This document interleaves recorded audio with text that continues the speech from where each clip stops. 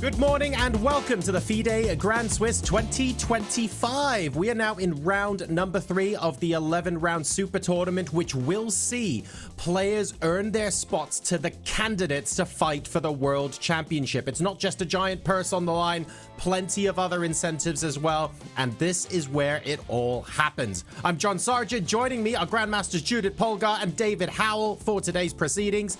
Good morning, Judith. Another wonderful day after a very fiery day yesterday. It's going to be difficult to top that. Yes, good morning for everyone. We had a lot of excitement yesterday with end games again, but also in the opening in the women's section, for example, with Vaishali. So a lot to come, I think. A lot of excitement for today. And David, when you hit a tournament where things do get mixed up and there are lots of decisive results in the first couple of rounds, presumably it takes a couple of days then for the pairings board, if you like, to actually settle down a bit. And that means exciting couple of days ahead. Am I reading too much into that? No, I agree. Of course, there's going to be a lot of congestion, especially just behind the leading pack this early into the tournament. But we will start to see some players separate themselves. We might see just one player in each section still on 100% by the end of today. And of course, a lot to fight for always. It feels like the players, they feel warmed up now and they're ready to go. So today's the first day where we might actually get sole leaders in both the open and women's section at the end of the day. We might not, but it is a possibility. Let's take a look at the standings and where we're at so far. Here are the standings in the women's section. As you can see, there are only 2 players on 2 out of 2. We have Bedelka and Vaishali, of course, with a rather large chasing pack of 16 players behind them. Nothing massive to read into from the tournament life point of view, Judith, but it's interesting to note that Vaishali now has an opportunity, potentially, to be sole leader after today, or Bedelka as well. Yes, absolutely. They made a good start in the tournament. 2 out of 2 is always great. At the same time, every day is a tough game. Well, both of them, I think they just go out there and play and do their best. They are very experienced players already. And, well, Vaishali had a very convincing game yesterday because she was already winning after move 9 or 10. And so she seems like to be in great form, catching her opportunities. And then we take a look at the pairings today. Now, one of the lovely things about a Swiss tournament is that even I can predict what the board 1 pairing is going to be. So the 2 players on 2 points are playing each other. But David, I think my eye is drawn to Tan Zhongyi making an appearance here in the top 10 after the initial stumble in round 1. So I'm looking forward to seeing her in action. And we've got Maria Musichuk also on board 9. So people creeping back up, like you said, and we're looking forward to their games. Yeah, a few former women's world champions creeping back into the top 10 now. Antoaneta Stefanova, Maria Musichuk, Tan Zhongyi. Still a lot of the top seeds haven't quite made it. Anna Musichuk isn't even on the top 10 boards. The top seed, of course, for that section after drawing yesterday, having lost on time in round 1. So definitely a game of catch-up. Already 1.5 points behind the leaders, though. There's got to be a slight bit of concern for some of those favorites. But a lot to play for and still some great players on the top boards there. Well, I'll come on to that in just a second, because when you have a slow start to a tournament, I'm sure there are ways that players can think about catching back up. Do you then decide to take more risk, or do you play conservatively and wait for your opponents to take risks? Are you playing the opponent or the board? Plenty to discuss there, but first let's take a look at the standings in the open section. And here we have, oh wow, okay. We've got Boris Gelfand on the top right of your screen there. I'm sure a lot of us will remember very fondly when he was challenging for the World Championship. So in a tournament where we're talking about Erdogmuş, we're talking about Gukesh, let's not forget that the older generation can absolutely still come out swinging. Judith, this is delightful to see. Oh, I'm really happy to see Boris playing there because I played with him so many times, and indeed he was a challenger in 2012 against Anand, and you could see that he was playing an even match with him.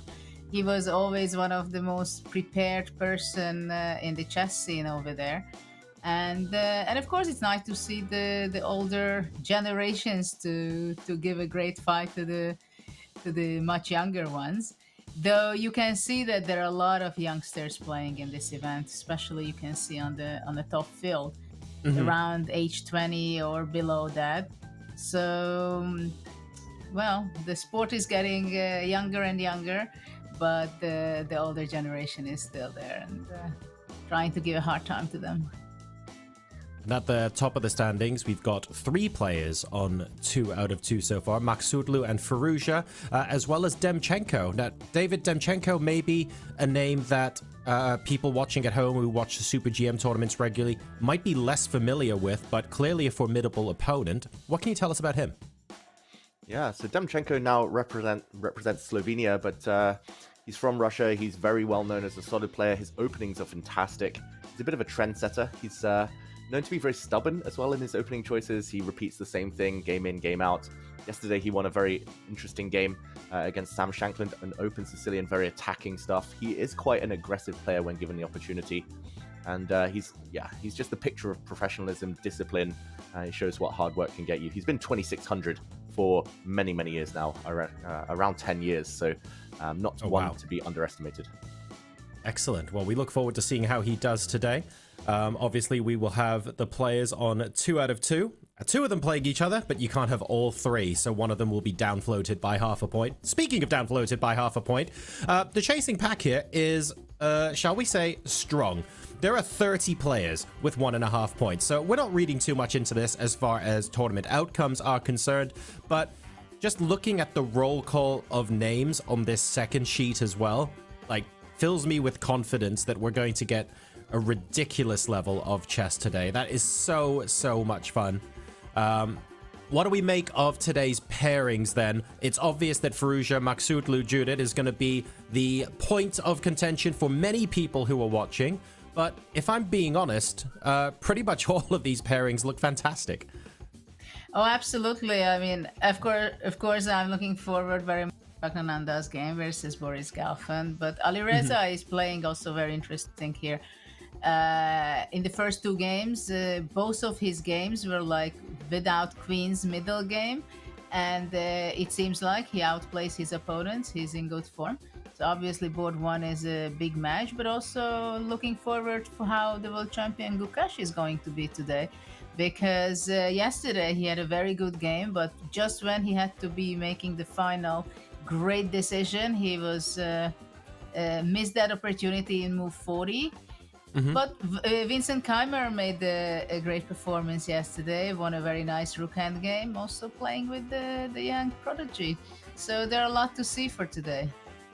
See, maybe the theme is going to continue to be rook endgames. We'll have to see. And after taking a look at so many players in the chasing pack on 1.5 as well, it would be unfair of us not to also look at page 2 of the pairings here in the open section. David, again, a lot of really interesting names here. Niemann Svane, I'm particularly drawn to. Fedoseev, of course, who beat Magnus Carlsen in the Olympiad. And I think back in the Olympiad, Yakubayev also played very well, and he's playing against Musa today. Lots of games to look forward to here. Exactly. We shouldn't forget the winner of the previous Grand Swiss, FIDE, who performed extremely well in the Isle of Man 2 years ago. He's up there as well. And yeah, some of the stars of the early rounds. Suleimanli winning a great game in round 1. He has the honor of black against Richard Rapport. Nihal Sarin winning one of the games of yesterday. He gets white against Kuzubov. So yeah, a lot to play for. And some of these Grandmasters not quite clicking into top gear yet, but they'll be itching to get going today. I've got good news for those of us who are itching to get going, because the games have started.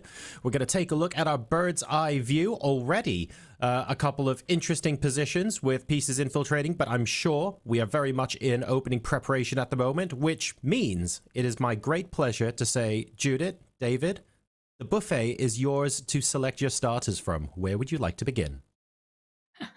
Thanks. Well, David, we have this menu for today in the top 10 boards. And they are playing pretty fast for the beginning. We have a Najdorf again. Look at that. Firouzja against Maghsoodloo. H3.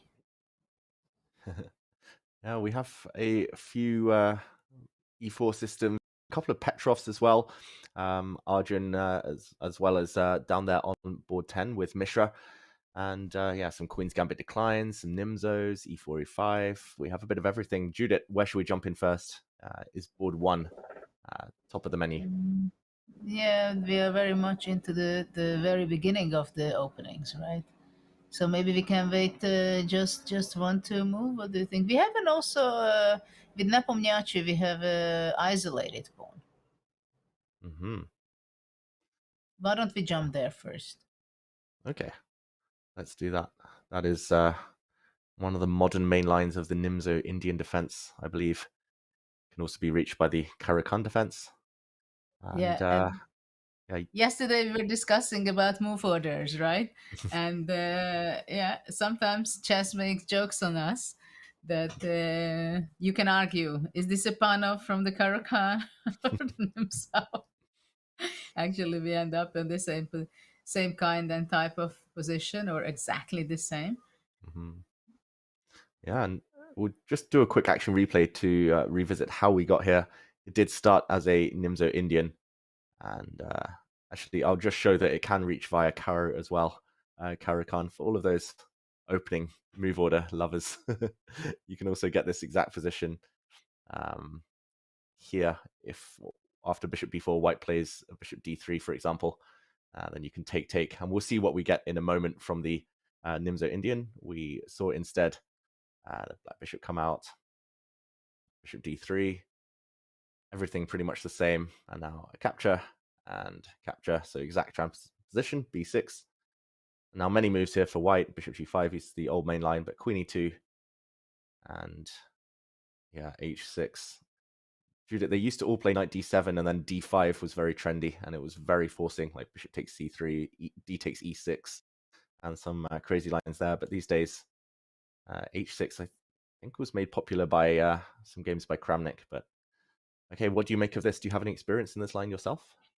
Well, actually, I was playing it from the black side a bit, but I was playing in the Karakan with the white pieces. I was not playing this bishop d3 line, but I rather took on d5 and then keep my bishop on d3, having ready my bishop for the attack towards the king. Of course, I liked very much to put my bishop on g5, so h6 is something that blocks white from doing.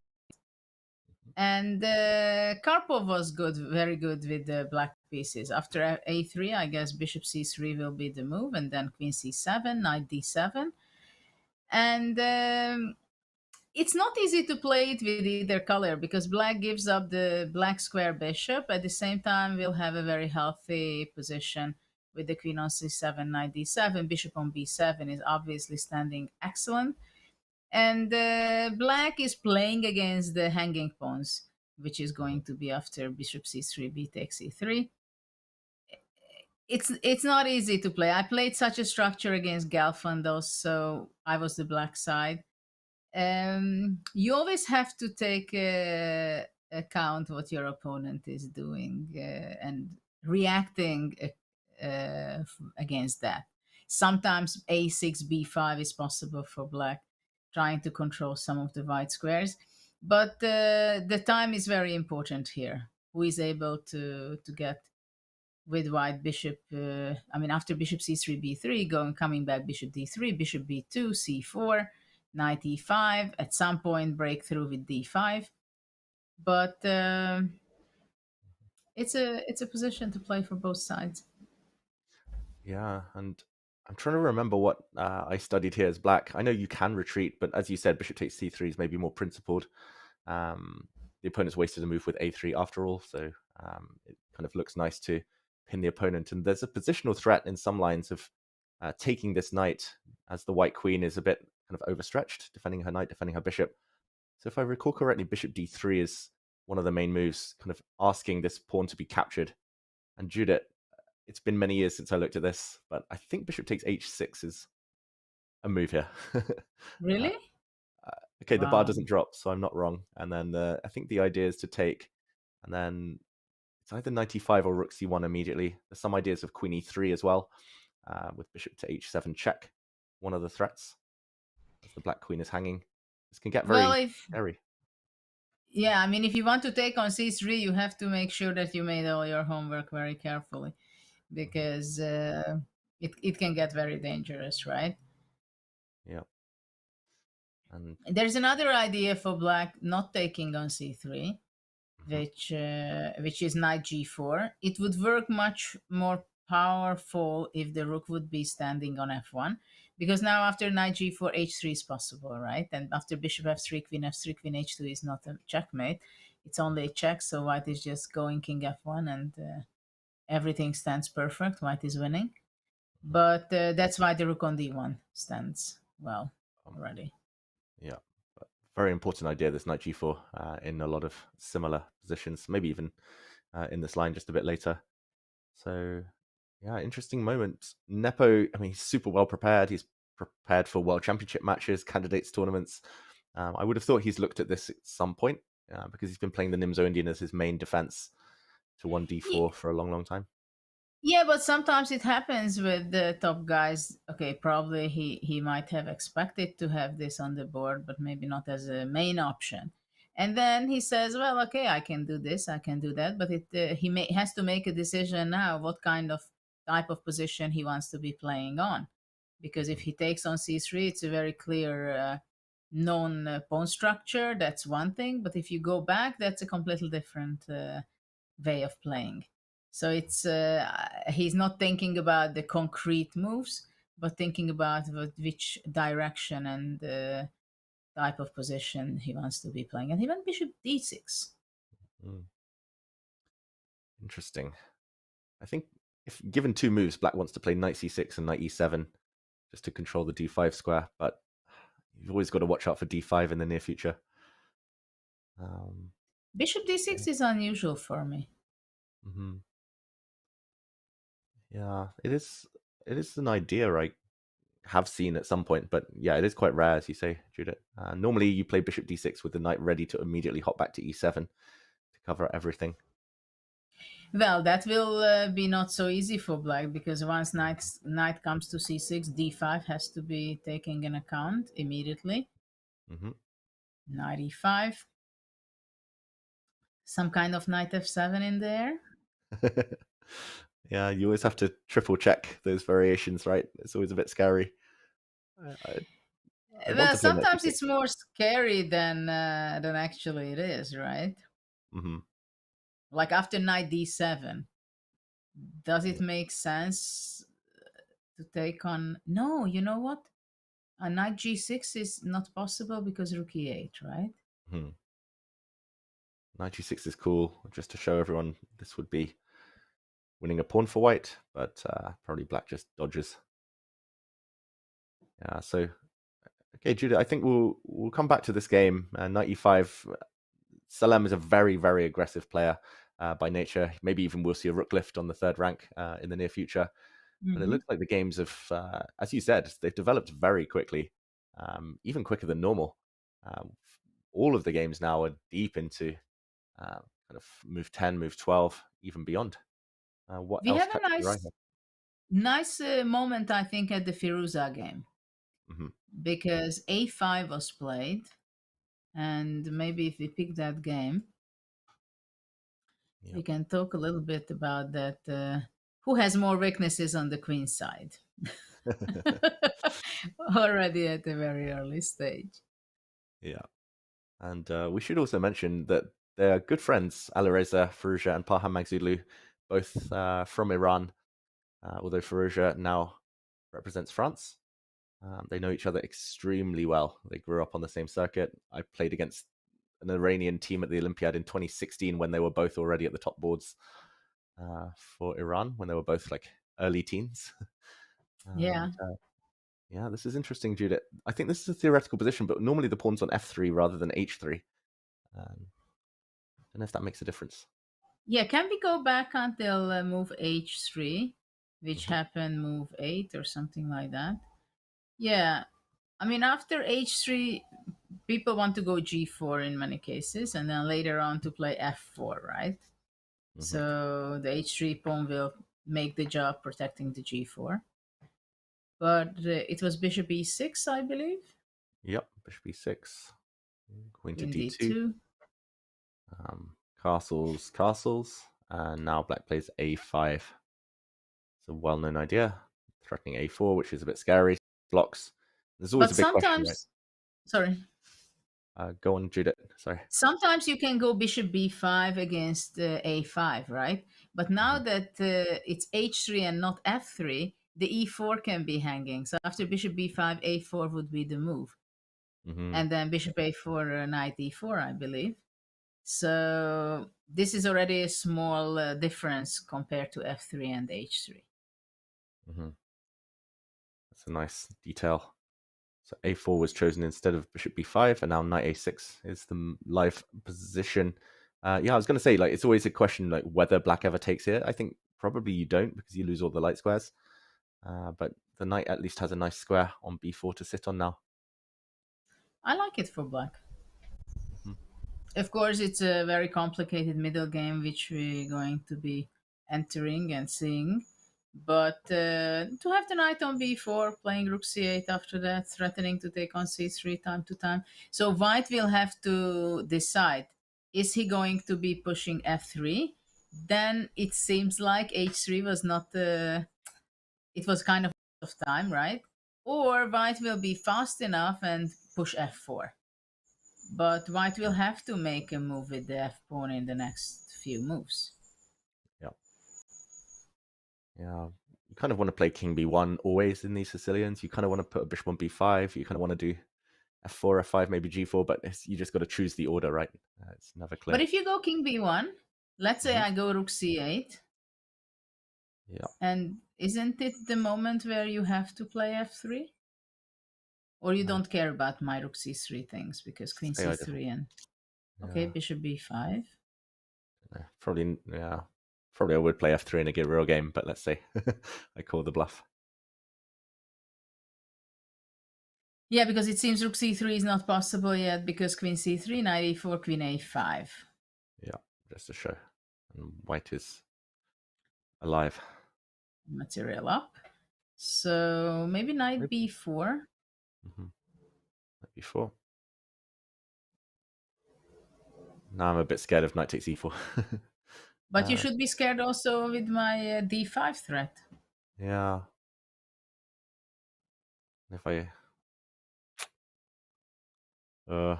bravely go f4, it feels like something's about to collapse. Maybe knight takes e4. Oh. Or rook takes c3. Well, I have many options. Yeah. Actually, rook c3 looks quite promising. Yeah. Queen c3, knight d4, queen e1, bishop h4 also. Oof. Yeah. There. Hitting me from every angle. Yeah, even just queen c7 or bishop f5 or something. Yeah. Okay, so danger potentially in the next few moves if Firouzja doesn't find the right plan. He's the first one to really think. I like knight a6 a lot, by the way, because a knight on c6, often knight d5 is the response, and it's a bit awkward to take that knight on d5. The knight getting hit, so knight a6 is interesting. Coming this way, maybe this way. Actually, it's interesting if your destination is b4 square anyway. Why it doesn't matter to play c6 or a6, right? But I think after knight a6, maybe black is keeping the option to play rook c8 first and already giving some hints of planning of exchange sacrifice on c3, and only after that to pull the knight to b4. Yeah, makes sense. Okay, what do you think? This is going to be a decisive game, Judith? It looks like a very aggressive opening by both sides. It can be. It's definitely, they're playing for 3 results in this game. Because it's going to be complicated. It can be messy. And both players are very interesting style players. Yeah. And none of the players are chickens. True. Very few chickens at the top of world chess these days. Yeah, actually true. Long time ago, in my times, you had maybe more people who were more careful, solid, sense the danger from far distance. Yeah. I remember playing through games, like reading through magazines and looking on databases, and some players, they would 8 out of 9 games in a tournament, they would have quick draws under 20 moves. Now it's almost unheard of. So, okay, Should we move on? Yes, Judith? absolutely. Let's Yep. move to the bird's eye view because there are a lot to see there again, I believe. Yeah, and already I'm getting excited about Gelfand Praggnanandhaa, where Pragg is playing very ambitiously in the opening. He's gone for a Stonewall Dutch type of setup via a different move order. And Gukesh playing very ambitiously as well, winning a pawn early, but that game could get crazy. That's the green board on the top row. Those are the two my eyes are drawn towards. Tell me differently if there's anything else that catches your eye, though, Judith. I think we can go for those two Mm-hmm. because yeah, it's shaping now what kind of middle game we are going to see. Yeah. So let's go to our good friend Boris Gelfand. Praggnanandhaa is his opponent, and just a very quick action replay. We're only 9 moves in. Started with a Catalan, and after G3, that gave a check, and white blocked. Going back, this is still all main line stuff, and after castles, they nearly always castle as black, but Pragg plays a very ambitious knight to e4, knight c3, and f5. Judith, is he going to get the chance to go g5, h5, push pawns later? What do you think here? Well, I'm open for such a suggestions. This is what I can say. But can we move back just 2 moves because I think there was a very important moment with knight e4 that most of the people just castle, but then knight c3 and the control the e4 square, and also white is happy to play e4. So it is a momentum, right? And it was clearly a preparation for Pragg that he is going knight e4 against Boris and f5. So already with black, it's like taking the initiative, something like that. It's very clear that now he goes knight e4, knight c3, f5, not giving up the center, contrary, taking away this e4 square, giving up the e5 square, but for the moment it's not danger because the d7 knight is controlling that. I like it with black, actually, this idea. Yeah.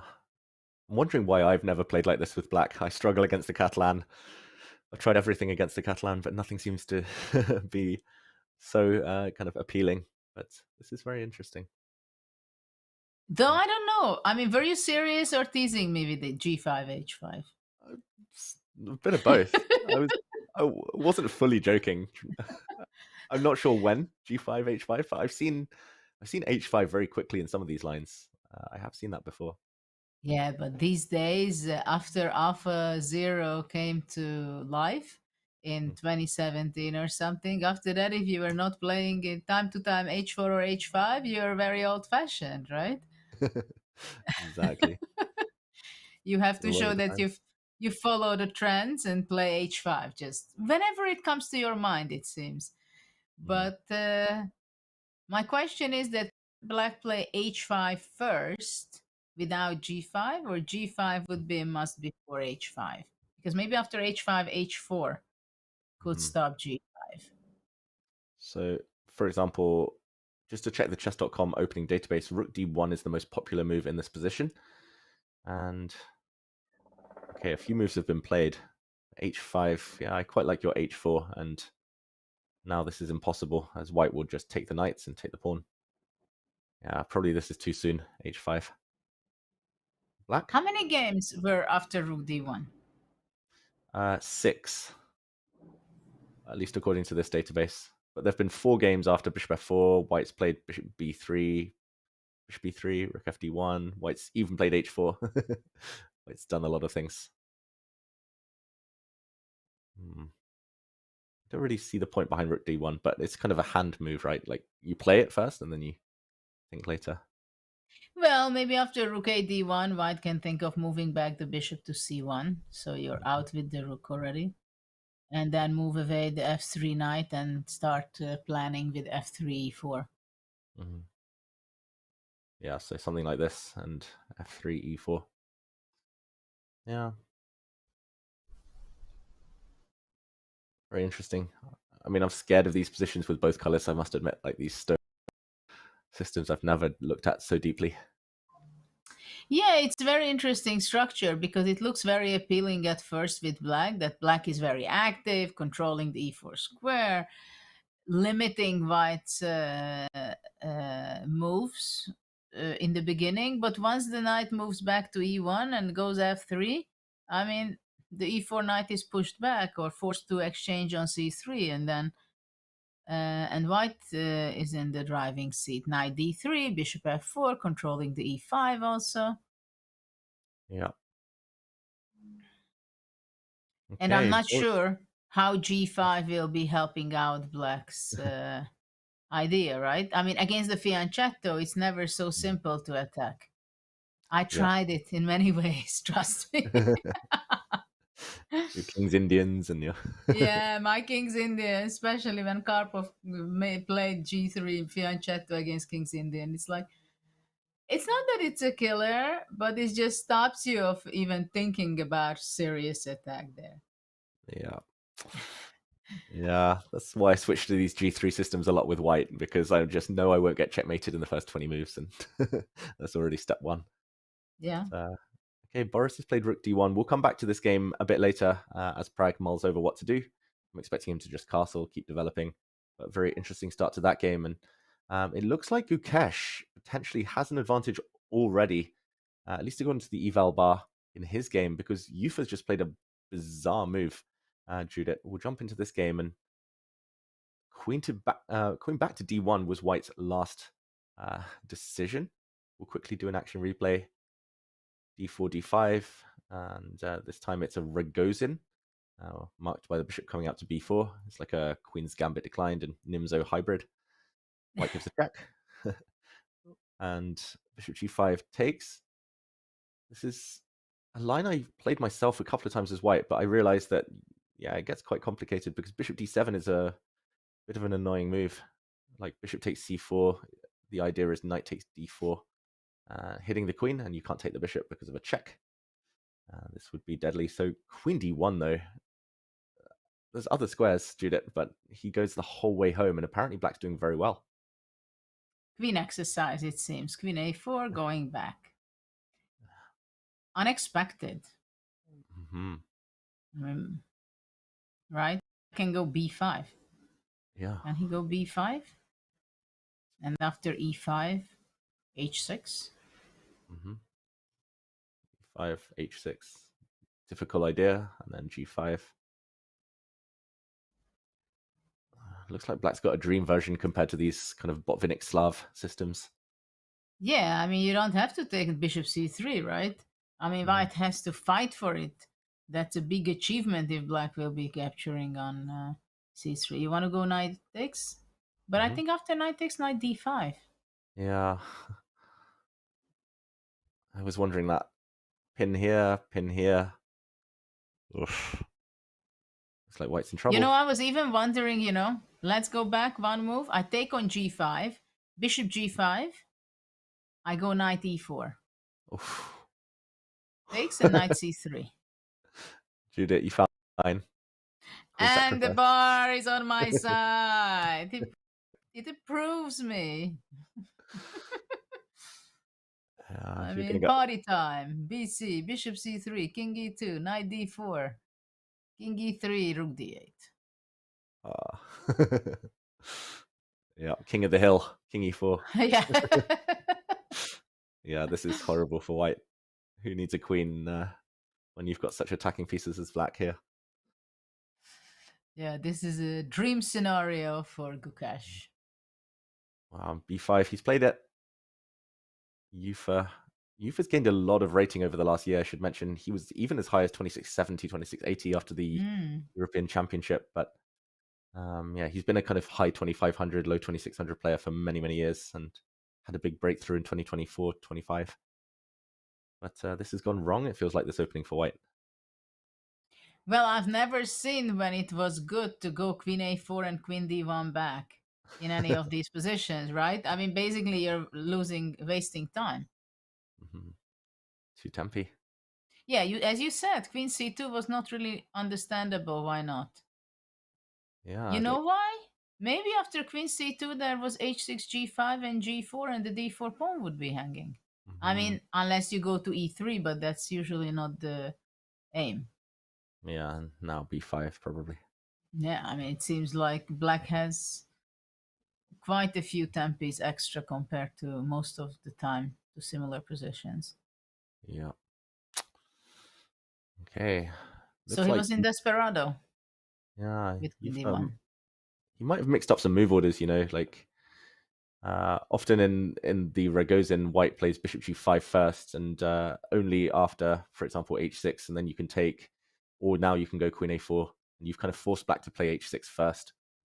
So there's none of this d takes c4 stuff. But going check and then bishop g5 is very rare. Normally after check, they now go e3, and they could play like bishop d2, and it's a much slower system. So maybe he got kind of mixed up with his move orders. Well, unless he's got some deep prep, and unless the bar is kind of deceptive here. He's played a4 very quickly. Well, I don't think he could have such a big prep. I mean, he was spending quite some time already. Mm-hmm. Okay, a6. Black has a wonderful position. Yeah.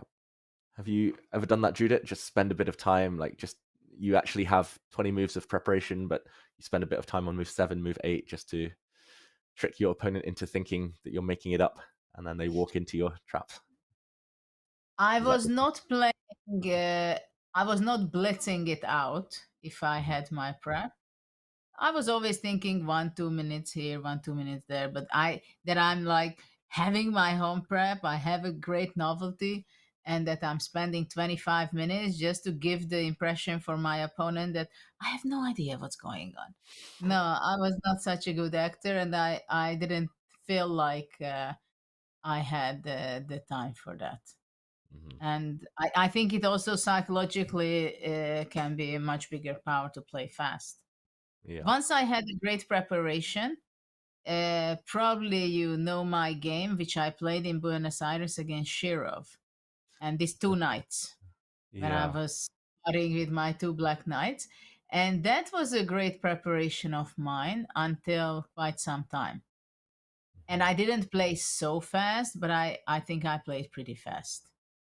Like it was very confusing for Shirov what is really going on. And that was one of the greatest example of that. The best prep. How long were you sitting on that preparation? Was it something you saved up for a while, or something you just discovered that morning? The funny thing was that the day before of that game, it was a free day. And I played against Shirov. This game was in 94, and I played with him already for several years. Incredible games, fireworks. I think I could write easily a book against our games because it was so interesting. And no matter, regardless of the result, I won, I lost, it was a draw, it was fireworks and a huge mess. And this game, it was obviously Sicilian. Actually, it was a theme tournament. And the day before, when I had the free day, I started to make my preparation. And I realized that he had a position with Kasparov. And I had an idea to improve on Kasparov's game. And I knew, well, you know, Shirov, he always goes the same line he believes in. So I was sure that he's going to be repeating that until the moment I have a new idea. So the day before, I worked out all this idea, which I played next day, which happens not so often, especially with these kind of successful ideas.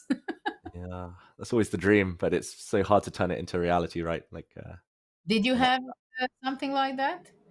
What was the um, you had in your pocket? Your key, fantastic novelty opening. yeah, not so many. I mean, there was one I used against Levon Aronian in the last round of Gibraltar. I won with black in 25 moves in the Caro-Kann. I'd been sitting on that for a couple of years, but it was a morning round. Wow. I think 5 minutes before the game was supposed to begin, I was like, "Oh, what happened?" And I ended up. I got into all the details again, and then it happened on the board. So Wow. so I that was have to probably my check best. that game. Yeah, it was exchange variation of the Caro-Kann. I played f6 Which d5 year? very quickly with black, and 2019, I think. 2019. But Okay. yeah, that one I was a bit naughty. I was sitting at the board like, what should I do? And I'd actually looked at it all like just before I got to So the. you were tricking him. I was tricking him. You're acting. Yeah. But look at Mm, that, what's going on here. They are just fast and speedy. But exactly. it's still fantastic for black. The bar thinks black is hugely better already here. I mean, unless white is very quick, black's just going to take this pawn. Later, some queen f6, maybe even g4. White's king still stuck in the middle. Euwe's either bluffing massively or he's done what I did against Aronian and he's tricked Gukesh like with some long thinks in the opening. But Well, at first it seems like black is the one who is smiling. Mm-hmm. I don't know, h4 or? Well, h4, g4. Yeah, I don't see it. I want to go like h4, maybe... g4, h5. Wow. No, it doesn't work. No, I think black is just taking on f3, h6, queen g5, long castle, I don't know. Somehow it seems like only fun for black. Too much. And the b4 bishop is somehow, it's a pure power. Mm-hmm. Winning the knight on c3. g4 is in there. Yeah, this feels wrong for white. It just feels all wrong. We'll learn a lot, I guess, on this next move, Judith, as we see how much time Euwe spends on the clock. If he spends more than 1 or 2 minutes, and I think he's just in trouble. Like, he's going to be a pawn or two down. And well, you know, maybe he should go knight e5 or something like that. What do you think? Mm-hmm. Knight e5 takes, rook g7, and then somehow queen f3, and then develop and castle. Yeah. Just put it on the board. Take. Maybe black plays like bishop c6. But let's say I take. Your idea is queen f3. Yeah. Pawn down, but game goes on. Yeah. Well, I mean, clearly the position, what's on the board right now after rook g8, seems that black has a fantastic opening outcome. So maybe we zoom in to zoom out from this game and let's see what's going on the other boards. Wow, there's interesting thing happened. Praggnanandhaa took on d2, did not want to allow Boris to go to c1 away. Wow. It's all about the bishops at top level chess. Interesting. Yeah, interesting decision. Yeah. Counterintuitive. Like black did all of that just to get a knight on e4 and then trades it off. But okay, we'll go back to that one later, probably. What other positions catch your eye? There's very interesting Petrov, Mishra, Yu Yang Yi on the bottom right of our screens there. The other games, there's a few quieter e4, e5s. It's going to be an IQP position, isolated pawn with Vachier Legrave as well. I'm happy to jump into Mishra's game, just for short. Okay, just a quick. It's a symmetric position. At the same time, white is trying to get some space. Judith, I've got an interesting stat about Abhimanyu Mishra. He's been undefeated for 58 games going into today. Wow. That's not bad. Yeah, world's youngest ever grandmaster. Is he the youngest for the moment? I think so. I remember when he became one, because he made his last final norm in Budapest. And there were noise about that, yeah? But yeah, these days, kids are becoming younger and younger and younger. He's probably only got a few months left. What age were you when you became? I was old, Judith, older than you. I was 16. I kind of stopped chess for a year and a half. When I was 14, I had 2 GM norms, and almost the rating. I stopped chess for a year and a bit, and as soon as I came back, it was like the first tournament. You stopped for chess for some time? Yeah, long story, but yeah, I was at school and then I took a few months out to play chess, and it went really badly. So I just went back to school, and I was like, okay, focus on exams, focus on everything. you were 14? Was it? No. I was 14? old. I was 15 and 4 months when I was breaking Fischer's record. But I knew Okay. exactly that it could have been 1 or 2 years earlier because I missed many of my norms. Like in my first norm I made when I was 13 in Amsterdam, 89. And after that I had many events where I missed it by half a point. Mhm. And so I understood that it can be done earlier. Yeah. Was it tough to recover from those near misses? Because I did the same. I think 7 tournaments in a row in the last round. I needed to win and I would never win, or I needed to draw and I would never draw. Was it Hey, tough for you?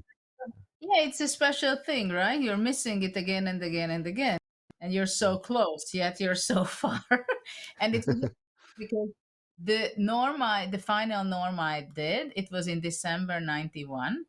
And it was on the Hungarian Championship I was playing together with all the top guys, Portis, Sachs, Adorian, all the guys, including my sister was playing 10 player round robin. And in the last game, I played against in rating much weaker guy, Tolnai, who didn't even have the best tournament of his life. He was an attacker, and I played with black. And the day before, it was a free day, and that was a huge decision. Should I ask him if he wants to make a draw? Because draw was enough for me to complete my norm. And for him, he didn't have a good tournament. Or should I be playing and then we'll see if I will offer a draw in move 20, let's say, yeah? I mean, I understand that it's not, it's against the rules that you try to make a draw in advance, but there were cases when it happened, right? And I said, no, I will not back for a draw just because of that. And probably I had to win. If I win, I make the norm and I win the tournament. Okay. So I went out there to play and I won Mm-hmm. with a Nice. very complicated game. That's a good tip for everyone at home. Just stay true to yourself. Don't try to do the minimum. Try to fight, earn it the hard way. Actually, I think it's one of the most important question for youngsters. With what mindset you're going out there and fight. Are you going there that I don't want to lose? Are you going there I have to win? Are you going there I just want to play good chess and when the opportunity comes I'm grabbing it? And that's the general question. And then another question is when there are moments when it's a lot at stake, then you change your mindset or you stick to that, which you do in just a regular round 3, let's say. Yeah, it's not just for youngsters, but I agree. Like from a young age, it's nice to train that mindset to not be afraid and kind of always believe that it's just a stepping stone on the path to something greater. Like the Grandmaster title is just one step on a kind of journey. But for example, for many, I mean, these days it's not so easy to offer a draw because in many of the tournaments they limit and that you cannot, right? Under move 30, like here, or under move 40 even. But in those times when I was playing, it was a question whether are you offering a draw? What are you using your draw for? Is it a psychological weapon also that you don't like your position, you offer a draw, and then your opponent is spending time?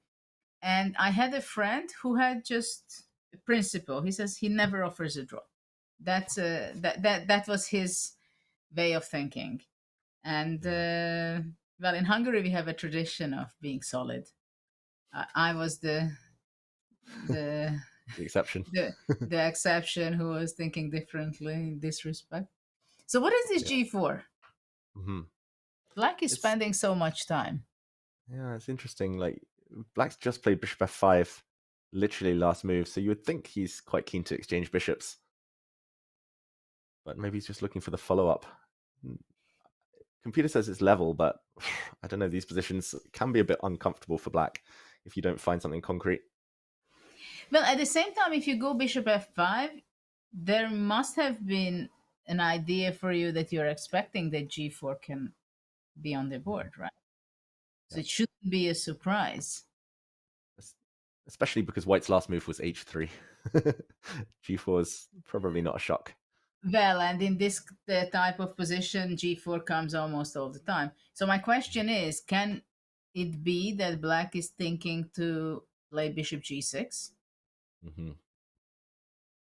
Must be. Must be. I guess. Because it's a strange moment to think, isn't it?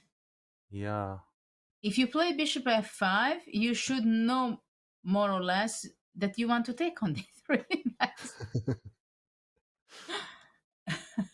Yeah, maybe he's just comparing. He's like bishop takes d3 just to put a couple of moves on the board very quickly. Queen takes. Like maybe there's no obvious move here for black. I don't know. It's hard to find a move, but maybe his intention was bishop g6, and then he's like, oh wait, but what I do, what do I do against knight h4? What do I do against knight d4? Move first, think later. It feels slightly uncomfortable. Yeah, knight d4 looks like quite a promising move. Because after knight d4, there is a good chance that you cannot allow knight f5. And then you have to take on d3. But then you lost another tempi. Mm-hmm.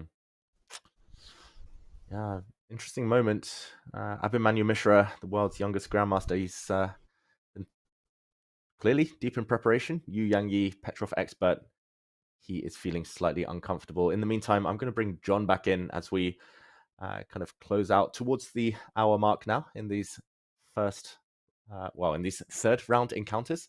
John, what have you made of the kind of initial kind of skirmishes in this round? I find the analysis fascinating, especially on the game that you guys are on now, because it's almost a meme in chat amongst a lot of chess players where it's like, oh, it's a Petrov. Okay, right, let's all go home. Don't worry about it. Oh, it's a Berlin. Don't worry about it. Come back tomorrow.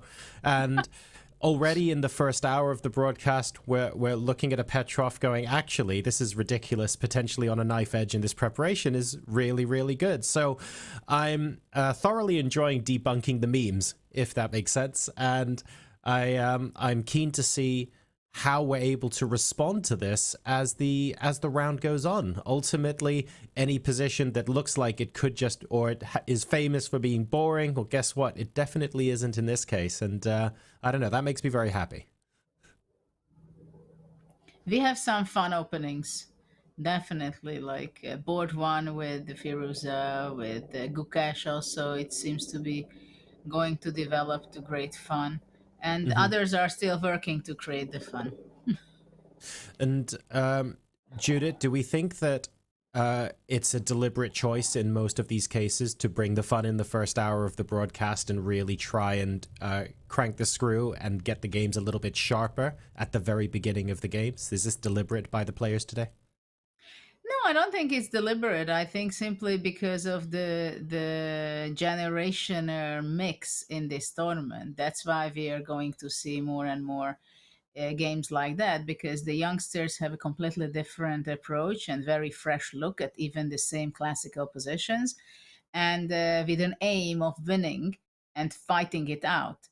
So that's why I think simply we have the games, many of the games, seemingly big clash and fights, and both players, whether you're playing with the white side or black, they don't think about the draw. They think about how to fight it out and get the most out of the opening and then out of the game. And David, were there, obviously we finished on the Petrov there, but were there any games that you think, okay, might not be much happening now, but in the next hour, I've got my eyes glued to this board just in case we see a double exclam out of nowhere or a sacrifice or something like that? Yeah, I have a feeling that the Boris Gelfand Praggnanandhaa game might have some interesting moments ahead. I'm not sure how much fireworks, but definitely Boris, he has white. He's going to be quite ambitious, and Praggnanandhaa showing that he wants a real fight from his opening choice. I think this round we've been lucky that some of the aggressive players like Firouzja, Daniel Euwe, we saw against Gukesh, the aggressive ones, they've got the white pieces. They choose the type of battleground, and that's why we've had some fiery starts. But yeah, we'll come back and we'll figure out how those are going to transpire. Well, many of you will, of course, know Boris Gelfand is challenging for the World Championship in 2012. which is an age ago now in chess terms, but not that long ago objectively. It's great to see him playing Pragg here. I've got a question for chat while we head into our first break of the FIDE Grand Swiss, and that question is this. Those of you who are eagle-eyed, who followed the top tournaments, how many classical games of chess has Boris Gelfand played in 2025 prior to entering the Grand Swiss?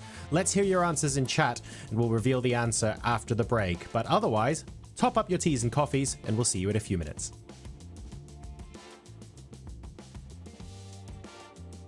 We have some ChatGPT questions, which you can read and then you can switch the camera. All right, thank you. You have been at the top of the chess world for many years. What has kept you motivated to continue pushing for excellence, even achieving so much?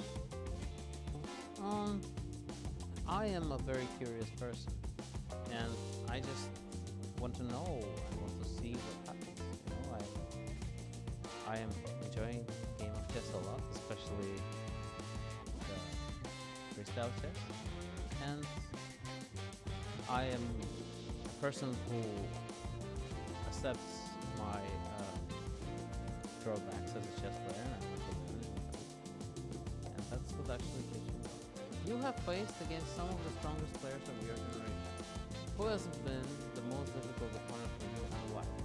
The most difficult opponent for me, I had many difficult opponents, but definitely Magnus is one of the difficult opponents because he's a fierce opponent. You know, he's not a person who is satisfied with having like an easy game. You know, he wants to fight in every single game, and that has been educational and also very interesting. Another tough opponent for me has been traditionally Vladimir Kramnik because, well, it's just in the openings, he was giving me nightmares. Yeah. It was always difficult to play against him. Yeah. Your matchups with Magnus Carlsen have been intense. What do you consider the biggest challenge when facing him? And how do you mentally prepare for such high-level encounters? I'm always excited to play against him. So even though, you know, I haven't been too successful when facing him, but I've got some. You know, I managed to win some games. I think our score in classical chess is, I think he won 18 and I won 8, or I don't know, something similar, yes. So it's pretty embarrassing, but I still want it because I enjoy challenge.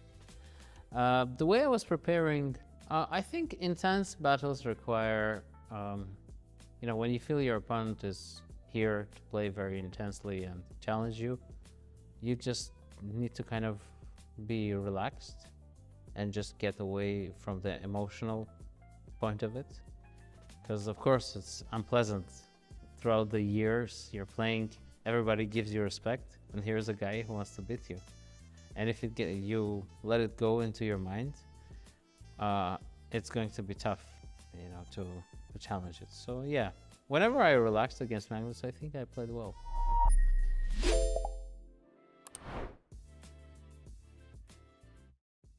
The fastest, easiest way to improve your chess is now the most fun way to improve your chess.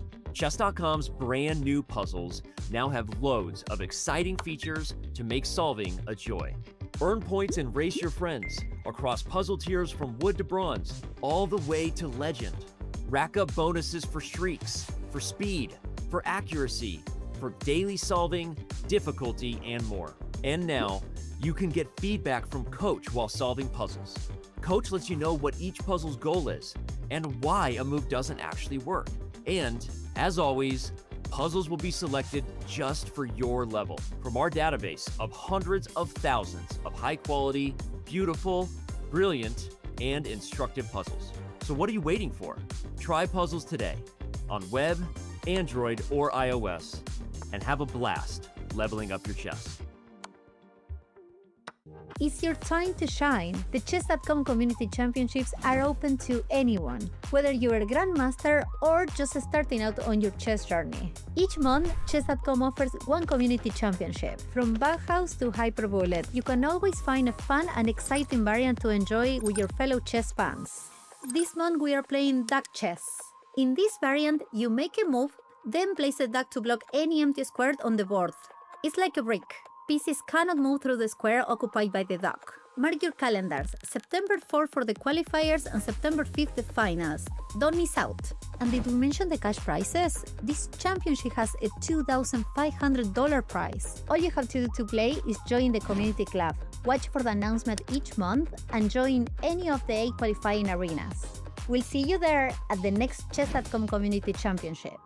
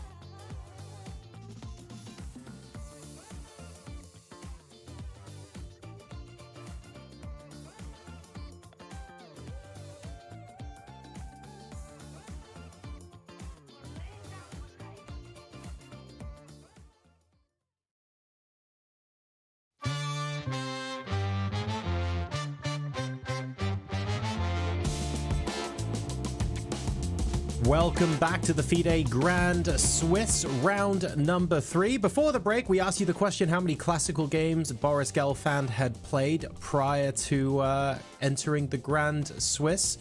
Judith, David, what do you think? Not much.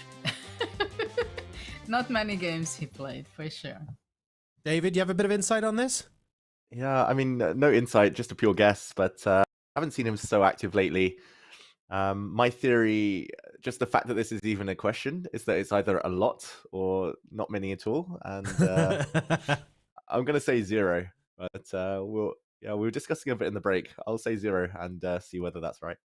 I was thinking whether it's 0 because I thought that would make a great trivia question, especially if he's a direct invite. I actually have no idea if he's an invited player or not, but I can reveal that the correct answer is 5. He's played 5 classical games prior to the Grand Swiss in 2025. You can see that on his FIDE profile. Hopefully you guys weren't looking that up and cheating prior to answering. So well done for those of us in chat who got that right.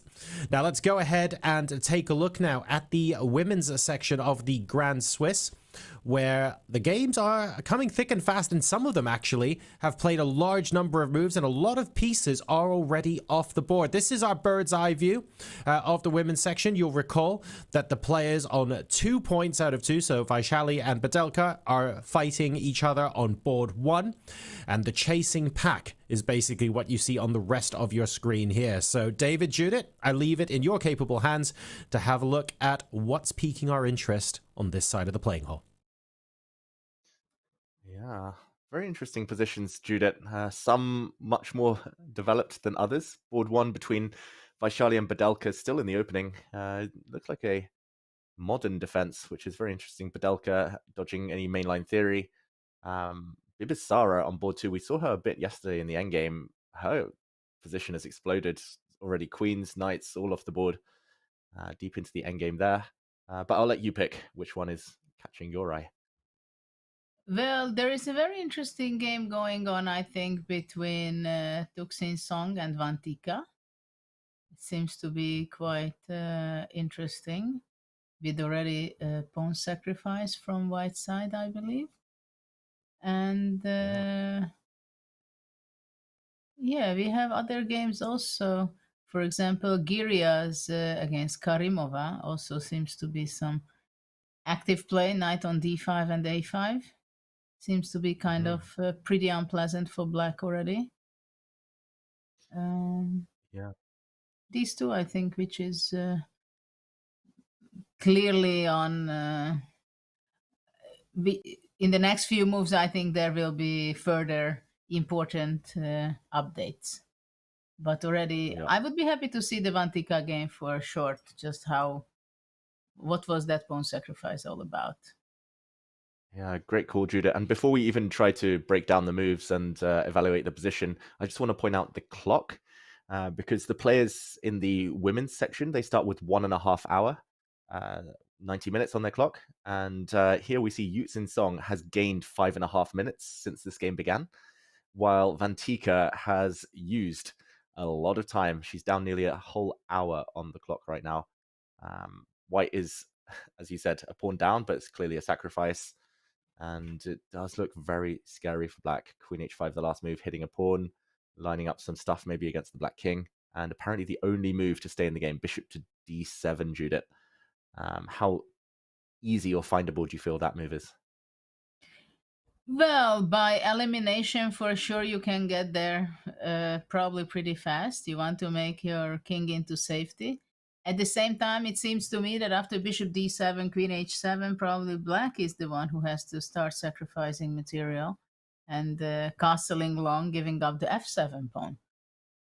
But for sure, it is a very unpleasant moment for Vantika, because it's clear that her opponent made a very strong home preparation. Of course, when you're ending up in such a situation, you're not sure how bad or how good it is.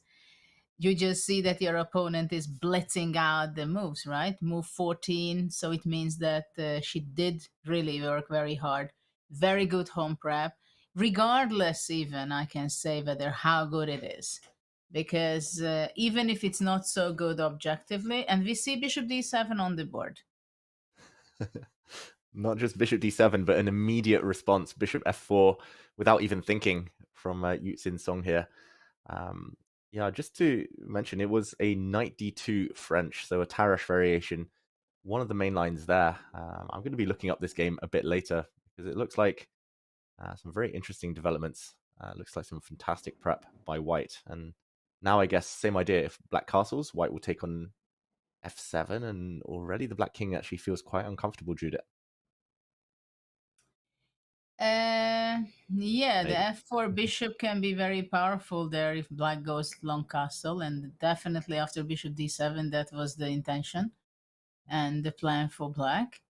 I don't know how dangerous it is for black after long castle, queen f7, let's say rook d8 to f8, pushing back the queen. Though, yeah, queen goes to h5. Yeah, it looks pretty dangerous, and also the e6 pawn seems to be easily in danger. Yeah. Some checks, even just taking on d4, putting a rook on c1. Well, one thing is for sure that it's very frustrating to play with someone who is blitzing out the moves, and especially if they are good. You have special pain in this sense. Bishop f4. Okay. Yes, because the h7 pawn seemed to be not so important, and it's also important, I think, having bishop on f4, so black cannot go knight e5, because that was a move which I thought it can be unpleasant for white. So that's taken away after bishop f4. Yeah. This is, I think, just as hard as the position is, it's equally tough psychologically. I've been there so many times. I once played Nakamura, and he blitzed out 42 moves against me. And I think at the end of the game, he had like 2 hours 15 clock because he'd gained 1.5. Plus, he'd gained the hour, like 50 minutes from the time control. I managed have to a draw by. question. But yeah, that was tough. Okay, go on, I Judith. have a question. What if I go f5? Okay. Oh, you're asking me to sacrifice some stuff. Okay, knight d6 now. You've got knight a5 at the end. Well, the thing is, you have all kind of bishop e6 stuff, I think. Yeah. Maybe knight g5 is even more to the point. I Maybe I'll thought go knight knight d6, but maybe knight g5. Yeah, that I was not even looking. Knight g5 takes, and then Yeah. I can only bonus. dream of castling. Yeah, this bishop e6 bothers me a lot. Right? So f5 is pin. not so good. But then what should black do? Is it queen a5 maybe? What about queen a5?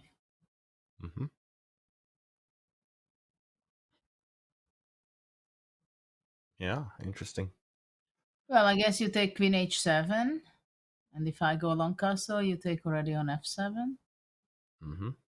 No, I don't know. There's an extra. I was thinking of sometimes going queen f5. Yeah. So to bring my queen into play. Queen f5, queen e7.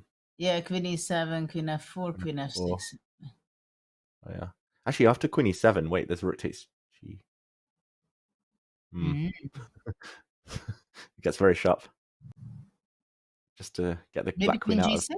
of queen g6. No, then probably knight d6 and knight b5 and Knight b5 and just to show. Check. Smothered mate incoming. Check. All the checks. And one of my great favorite type of checkmate. yeah, I think everyone's favorite checkmate. Okay, this is crazy though. Queen a5. It could be a good move just to try and get white out of the preparation at least. Yeah, but the question is that after queen h7, what do I do? And castle queen f7. So what did I gain? At least Okay, the white rook queen's not coming out here. df8. Rook Yeah. df8. Wait, is it a draw? Rook h8? Yeah. The white queen can't escape, right? There is also a funny draw. Or no? I thought queen e7, knight d6 was also a draw, but king c7. Just to show. Yeah, or maybe king b8 as well. Then e5. Sorry. Yeah. Of course. So yeah, but here maybe the difference is the white queen can't escape, so it's just a draw. Okay. My other idea, queen a5 I quite like actually, but is to castle, queen takes pawn, and now e5 before rook f8. Oh, that's nice. Bishop g3, I guess. Mm-hmm. And now I was hoping a few things, but I want to play like bishop f5 or something, but maybe you can just go rook f8. Rook f8, queen out. I don't know which one, maybe the other one, because somehow I want to push you to take my pawn on h7. So maybe it's better to do gf8, yeah. Okay. And then also f5 possible for black. Yeah, suddenly. And suddenly black is the active one. Yeah, fascinating position. I think Vantika's done nothing wrong, like in terms of moves. Like computer says she's fine, but the problem is the clock, practical, psychological things. Judah. Yes. That'd be so tough. But maybe then the best what you say, long castle and e5. Yeah. Not to waste time with queen a5. Yeah, I mean, I didn't see Queen A5 at all initially, I must admit, but this was just kind of keep things simple. The question would be here what to do next, but at least she knows she's alive and close the diagonal for now. What about Interesting. f5 here? 5. Yeah. Knight f6, maybe. Yeah, and after knight f6, I thought to take rook gf8 and f4. Mm-hmm. And then f4. Maybe even rook g6. Actually, rook g. Yeah, I just thought about it. That rook g6 may be even better. Yeah. f4's coming. Suddenly it's the white king that's under fire. Okay, so basically long castle and e5. This is the way to play it. The question is how much time she's going to waste until she finds that. She'll find it. She's a very classy player. Yeah, I think she's just double checking it. And basically she doesn't have too much of an option, right? Mm-hmm. Yeah, you're not moving any pawn. You're not moving the knight, the bishops, the rooks. So it's pretty much either Queen A5 or it's castles. So, okay, I like long castle and e5, your suggestion. Okay, I'm going to, before we move away from the women's section, Judith, I'm just going to mention or bring up some of the boards that catch my eye. Or actually go out to the bird's eye view. So we mentioned top board, still very early days, the two leaders. We won't dive in too much there. Bibisara's position, computer says level, but I kind of want to get your thoughts there because it is so simplified. Probably going to be one of the earliest games to finish in this section. Who do you prefer instinctively? I don't know. At first, when I thought, I was not sure at all that I would take white. Mm-hmm. And nothing convinced me so far that I should take white. I mean, there is this h passed pawn, but I don't see what are the possibilities for white. I mean, black goes, yeah, exactly, king f7. King g6 is possible, but I'm not even sure I would need that. And I see exactly what I can do on the queen side. I mean, I have a great majority of pawns. Yeah, b5, a5, b4, trying to create a great passed pawn. I think it's not an easy position at all. If I would play with white, I think I would be just as much worried. If I would worry than if I would play it with the black side. I think with black, I wouldn't think that I can really get in danger. What about you? Yeah, I think I would definitely pick black. Like, awesome. I see the king coming this way as well. At the same time, we can go only one direction. Yeah. But for the moment, we can dream both. Yeah? Okay, but don't forget that if I push h6, h5, h6, then I'm getting closer to the queen, yeah? Yeah. So probably I would put it there. Put the king here, yeah. But I see no, some put the world pawn there. Oh, okay. The pawn to h6. Mm-hmm. Yeah, I see some world though where the black king, whichever way it goes, the black rook kind of comes to h8. Eventually, there might even be a sacrifice. Rook takes f4, rook takes h6, and if black's pawns are strong enough, b4, b3 already, then it could be very good exchange sacrifice for black. What do you think? What will be this game? Final result. I think a draw is still probably most likely, but I'll say black win. Just, I have a feeling. How about you, Judith? I don't know. I would definitely pick black. And I think it might be a draw, but I think Bibisara will be the one fighting for it. Yep, just as she was yesterday. And okay, we'll zoom out of this for now then, and we'll come back to the women's section a bit later, where there are still some very interesting games, but action is really heating up back in the open. So yeah, Judith, a lot has happened. Looks like Gukesh with fantastic winning chances already. Decisive advantage is black after just 15 moves. Pragg's game still very tense. Top board, very, very interesting. But I'm actually going to take us quickly elsewhere to a game that does feature a world champion. It's not the classical world champion, it's rapid world champion, and that is Yevgeny Naya against Volodar Mertzin. And I want your thoughts here, because this looks very scary for the Black King. Well, first of all, I think we should go back a few moves. Let's see how White sacrificed the piece. Was it the last move? No, so it looks like a normal position, came from a Slav. And how did White sack? F5, oof, E4, B4, and this was the sacrifice, not moving the knight. Not running away, instead just E takes F5. Rook takes F6. Wow. Welcome. Yeah, I thought F6 as well, but rook takes. So E yeah, takes because E not possible to queen B3. Yeah. Check the bishop. So knight C5, F6 takes, and here we are.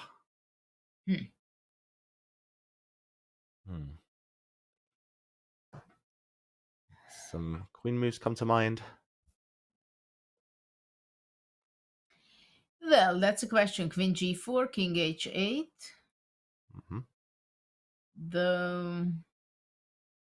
Yeah, that's a pity for White. That Rook C5, Queen C5 is a check. Yeah. Otherwise, Queen G6 Otherwise, looks good. Yeah, I mean, probably it's still not over, but check is ruining my party, my planning. Yeah. No, Queen G6, simply Knight D3, I believe. Yeah, I'm running out of ideas there. Yeah, Queen G7 afterwards. Yeah. So, okay, what else could he be thinking? Well, Bishop G6 comes to mind. Or, yeah, Bishop G6 comes to mind, and then bring the rook and put the queen on H5. Yeah, and I'm just going to bring back John, because he has a great question, and I think it's probably a question that's on the lips of many of our viewers as well. Yeah, so I was taking a look at this, and admittedly, this is something that I think my coach would probably have admonished me for in the days when I was playing actively myself. But when you go into a line where you're playing a move like F6 after sacrificing a piece, it's very clear that Naya knows what he's doing here, and that in order to play like this, you have to be careful, and you have to have calculated what you're going to do next. So some people could be looking at this position going, if you've played F6, knowing that G takes F6 is the obvious response, you've got a line that you want to go into. You don't play F6 without knowing what the follow-up is. Why are we pausing here? Why are we thinking? Is this a bluff? Is this a, oh no, I've made a mistake? Is it something else? Why isn't the follow-up played instantaneously? Well, first of all, I think it's important to highlight the fact that White was practically not thinking, just few minutes, because he still had, before starting, well, he's thinking already for 9 minutes, right? So basically he was flashing out until move 20. It was his preparation. Yep. Which is kind of strange indeed. What your question is, how is it possible that he plays F6, G6, and then there is a dilemma, spending time, what to do, right? So there are some things. One option is that he wants to play something, and suddenly during the game he realized, oh, but what I'm going to play on that move, and then you try to figure out that did something went wrong, or I don't understand. It can be also sometimes that you work with an engine, the engine tells you the evaluation, and then at the board you realize that you don't understand why the evaluation is that. What's the reason? Because you don't know all the moves until the very end. The other option is that he knows that I can go Bishop G6, I can go Bishop B1, I can go Queen H5, and let's say they are very similar, the outcome. And then he's evaluating it at the moment that what would give the biggest questions for the opponent, which is the choice that that Morzim will think and has the most chance to go wrong. And this is what he kind of might be thinking about, that now he has to make a choice between 2 or 3 different kind of similarly strong move. It's, What do you think, David? Yeah, it's tricky, isn't it, David? Because Judith mentions a great point where you might get to the end of a line and you know from your preparation that, the computer's giving you plus 0.4 here or something, don't worry. But if the very end of the line is you sacrificed a piece, I feel like you need to go 1 or 2 ply further and just double check. So my suspicion is it's something else here, but it's a highly volatile position, that's for sure. Yeah, 100%. I've been there so many times myself where you kind of, you know what prep you want to unleash. Maybe he hasn't looked at it this morning. Maybe it was saved up for another day, so the details are a bit blurry as well. Maybe it was weeks or months ago he looked at it. But also, as Judith mentions, 3-4 different lines could be 0.0. You've looked at them all, but in the moment, you kind of decide, okay, I'll work it out when I get there, if I get there. And ultimately, there might be 1 or 2 safe draws. Maybe there's some way to give perpetual check very quickly. You bail out, game over. Or there's a way which is a bit risky for yourself, but maybe you test the opponent along the path. And yeah, ultimately, only he knows what mood he's in, how much he wants to risk, gamble to try and get the win. Piece down already, but yeah, we'll see how it unfolds. Exactly. What I don't want to do is take away from this magnificent preparation and the fact that Naya has really got Murzin thinking. So even though he's pausing at this point, we can speculate as to why. The fact of the matter is his piece activity is great. He sacrificed a piece for this, so he needs to make it count. So the natural next question for me, and something you guys have already discussed at some length, is where does the bishop go? We don't want more of our active pieces getting taken off the board. So where does white go from here? What is the next line or two of the prep? So let's find out. Back to you guys. Thanks for that. Yeah, difficult, Judith. I've been trying to calculate and I'm still very unsure. Probably just as unsure as Yevgeny Naya here. I'm wondering if move is the only sensible way to go. Is it possible that white goes rook f3, bringing the other rook? Okay. Possible, although, as John mentioned, getting the bishop traded doesn't feel ideal. Like rook f3, knight takes bishop. Yeah, rook c d3. And then somehow I had an idea, if rook c d8, I would go rook g3 and queen h5. Okay. Queen h5, hoping that I take this rook. Queen c5. No, yeah. Oh, sorry. My mouse. This would be checkmate, but instead of rook takes d3. Yeah, queen c5 and queen c1 would be very unpleasant, probably. Yeah. Ooh, nice spot. It's very important. So we can rule out rook f3 probably now. Well, bishop g6. Let's try. Does it get in the way? That's the big question, the bishop on g6.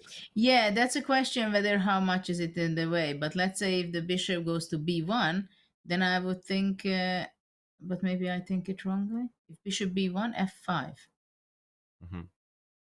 Yep, f5. You want to go to c2? Okay. I don't know why I'm going to c2. Okay. You go to c2, f5, blocking the bishop.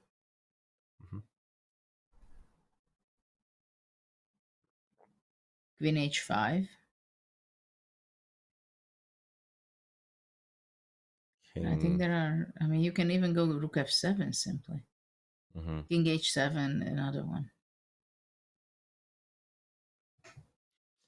Yeah, black's a piece up. Could I do both of those? Could I give a check first and then drop my bishop back somewhere? Again, not sure which square. Now my idea is f5. I'll go queen g6, and now rook f7. Oh wait, it's still possible. I keep forgetting that queen takes c5 is check. But maybe I'll go this way. And rook f7, rook h3, rook h7. H7. Don't think I'm playing for a win anymore. Rook h6. Well, rook g8 and it's a draw, yeah? Perpetuate check. It's one of these funny patterns. I'll just show this because it's quite cool for everyone at home. It's like you got 2 pieces around your king, but you cannot block all of the angles. It's like check. If the queen comes, I'll check here.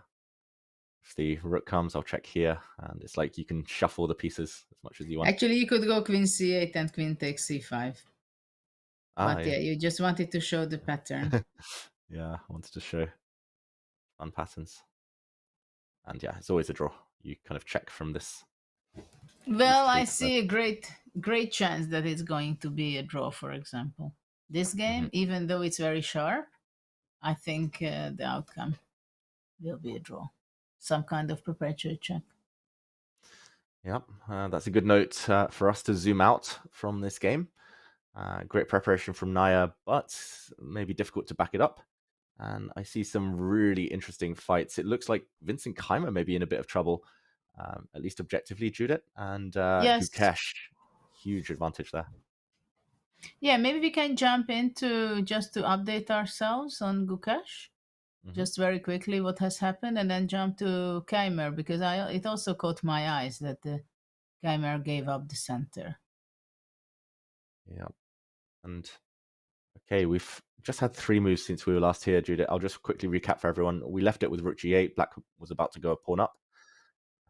So we saw h4, given a question mark, but already a difficult position. We kind of concluded earlier. e4, knight came to e5, not e5 as you were maybe predicting, and e5. Here we are. Seems black is really taking over on bishop g2. I don't know if e takes d4 happens or just knight d4 giving up the exchange. Both look good. But probably e takes d is much better. Yeah. So white has a choice. Oof. Not a very nice choice, I must say. I'm thinking, what can white do? What about d takes e5? And if after knight e5, can I go queen d5, or then you go some rook g5, knight at f3? Or... Looks super tempting, right? Rook takes. Knight check, and the white king has to move. Indeed. d1. You go probably bishop c6 or bishop e6, and after rook h8, bishop f8. Yeah, maybe the other way. And check can be blocked. And yeah, this just looks horrible for white. Yeah. Rook d2. Maybe b4. Yeah. Knight d2 seems to win some material. Knight d2. Even better, Judith. Nice spot. It's always those knight moves that I miss. Knight d2. My knight moves, yeah? Your knight moves, I can't handle them. Yeah, so this is just one of many, many examples that should give Gukesh an advantage. It's mainly because the knight's coming to d4, maybe also to e5 and jumping further from there. Euwe, how shocked are you by this opening preparation to be lost with white after, I won't say lost, but like clearly worse with white after 10 moves or less? It was surprising at this level. Absolutely, it's very surprising, and I don't know why did this happen. It's a wrong preparation, or he mixed up some lines, which can easily be the case. And I don't remember how fast he was playing in the very beginning. It was very fast. His only real think was queen to d1, back to d1. We were shocked by that one. It took him 10 minutes. But that was late. Instant. Yeah. Yeah, he had a few minutes think a bit earlier than that. 3 minutes on bishop g5, 2 minutes on e4. So maybe it's just all adding up to kind of wanting to act confident, but actually the line's a bit blurry in his mind.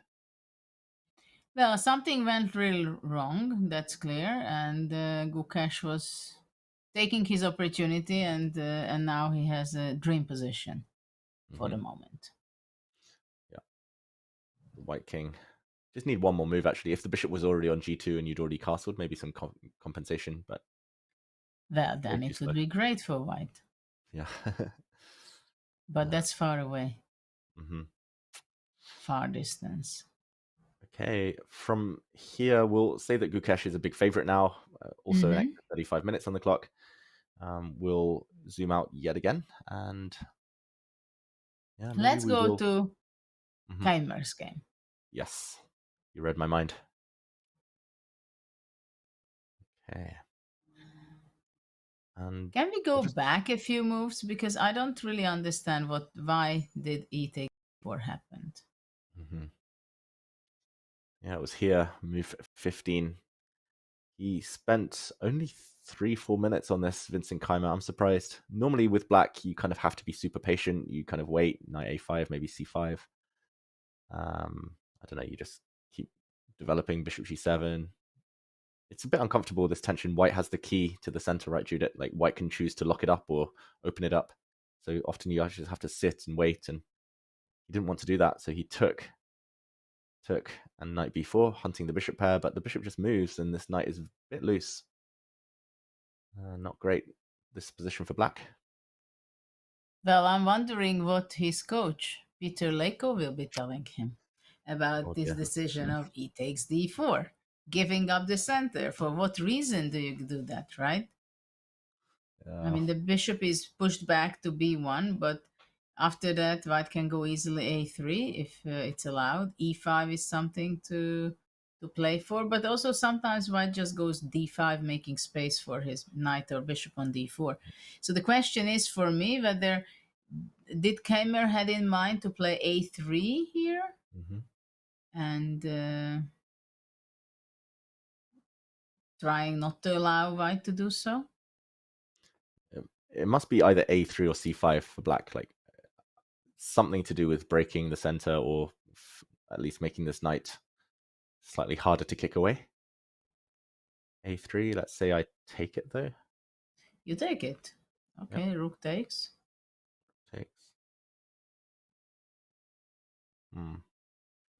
Now all of these ideas you mentioned are tempting. Queen c1, queen d2, tempting.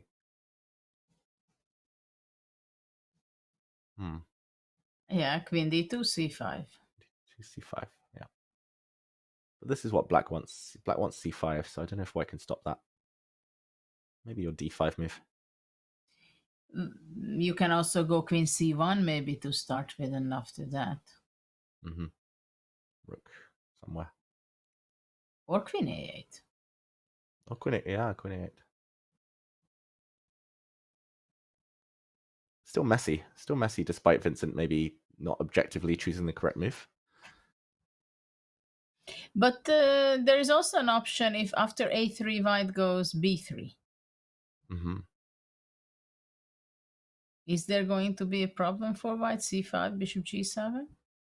Yeah. I'm always a bit scared of allowing a knight to sit like this.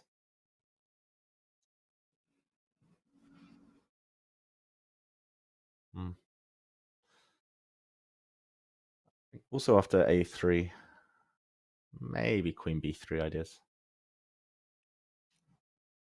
Or queen d2. Well, it's just the same, right? Because black is going to be taking on b2, queen b2, so that's the position. So let's say queen b3, a b2, king queen b2, c5. Now, if I just kick with a3, maybe.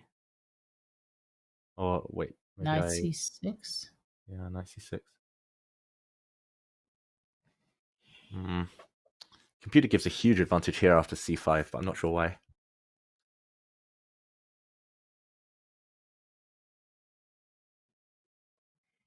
Well, e5 is possible. e5.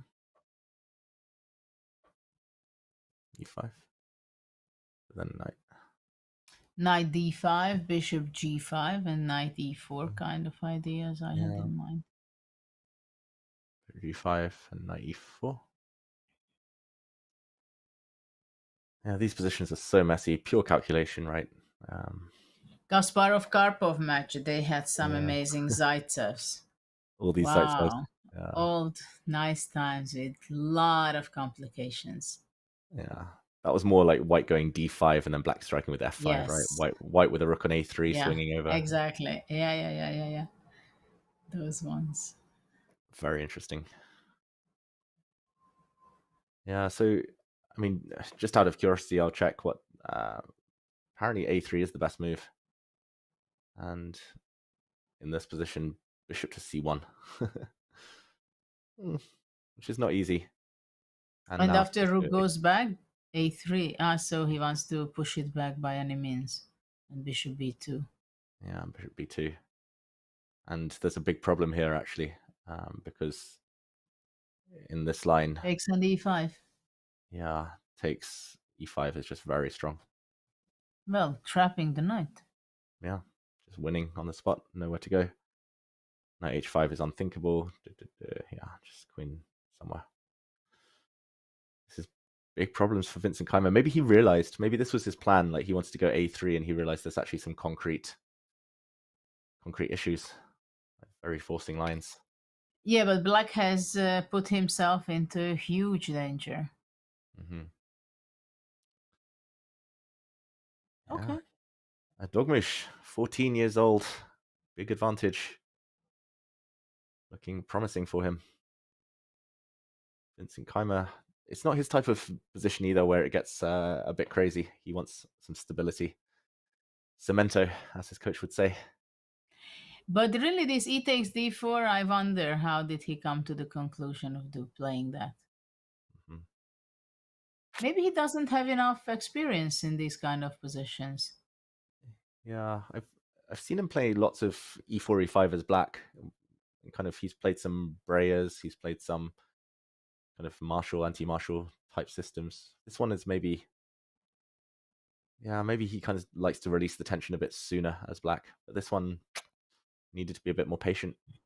White now has the pawns, and taking followed by bishop c1 would be very, very strong for white now, apparently. Okay, we'll see. Judith, maybe we'll come back once Dogmish has had some time to think. He'll probably delve into a longer pause now.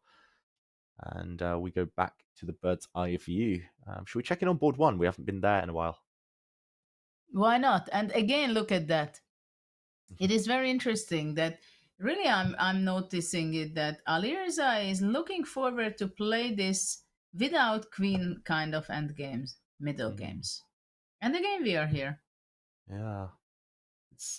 It's funny. It's always very imbalanced kind of queenless positions, but you're right. Like queen's off the board early in all 3 rounds so far. And okay, what do you make of this type of position? Both sides have weaknesses, right? Oh, many. many.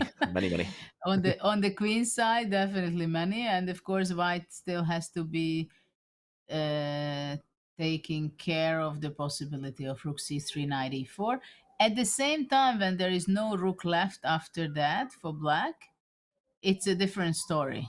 If there would be one pair of rooks also still on the board, like both of the rooks, I think that's a different story. Probably now bishop a6 and knight c5, but then bishop b6. So that's not possible. So, okay, bishop a6, b takes a6. White wants to go just rook d1.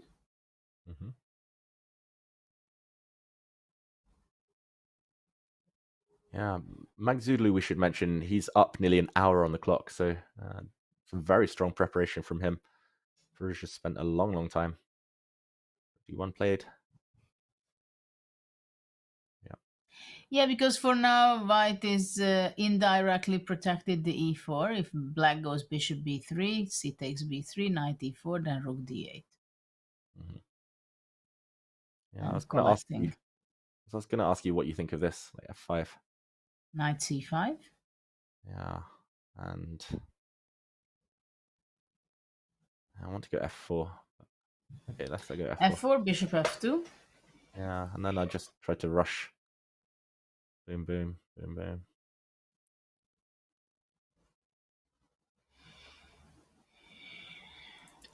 Interesting. Highly risky for both sides, but probably more risky for black. But it's only because the bar showing that. Yeah. If the Small bar advantage. would not be there, Yeah. I'm not Probably, sure what we would see. yeah, probably in a game I would calculate to here, and I would stop after knight c5, being like, probably white's better. But the bar thinks black's slightly better. So interesting. Okay, so rook d1. So, what happens if bishop b3 and knight d4? Yeah, bishop b3. Because actually, if not bishop b3, like unless black is able to find a clever move to stop this whole rook d8 idea, then white's just coming in, or maybe moving the king out the way and then coming in. Maybe knight c5 as well in the near future. So let's look a bit deeper. Bishop takes, forcing line, forcing move, f5, boom, boom. He doesn't like knight c5. Yeah, the engine So doesn't like maybe knight knight c5. c3, maybe knight d2 or knight c3. And then there is a concrete threat of bishop b6. Mm-hmm. Knight on c4 might be very good, actually. Yeah. This is crazy. I'm just curious why knight c5 is apparently not. Apparently knight c5 black can play multiple things, but just rook to d6, just protect everything, and then slowly start coming with the king. Yeah, somehow the knight on c5 is misplaced, which is very strange. Mm-hmm. But interesting that probably on c4 it stands so much better.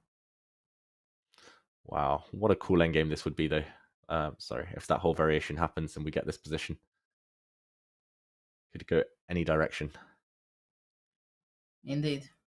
Yeah, rooks are surprisingly good against two pieces if the opponent doesn't have a rook as well. If white had a rook in this type of position as well, it would just be over. But... Okay. So what else black has? There could be another move order starting with knight e4 and bishop b3, ending up the same position. Mm-hmm. Yep. I think I would start the other way as black, just because white has the option here of like. Actually, no, it's totally the same, right? Yeah. Like here, you're the one with options. Yeah, so, bishop d5. Yeah. Both lead to the same. I guess you could also play like h5, just give the black king some air, just no back rank ideas. That's what I was also starting to think about, that what is white's next move? Mm-hmm. Rook d6, right? That's the plan. Rook d6, although the... Yeah, it's not clear, yeah? I mean, after rook d6 takes knight e4. Yeah. Like h5, rook d6, takes, knight e4. If rook takes d8, black's gained h5. And I don't know if you want to consider this one, but feels wrong. Well, it feels slow. Yeah, feels slow. Like Takes on c3, takes, going back. Bishop on d8 defense, excellent. Yeah, black's got an extra pawn. Okay. Yeah, so we're expecting either some very, very interesting transitions to an endgame or h5, or maybe h6. I don't know which one's better. Probably h5. Very interesting. Well, we'll see what Maghsoodloo has in mind. You know, in the meantime, Euwe sacrificed the piece against Gukesh. Wow. I'll race us back there then. What's this? Triple pawns? Chaos? Let's just show a quick action replay for everyone at home. We left it after e5. We were thinking white had to push or take. Neither are attractive because the black knight starts to win. But bishop g2, e takes d4. You mentioned this, Judith, actually, this line. We kind of stopped here, and castles, wow. Just to take on b5, hoping to lure the black queen onto a bad diagonal. The black king should be pretty safe, though. What do you see after this? Ooh. Takes rook e1, bishop e7. Yeah, exactly. Probably take. Takes. Takes. Any danger at all for Gukesh? Piece up. B takes C3. Mm-hmm.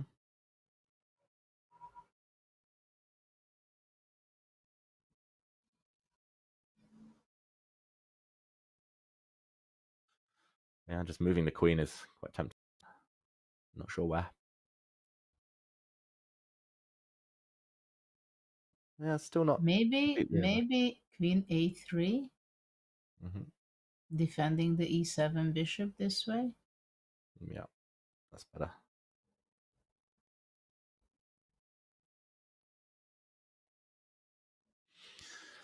Just looks like an extra piece, Judith. I don't think there's too much danger here. I'm not sure we're going to see a very long game in this one. Mm-hmm. Okay, I just wanted to see for a moment because like a piece sacrifice, so I thought maybe there is something going on from white side, but not really. Yeah, pure desperation. A bit of a disaster from Daniel Euwe here. As Gukesh looks like he's closing in on a win in round 3. And I'm going to bring back John because, yeah, as we predicted, there's been a lot of very aggressive play in this round. It feels like the players are really going for it. Hasn't barely been any quiet games we've seen so far. You said something just now that absolutely scared the daylights out of me, David. We were looking at this position, you went, oh yeah, Black's king seems pretty safe. And I'm looking at this position going, that is the last thing I am thinking in this position. Obviously, you guys have correctly gone through all of the lines. It still looks pretty hairy, but the fact that we're taking a look at this so early on in the round goes to show that yesterday's bloodthirstiness, for lack of a better word, was not a fluke.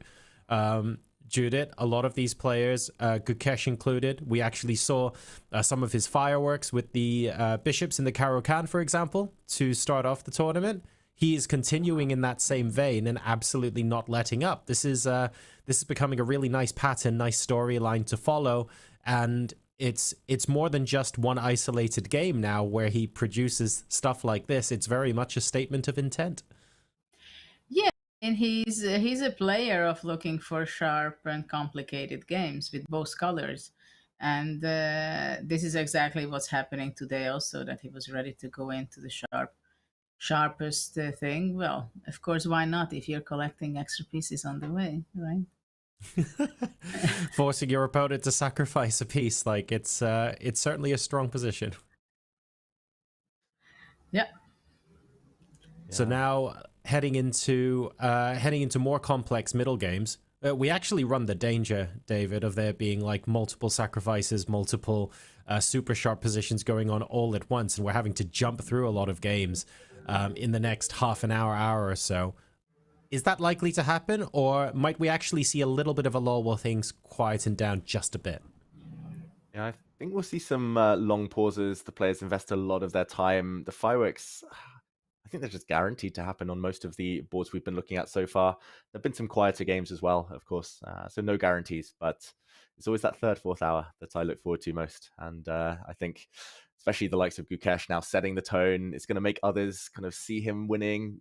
They'll want to keep pace. It'll kind of inspire them to take as much risk as well. So we're rapidly approaching those third and fourth hours now as we are deep into the middle games of most of the games here at the FIDE Grand Swiss. While we talk about those middle games and let those positions unfold, though, I've got a fun position for everyone in chat before we head to our next break, and it's to do with the openings rather than the middle games. Do you know from the starting position how many possible mates in 2 and mates in 3 there are in a game of chess? Mates in 2 you can probably count, maybe have a stab at that. Mates in 3, if you know this answer off the top of your head, I'd be extremely impressed. Answer revealed after the break. See you in a few.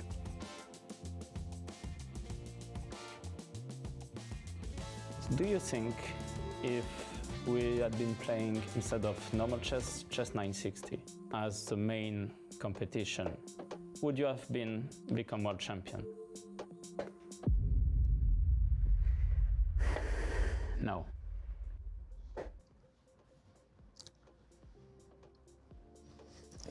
It's a lie.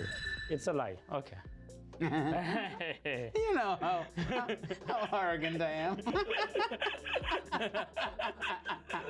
I wanted the people to know. I was shocked when he said no. I was like, yes, he does. Do you enjoy reading Vladimir's tweets about cheating. Is it a passion of yours?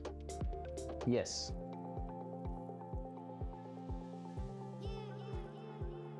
True. Very true. Yeah, I mean, who doesn't? It's good theater. I mean, it's a bit too much sometimes, but especially because, like, we're all concerned about cheating, and there's definitely a lot of good points in what Vladimir says. So, you know, it's a pity that it gets drowned in a sea of too many tweets. I think generally if you have too much content, I mean, if you publish too much stuff, then you know, even your serious stuff that is actually good is, you know, is not going to be taken seriously. Mm-hmm. Exactly. Now we know how proud you are of your style, fashion. But I have a question. Do you think your shirts are better than Gucci shirts? 100%. True. The statement, I like it. Do you ever have regrets for not playing for your Armenian team? Yes. True. Then follow up. If you had a standing good offer to come back to play for Armenia, would you do it? No.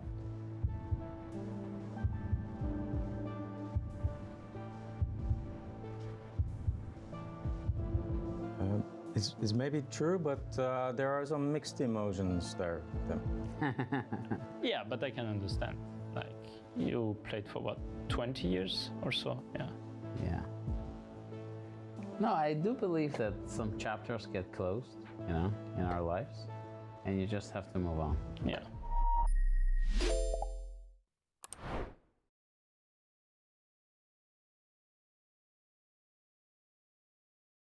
Yeah, I was raised in Telno Village, Arizona, which was where the Church of Immortal Consciousness, which was a spiritual group, formed.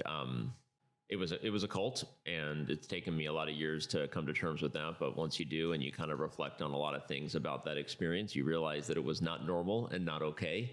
And the unique story of my life is that as I became a strong chess player in the American chess scene, one of the top players, I was taken away, separated from my mother by the cult leader in order to pursue chess, which is the wildest thing in the world, given that that road kind of ultimately led me here.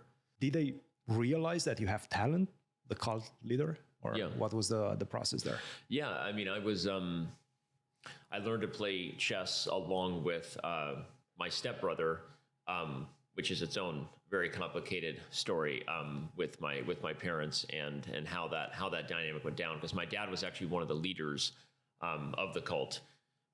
Very wild aspects there. And I learned to play chess with my stepbrother, and we got good really fast. We were obsessed with Searching for Bobby Fischer. I mean, that was the movie that got a whole generation of players into the game.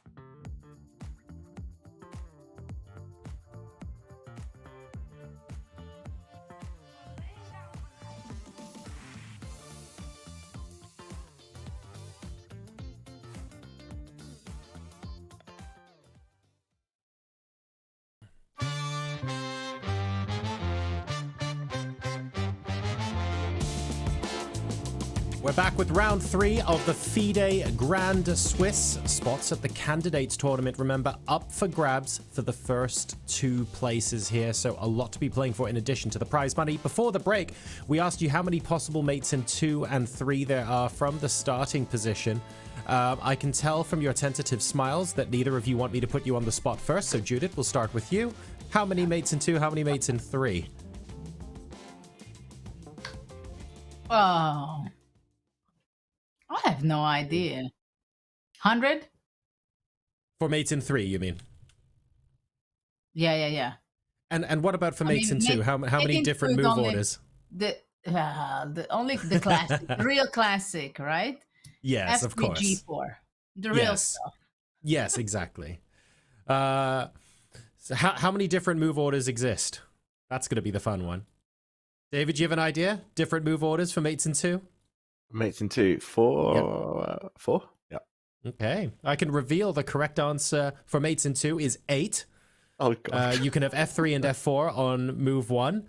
But also, if you start the game with G4, you can go F3 or F4 on move 2. So you've got 8 different mates in 8 different variations of Scholar's Mate. There are 355 mates in 3. I don't know who sat down and figured all that out. This is like the opposite of table bases. But just so you know, well done in chat if you got anywhere close to those numbers. Mates in 2, congratulations if you managed to get 8. Mates in 3, okay, that one is a little bit more tricky. Not a question I've had to answer many times, that is for sure. Let's hop back into the action, though, in the playing hall at the Grand Swiss. Let's see what's going on. A lot of games already getting really sharp. And, well, several here, including some that are off-screen, getting particularly spicy. So, David, Judith, I'll leave it to you to show us what's going on. Yeah, and since we were last here before the break, Gukesh has followed exactly what we prescribed. He's got a huge advantage. Extra piece, he might be winning any moment now. Firouzja against Maghsoodloo. Maghsoodloo did not embark on any immediate kind of craziness in that in-game. That's the top left board there, the blue board. I'm going to say elsewhere, Judith, looking mostly balanced, other than Dogmush having an advantage. He didn't find the best way forward against Vincent Keimer. Salem against Nepo likely to fizzle out towards a draw. And Giri, maybe that game coming to life a bit. Mishra also doing well suddenly in that Petrov that we visited quite a bit earlier. So I'll let you choose where we start first. I think this game we did not touch that yet, and there are some excitement could happen at least. The Swane's queen is around the white king. Oh, this does look a bit scary. Just a few moves ago, I'll just mention it looked like a very normal position. And earlier we were chastising Vincent Keimer. We were saying, oh, don't break the center, don't trade off here. It's okay to trade in the center. E takes d4, and I guess if C takes, Black was planning to play the move d5 since the white knight is looking a bit silly on a3, and maybe e5. There are some later f6 ideas, or maybe knight b4 followed by c5. This would have been interesting, but Giri took with a knight, which surprised me a bit. And now the black queen comes out, like you said, and a question mark from Anish Giri. How kind of heavily would you rate the danger here for white? Is it anything to be scared of, or can he just stay calm, Anish? Well, I think white has to be careful a lot when there are these options for black to capture or sacrifice on h3 with the bishop. That's definitely something white has to be counting on. The question is, how can he develop as fast as possible? Bishop e3, or can he go f4? I'm very suspicious about f4. Maybe after f4, actually knight f3 can be the move. Ooh. I'll just show that, Judith. That's very cool. f4. Black can... I'm not sure it's good. Yeah. But it's definitely not white bad. White is forced to take with the g pawn, right? And then queen g3. And, well, on king f1, bishop c4, also something to take in account. Bishop c4. Yeah, well, maybe in this... Maybe white is escaping? Yeah. Bishop takes h3. King e2. And then rook g1 is kind of a threat, yeah? Maybe. Yeah, maybe instead after king f1, something calm. Queen h2. Yeah, I was thinking queen h2. But now... f5. f5 maybe? Ah, f5. Wow, every move we're making, computer hates one of those types of positions. Maybe what you wanted to play rook e2 is not bad, actually. Yeah. Because you're getting away with your queen, king. Mm-hmm. Yeah, partly because I missed f5 was possible, but... Okay, so either way, it's scary, and black probably has at least a draw after this knight f3 move. But, No, and I just wanted to point out that you have to be careful, right? Unexpected moves can show up. mm-hmm. I mean, maybe black actually just plays bishop g4 or something. Yeah, it's not even a threat to take this knight because black just recaptures and then and the knight on d4 is pinned. But yeah, bishop g4 is pretty cool. This type of idea.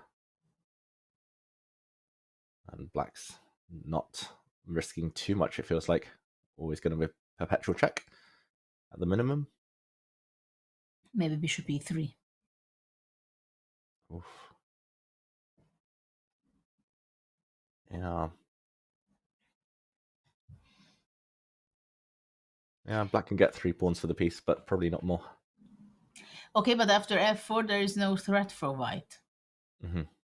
So it seems like a very dangerous continuation. Queen g3 also something to consider. Yeah, not for the computer. No. Maybe just take this one. Computer thinks it's winning. Something's winning for black or big advantage for black. Bishop h3, I think that can be easily the move. Must be right. We've looked at everything else. So f4 is not very advisable. No. Yeah, we won't look further. f4 won't happen. It's not Giri's style either, and he's not going to risk massively. Well, bishop e3 comes to mind first. Mm-hmm. Somehow, just in case to block that bc6 bishop, so nothing really big surprise happens on f2. Knight c4 maybe. I want that bishop. Yeah.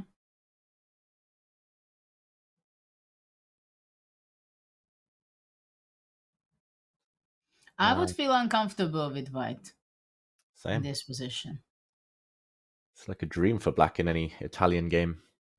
But you know what I don't understand? That I think Giri is thinking quite a lot already.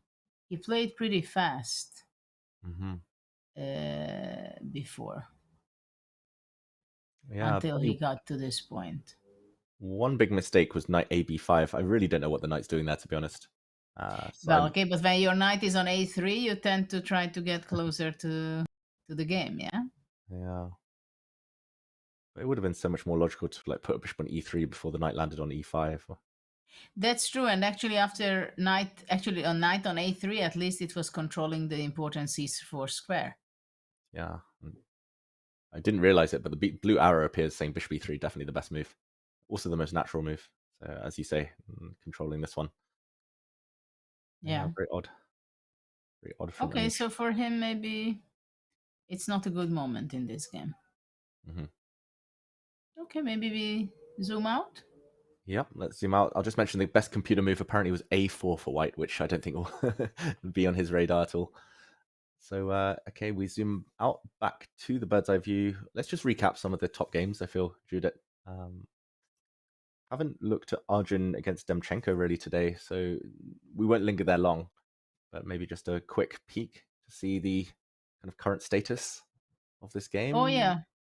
Yes, because it was so symmetrical that we always found some more interesting position, more action happening. Also, we haven't been back for Boris Gelfand's game, which we could later. Okay, so what's this? It's not typical Arjun's position. Nope. It's not what you associate with a madman, as his nickname goes. Yeah. I quite like white. If you can get the white king to d3 just to kind of defend d4, that's the only real weakness. And you can start moving your knights around, start trying to do stuff. Black played b6. He wants to break up those pawns. Yeah, it's more pleasant for white. Yeah, no, definitely more pleasant for white, but a bit uncomfortable this d4 pawn being a bit weak. Knight c2 maybe, or rook move. When black takes on c5, with which pawn are you planning to capture it back? Yeah, probably right now I would probably take with the b pawn, but that's why I was thinking maybe knight c2, because if black takes, then you can take with the d pawn and you're ready. Just to show control d4, yeah, with your knight. Control d4. And there's also a tactic, like if black tries to play d4, which I don't know, positionally probably not good anyway, then you can take it and deflect the rook, win a pawn. Due to b5, rook e1. Rook e1, yeah, that's the key move. Yeah. So knight c2. I don't think black will rush, because then take white gets access to a beautiful outpost. Probably instead of taking on c5, I would go king f8. Yeah. Now I need a new plan. Yes, because I'm kind of I would consider to have the plan b takes c5 and d4. Maybe I could play like rook e3 or something. So now if you take d4, at least I have rook d3. Yeah. Yeah, so rook e3. I mean, there's nothing special here for white. It's just slowly building up, slowly improving. a5 is always a question. I don't know the answer. Hard for both sides to make these decisions, Judith. Yeah.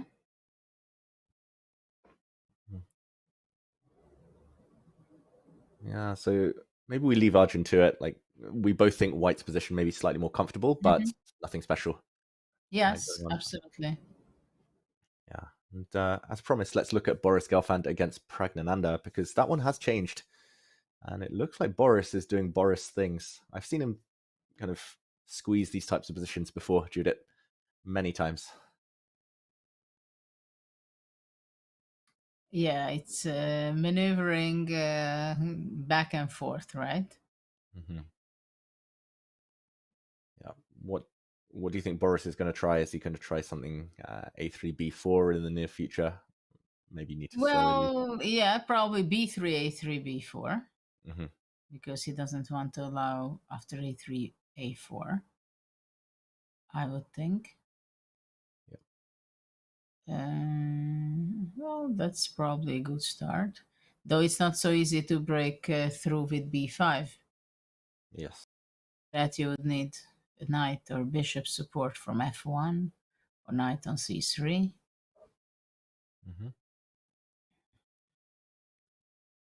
Well, I think it's very much Boris's type of game. Exactly. Very positional, very strategic. And he has the patience to go back and forth and maneuver this way, that way.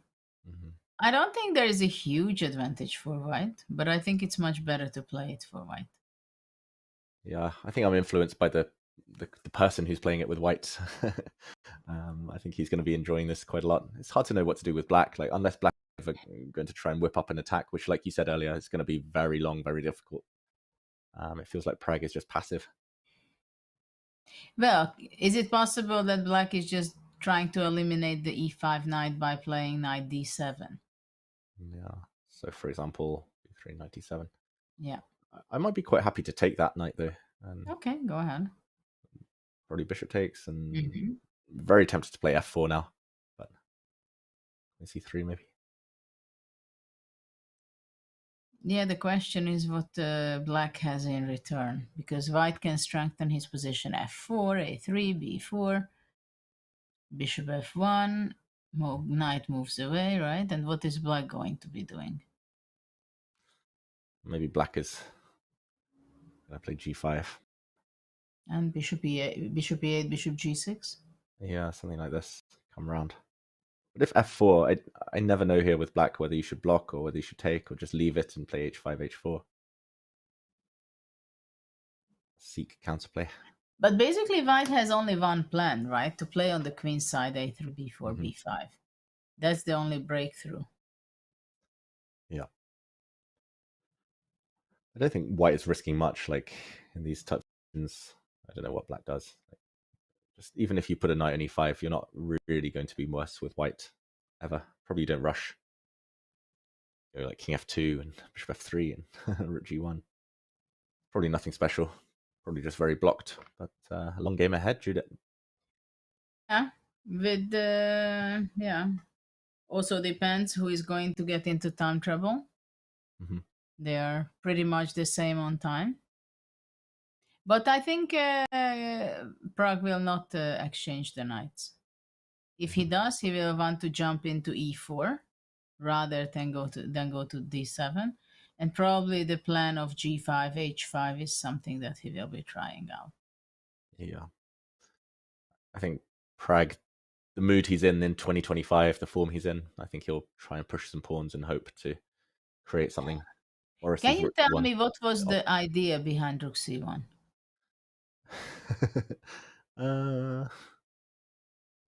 Wait, when did he put his rook on b1? He put his rook on b1 a few moves ago. But what is really, is it a prophylactical move? Or what is it? Yeah, unless he wants to move his queen and go like rook c3, rook b3 eventually. Attack from the front. But looks odd. Maybe queen b1, rook c3, rook a3, and very deep. Maybe queen a4, rook c3. I don't understand. When and how will this benefit white having the rook on c1? Yeah, we'll probably come back in like 5 moves time, and Boris will have got his like rook on b3, winning a pawn or something. And you know, maybe what do you think about his plan? Queen b1, g5 on the board, of course. Maybe queen b1, b3, rook b2, having the battery from this way. Yeah, looks very slow though. Sooner or later, black will. I mean, the queen seems to be far away on b1. Yeah. Even here immediately, like I did. No, probably too soon. I want to go something with f4, bishop g6 sometimes. Well, I think also knight e4 might be a move now.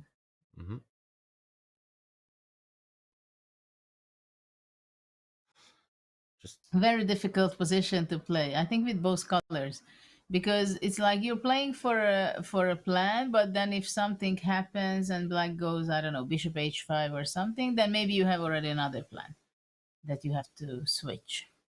Yeah. At the same time, it's not concrete. It's for a long-term maneuvering. Yeah, and talking of long-term maneuvering, this game is going to be a long, drawn-out battle. Lots of maneuvering. So we'll come back to it. Let's zoom out now because we have a couple of results to update people on. We haven't gone there for a while. Salem against Nepo, we talked about in the early stages. That went to a very, very peaceful draw. And Mendonca against Vasiligrav also ending peacefully, Judith. So, okay, we didn't spend too much time on those games. I don't think there was too much to talk about. But the remaining games on the top 10 boards look very, very interesting. Well, it seems that Keimer is having a difficult position. Let's even though not bishop c1 was played, but queen c1. What? Wow. Double question mark? Why? Is the knight going to be trapped or what? Yeah, that knight hasn't got many squares. d5? Yeah, d5 is possible. Just to mention, in the previous position, rook a6 was the blunder or big mistake, apparently.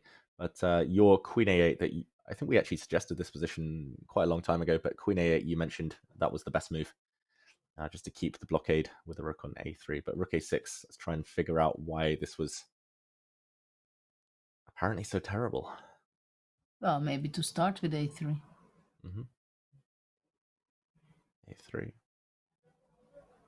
And knight c6 feels wrong now. And if c5... Ooh. I would probably play knight c6, but let's say c5. And on d5, you want to go c4. But I think that's going to be... c5 maybe. But after c5, sorry, after c5, why can't I just take on c5? I'll take twice. Yeah. Because I forgot it was hanging. Yeah, that's a free pawn. I just... Maybe it is. Yeah.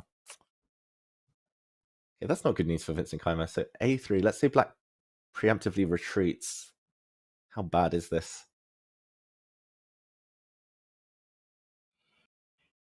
White has a clear advantage. I mean, bishop d3 also possible. Yeah, bishop d3 looks very good. Bishop g5 is a bit tempting, just because now the queen on c1 stops. Any h6. This just looks fantastic for white, all of these positions. Queen f4 is coming. Bishop a2 sometime. e5 maybe. e5. Yeah, e5 is coming. Yeah, bishop e7 looks forced. Go for it, e5. e5. takes. d5. I mean, everything looks very good for white, to be honest. Bishop a2. Bishop a2, bishop e4. Yeah. Knight e4. Knight e4. Or bishop e7, knight e4. Yeah, maybe knight e4. Everything looks good. There's something even better than this apparently, but either way, Vincent Keimer in big trouble. Bishop g5 was the choice from a dog moosh, and computer likes that one just as much, maybe even more than a3. Wow. Big trouble. Very difficult for black. Very difficult. Bishop e7 looks, again, forced just to break the pin. Well, it's not fun for play it with black for Vincent. Okay. Why don't we move zoom out a bit? Let's do that. And which game we haven't seen yet? What's going on with Mishra? Not much has happened, yeah? Is there any danger for Juyanji? Yeah, let's jump to that board. We were talking about it earlier. Mishra on a 58-game unbeaten streak, which is incredible. He did very well in a big open tournament recently. I'll just recap, because this position, probably black is okay, but maybe still some care needed. Judith, there was some mutual mistakes earlier. Okay, we saw it. I'll bring us back the whole way. We saw it after g4. g4. Black took the bishops and went h6, which is a bit risky because this is a hook. White's now going to play g5 and drag open the g file. Bishop went back. Queen e6 now was apparently a big mistake. g5, knight e4, and I understand why he went king b1, because this pawn is hanging, but apparently there was something very strong in this position, and it was just to ignore everything. Apparently just taking, which is crazy. Queen takes a2 threatens checkmate, but now just knight d2, and apparently white is winning. But it's not an easy move. No. And the black king is the weaker one. Not easy. Very difficult there. Knight d2. Mishra... Yeah, because you just don't calculate it, right? You're just ignoring g takes h6 because queen a2. So it's not that, okay, let's see what can I do after queen a2. You just finish the line. Intuitively, gh is not possible because of queen a2. Yeah, agree. And Mishra misses it, but this would have been good. Instead of king b1, gave black the time to bail out slightly, and queen e4, offering the queen trades. Queen exchange, very good for black, right? Because black has then no king safety to worry about, and white has some weak pawns. So this is the life position. Yeah, it doesn't look too dangerous for black, for the moment at least. Rook on e5 stands very well, also. controlling the 5th rank. Black will be doubling on the e file. Yeah. But still, white is going to go rook g1, h4, h5 at some point. If black goes g6. Yeah, g6 is double-edged, but possible. Yeah, you don't want to play g6 until you don't have to, right? The f8 bishop does the work. Yep. Great defender. Defending. Yeah. Okay, so looking roughly balanced this live position, but earlier, big missed opportunity. Let's go out again and actually, maybe I'll just take us straight over to another game. Nodibek Abdusattorov against Parham, because I see a blue arrow appears. Slight danger here. I'm going to say these hanging pawns is something we talked about earlier, Judith, for a different game with colors reversed. But hanging pawns can be very strong, or they can be big targets for the opponent. So what do you make of Nodibek's chances here? Well, I like it for white, for sure. Mm-hmm. Especially that black played already g6 as well. So there are more weaknesses to come, I guess. After queen c3, f6 will be happening as well. So black has real weaknesses from any angle. And also the rook doubled already on the d file. So everything is prepared to play queen d2 and put extra pressure on the pawn on d5. I mean, if it would be white to move, queen d2 and white wins the pawn, right? Yes. Which means knight d6, queen d2, knight c7. Maybe that's the only continuation, not to lose material yet. Yeah, maybe there's another creative way of defending, like knight e6, queen d2. Maybe the black queen can like move. Don't know. Just because now there's a skewer on the d file. But yeah, either way. I mean, I love white's position. Yeah, I don't want to fall into that trap. I mean, it's never so easy to win those pawns, but it's very easy to attack them and put pressure on them. Yeah. White can also go knight e5 and at some point to provoke more, playing knight g4. Just put the knight in h6. GG. Well, yeah, we can visualize it doing something over there. And there was a cool quote I saw in the chess.com news report on round 2. Abhimanyu Puranik, so Nodibek's opponent, the black here, he was asked about how it feels playing in the Grand Swiss, playing against all these 26, 2700s, and he said, it's nice. It's just like having a holiday in Disneyland. He's enjoying the challenge against all these top guys in the world. Well, this is an event where it's a great challenge for everyone. For the highest level, just as well for not on the very top seeded players as well. Yep. 2 weeks of fun chess action. Yeah, and it's definitely not easy challenge. No, and this position very difficult for black. There we go. He finds the best move though, so fair play to Puranik for that. And yeah, we'll move out of this game just for now and see what's going on elsewhere. Nodibek, maybe a small favorite to get his second win of the tournament. Okay, Judith, maybe it's time to go for some of the slightly lower boards, but some very strong grandmasters in their own right, and see whether there's any fun action happening. Okay, there are some interesting games going on. I was also checking a bit. For example, Robson has a very interesting game. Not Robson, I'm sorry. White player Hofhannissi against Fedoseev. Crazy game. Okay, crazy is always good as a commentator. To say the least. To say the least. Whoa. I mean, one would think that it's completely winning, right? But it seems like it's not completely winning. But I mean, having 2 pawns on the 6th rank and you're not even giving up any material for this? I mean, how is that possible? I mean, you would think white has at least a piece down already. Yeah, true. And you temporarily be a piece down after queen takes e2, but I guess the idea is d7. Okay, Judith, can I rewind just a few moves just to show? Yes, absolutely. How did they get this? Yeah, first of all, it was a very interesting opening, e4, d5, Scandinavian. Good Scandinavian.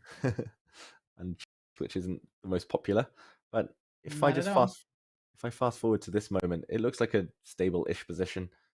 Now queen d2, bishop h6, FIDE is so provocative. d1, knight b6, wow. And this is how we got here. D takes c6, queen takes b2, knight b5 apparently very, very strong, but c5, and just captured on d6. Incredible. Yeah. So what happens if b takes c6? I don't want to see that d7 on the board. Okay, After de, I want to take on e2. But maybe you have a move like knight g5 kind of things. Knight g5. Bishop f6 is possible. Yeah. Bishop f6 or f6 just feels wrong, but f6 bishop c4. I won't try f6. Bishop f6. I understand you. Yeah. We understand each other now. And on bishop f6, you're trying to go queen e5, I guess. Yeah, so de now, black tries to swap. d7, knight d5. Knight d5. Yep. Bishop f6. Wow.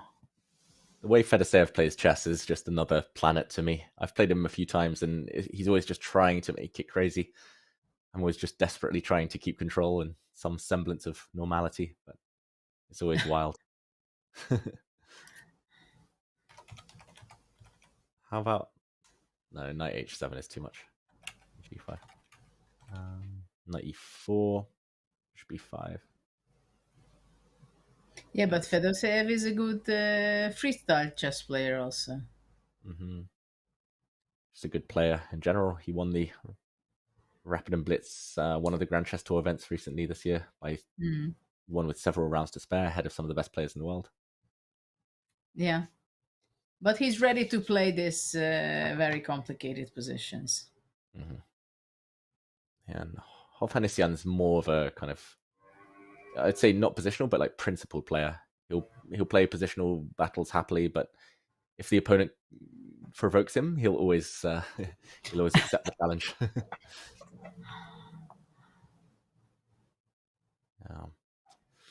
Okay, maybe a game we come back to, but Judith, wow. Okay, just before we move on, I checked. The best move is to take on c6, as you called. BC. The best move is knight g5. The best only reply is bishop f6. And apparently just bishop f3 and the game goes on. Bishop d7 and yeah, very. But okay, very we'd like to be with white, isn't it? Yes, more fun with white. e1 or knight e4. Okay.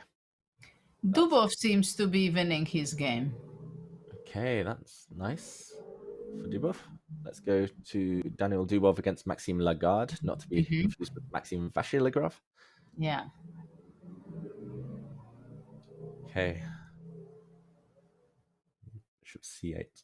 Ooh, rook b4 is a nice move. Swing and win. Oh, this poor black queen offside. Well, yeah. It's only move 20 and white is completely winning, right? Yeah. Something bad happened to black on h6. Yeah, just to show what happened quite a while ago, like black did some dancing with the knight to try and win some pawns, and yeah, he just got wrecked on on the king side here, his pawn structure. And then queen b6, very greedy. But usually it doesn't come to that awful position. But something very much went wrong for black. Yeah, and if we fast forward, this is where we stand. Any chance here? Do you think of saving this, like rook g8? Or... I doubted that Dubov will not win this game. Especially Dubov. He's always a pawn down. Yeah. I think he thrives on being of sacrificing with white. He's had very original, interesting player. Yeah. Like I've actually got a list. I've got like a spreadsheet, Judith. Like I think it's a like Microsoft Word document, but it's like a list of like 10 Dubov brilliancies where he's sacrificed like 3 or 4 pawns in nearly all of them, and then it's a long-term sacrifice, plays with the initiative, super energetic, and ends up delivering some beautiful checkmate. Once I've seen a game by him. I don't remember who he played with, but he won an incredible attack on the king side. He was just attacking the black king. And his opponent with his king was going all the way to e8, d7, c6, b5, reaching out to a3. And then he had an incredible, beautiful idea how to win with a silent move. And once I made a tribute to my old coach and famous chess composer, Paul Banco. And I like very much the practical endgame studies. And I asked the composers if they can compose any of the practical patterns which happened in a tournament game. And then someone made a beautiful, unbelievably beautiful study out of it with the same idea.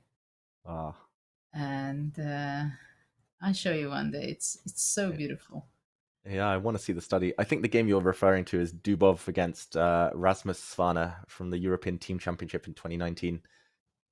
Maybe. So, yeah, I was there. I remember I was sitting just a couple with of rows this away. Bishop b3. White king was on b1, queen c6 or something. Yeah, I remember the king got chased from g8 to a3. Yes, yes. Through like a maze. And yeah. Okay, so I will send it to you. Yeah, perfect. And yeah, for everyone at home, check out all of Dubov's games from that tournament, the European team. Yeah, all of his games were like that? Not all, but he also unleashed in the Marshall, like one of these in the anti-Marshall.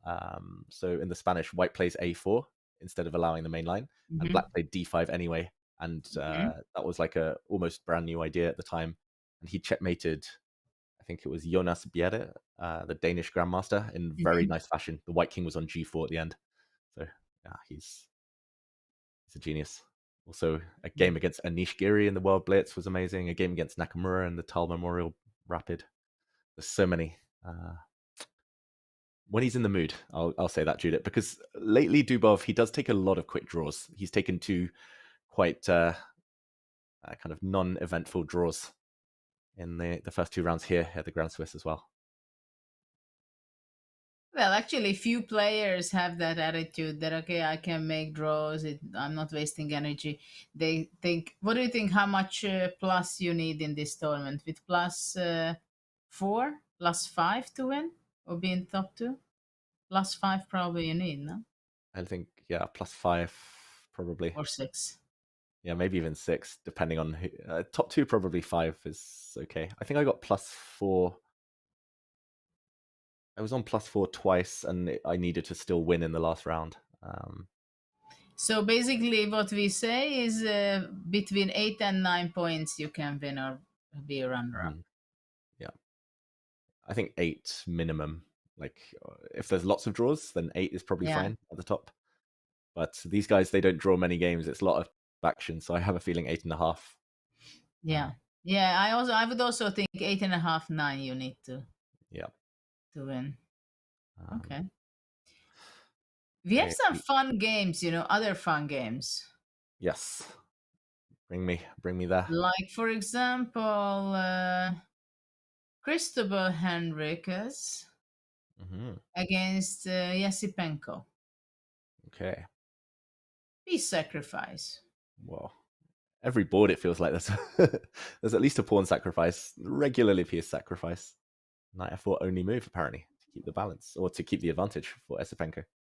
Yeah, but it was just White gave up his piece. Oh, I'll just So show the that. sacrifice, yeah, maybe just few moves back. Yeah, looked like a normal position.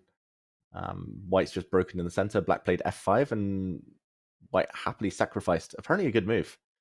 And after takes, rook f8, queen g4 instead of bishop b1 was more accurate, according to the blue arrow. But bishop b1. Judith, brave stuff by both sides. Yeah, because maybe knight f4 is very strong, locating on an active square while defending the g6. Yeah. My first instinct was rook f5, I must say, just to block the diagonal. But now I've seen knight f4. It's yeah, because after rook f5, queen g4 would be unpleasant, I believe.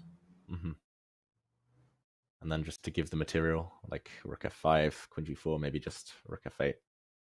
But why give back material when you can keep everything? Right. Yeah, knight yeah, it looks very stubborn knight on e6 and d5 for black, yeah? Great defenders. And actually he wants to go knight d5 to f4. Yeah. I guess because the other one's more stable on e6. Like if the other knight goes, then c4 is going to destabilize. Knight d f4. Yeah, and it looks not so easy to make progress with white. Everything is protected in on the d file also. I should mention Cristobal Henriquez Villagra. He beat Grishchuk yesterday with the black pieces. So not to be underestimated. I think he's the Chilean #1 these days. Knight f4. Yasipenko. But I think he will find it because it's not so difficult. Very findable. Yeah. I mean, you've got like two moves. It's either that or rook f5, right? Yeah. Yeah. And okay, so looks good for black if he finds knight f4 this board. And okay, elsewhere. We also have a very interesting game, very strange developments between Mamedyarov and Amin. Okay, I'll just find that game. Here we go. It's just strange position. White is still having his pieces on b1, c1, not developing. At the same time, he gives a scare to black, pushing b3 and rook a2 to d2. And of course, the computer says it's 0, 0, 0, probably looking the standing for the bar. Yeah, so I mean, what is the best move for black? Is it queen b6 or what? 6. Is it bishop f2 maybe? On bishop f2, king f2, queen d1, b takes a4. Yeah, I need something here, but I don't see it. I was hoping like just bishop e6. Bishop e6. Yeah, probably white just moves. Rook b2. Yeah, if white gets like bishop e3, knight c3, then it's just over. White's bishops are too strong. Oh yeah. Yeah, so not enough. Okay, so bishop f2. I thought I'd try the most forcing move first. Could it be? Wait, bishop is bishop f6 totally stupid? And after rook d8, you want to go rook takes d8, right? Yeah. Oh, it is totally stupid according to the bar. I wanted to check. Rook d2. Ah, yeah. Killing my fun. Yeah, sorry. No, I didn't feel it was good enough, but you would go bishop f5. Bishop f5? The white queen saves itself there. Yeah. Yeah, not enough. Okay, so we've tried some fun ones. Let's try and be cynical now. Maybe the same idea. Wait, so knights.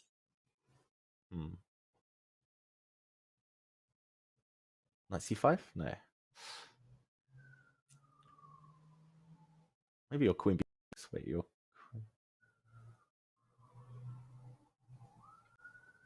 nice. Let's try knight c5. Shoot it.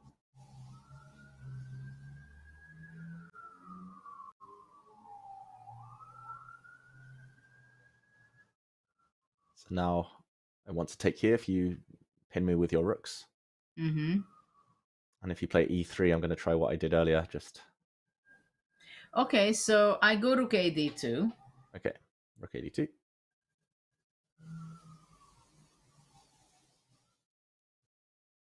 And then you go what? I take on b3. Yes.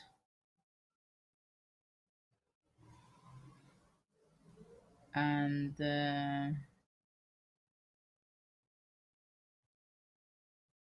so what white is doing? Rook d3?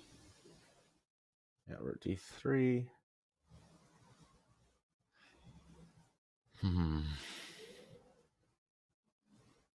Queen b6. It's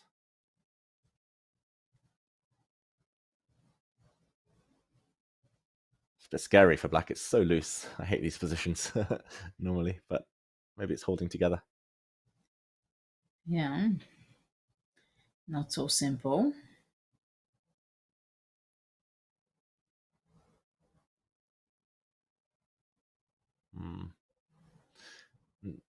What about rook b3? Rook b3 now? Yeah, I think I'm probably not in time. I was thinking to go rook d4 and queen h6. Ah. h6 to slide across. Probably bishop f5. And g5, right? Yeah, and g5. And then just yeah, yeah, and rook c. Yeah. Oof. Apparently bishop g6 isn't good, but yeah, maybe king h8. Interesting. Why not? Yeah. Yeah, this is Maybe crazy though. Bishop b4. Yeah. Yeah. So the light position. There's a lot of calculation though, and Dr. Amin, as I call him. Yeah, he's not got much time on the clock. It's only move 18, and he's only got 18 minutes left. Wow. Scary. 99% accuracy though for both. We should it mention. Will be not easy to play for Amin. For sure. Just see how accurate. Okay, knight c5 is the best move. Your queen b6 is the second best. But just to mention, after knight c5, white has many moves. e3, there is this bishop f6 trick that we showed. And black will just take the queen. And that's cute. Totally fine. But he needs to find it to hold the balance. Not too much time left on the clock. And yeah, just before we reach this time scramble stage, I'm going to bring John back in because it's my favorite time of day as the clocks tick down. Some of the games around the 18 move mark, some of the games already finished, some even past move 40. But John, it's definite action still on the board. Yeah, the variety, I think, of the stage that the games are at is what's really capturing my attention. You mentioned here some moves are on move 18 and others are at the time control. It's absolutely crazy how deep some of the preparation has been for those initial blitz moves. We are maybe on track. It's early to make a prediction, but the earlier you make the predictions, the spicier they get in chat, as I'm sure you know, Judith. I feel like we might be on track for an even more bloodthirsty round today than we were yesterday. We're certainly seeing fists swinging all across the playing hall. Yes, I believe we are witnessing quite an interesting round today with mistakes, clearly, but goes back and forth, right? Like when we were analyzing quite a few games, it's not clear. There are options here this way, sacrificing more pieces, play, which means that if the game is very complicated, as yesterday for Eric Gyasi, Arjun was a very complicated game, then we can see that it's shifting from better to worse and going back and forth continuously, almost until the very end. And it is happening in the Firouzja game also, not so much, but still it's like it's clearly who is playing for a win, and there is a change. Like now also there is, you see it's pretty balanced, but they have to make a lot of calculation also during the whole game. We can see a couple of draws on the top boards here, but David, I actually wanted to ask you a little bit about lower down off our bird's eye view here. You mentioned a few times in the last couple of days, you know, you've had examples, including in the Grand Swiss, where you've started poorly in a tournament, but then you managed to go on a really nice hot streak. If you've lost your first few games, or maybe here, if a player starts by drawing the first 3 or 4 rounds, at what point do you start to psychologically put a little bit of pressure on yourself to say, okay, things have to change now, I have to shift things up a gear? How long do you wait before you do that to yourself? Yeah, it is difficult. Jude and I were there, were just kind of discussing the target. Ultimately, you might need 8.5 points or thereabouts in order to get those top 2 spots, in order to qualify for the candidates. 8.5, that's a lot of wins. That's +6. And yeah, ultimately, you need to kind of take your chances when they come. I think the first 2-3 rounds, play yourself into form. Don't worry too much. But ultimately, there's 2 ways to look at it. It's pressure on yourself, or it's pressure on your opponents. Your opponents will also be taking those risks. They will also be needing to win. So you can kind of guarantee at some point that someone's going to come at you and you'll get your chances. Patience is always key. I think that's a great point to make. A lot of the time you have very strong sports people, not just in chess, but in other sports as well, where they answer the question, how do you deal with all the pressure on you? And sometimes you forget, because a lot of the time the answer is, I deal with the pressure on me knowing that the pressure on my opponents is the same, if not greater. And you forget that there are 2 sides to that equation, and you're not the only one that pressure is affecting. But speaking of pressure, I would love to get chat's opinion on one game in particular that we covered early in this segment before we go to the break, which was Pragg versus Gelfand. Obviously, it's a battle of the generations here. Young guns versus nostalgia in some senses of the word, but high-level chess being played across the board regardless. I'd love to know, if you think one side or the other are going to win that game, who are you rooting for that particular matchup? We'll aggregate the results across both Twitch and YouTube, and we'll give you the results after the break. And we are taking this break now because when we come back, there'll be a lot of games to cover, because some of them are already getting into time trouble. So refresh your glasses. See you in a few.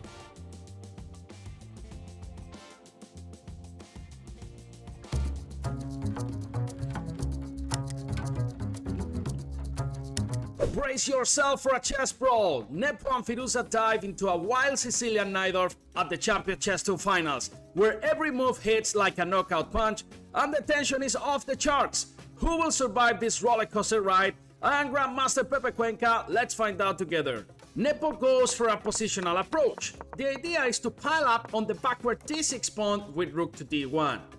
a3 is a must, otherwise that knight on b4 will start tickling white in all the wrong places. Knight d7 is logical, but d6 suffers after knight d5. Black wants to get rid of its miserable bishop, but now the fragile d6 brother falls after knight c7. What on earth is Firouzja doing? That knight on c5 is spicier than a plate of curry. But hold on, d2 is hanging too. After queen to g5, knight f3 is a looming threat, which is why king h1 is a subtle move. But Firouzja is a fearless warrior. He throws h5 on the board, and after rook f1, queen f4 is a perfect bit of prophylaxis. After this slow move, black is already knocking on the king's door like an uninvited guest at a party. c3 is a blunder because allows h3, and now after queen d2 with a double threat, black gets material back. The winning move here was queen to e3, threatening mate on e1, and after a queen trade, black wins after rook c8, thanks to the mate on c1. But wait, Firouzja played queen takes d4 instead, and suddenly white is back in business. We enter a roughly equal endgame, but white has a better structure and control of the d-file. Rook d6 starts making black sweat. Firouzja plays rook to b8, thinking that knight takes a4 wasn't possible due to bishop d7. But after rook b6, white grabs a juicy extra pawn, and Firouzja is left shaking his head. Nepo doesn't even blink. He just marches his pass a pawn down the board like a boss and seals the deal. What a ridiculous action-packed game!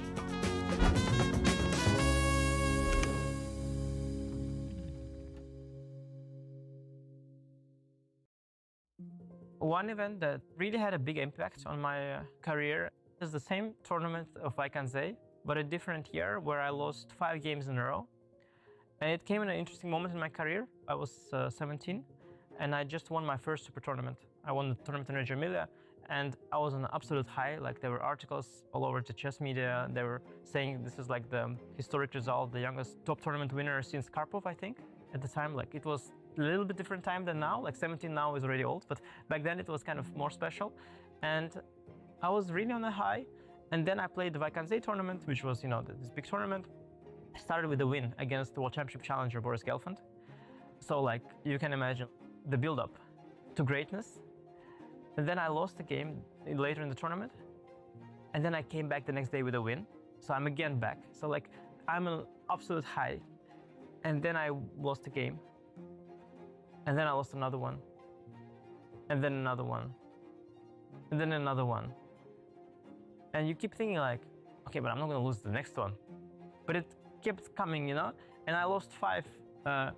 And it might have had an impact on my career, and I've learned a lot from that. Disappointing final week for you, I guess we can say that. For sure, yeah. We can. What went wrong? He actually, well, nothing really went so wrong. I mean, besides that I lost the games. Just that my preparation did not work. And yeah, I think I can learn some lesson. I know some more of my weaknesses. Each game showed a lot of my weaknesses lately, so I guess I will have to improve that and hope for better luck next time. I think in some sense this was like hitting a rock bottom, and I think the good thing about hitting the rock bottom is that whenever later you get a hit, it will never be as painful as that. So you've got the biggest blow already and you know how to deal with that. Because, you know, after I've overcome that, which took a while, of course. I mean, after that, I've had like a dip in my, of course, for a while. But then I came back. You know, when you overcome something like that, then you're much stronger. That's for sure.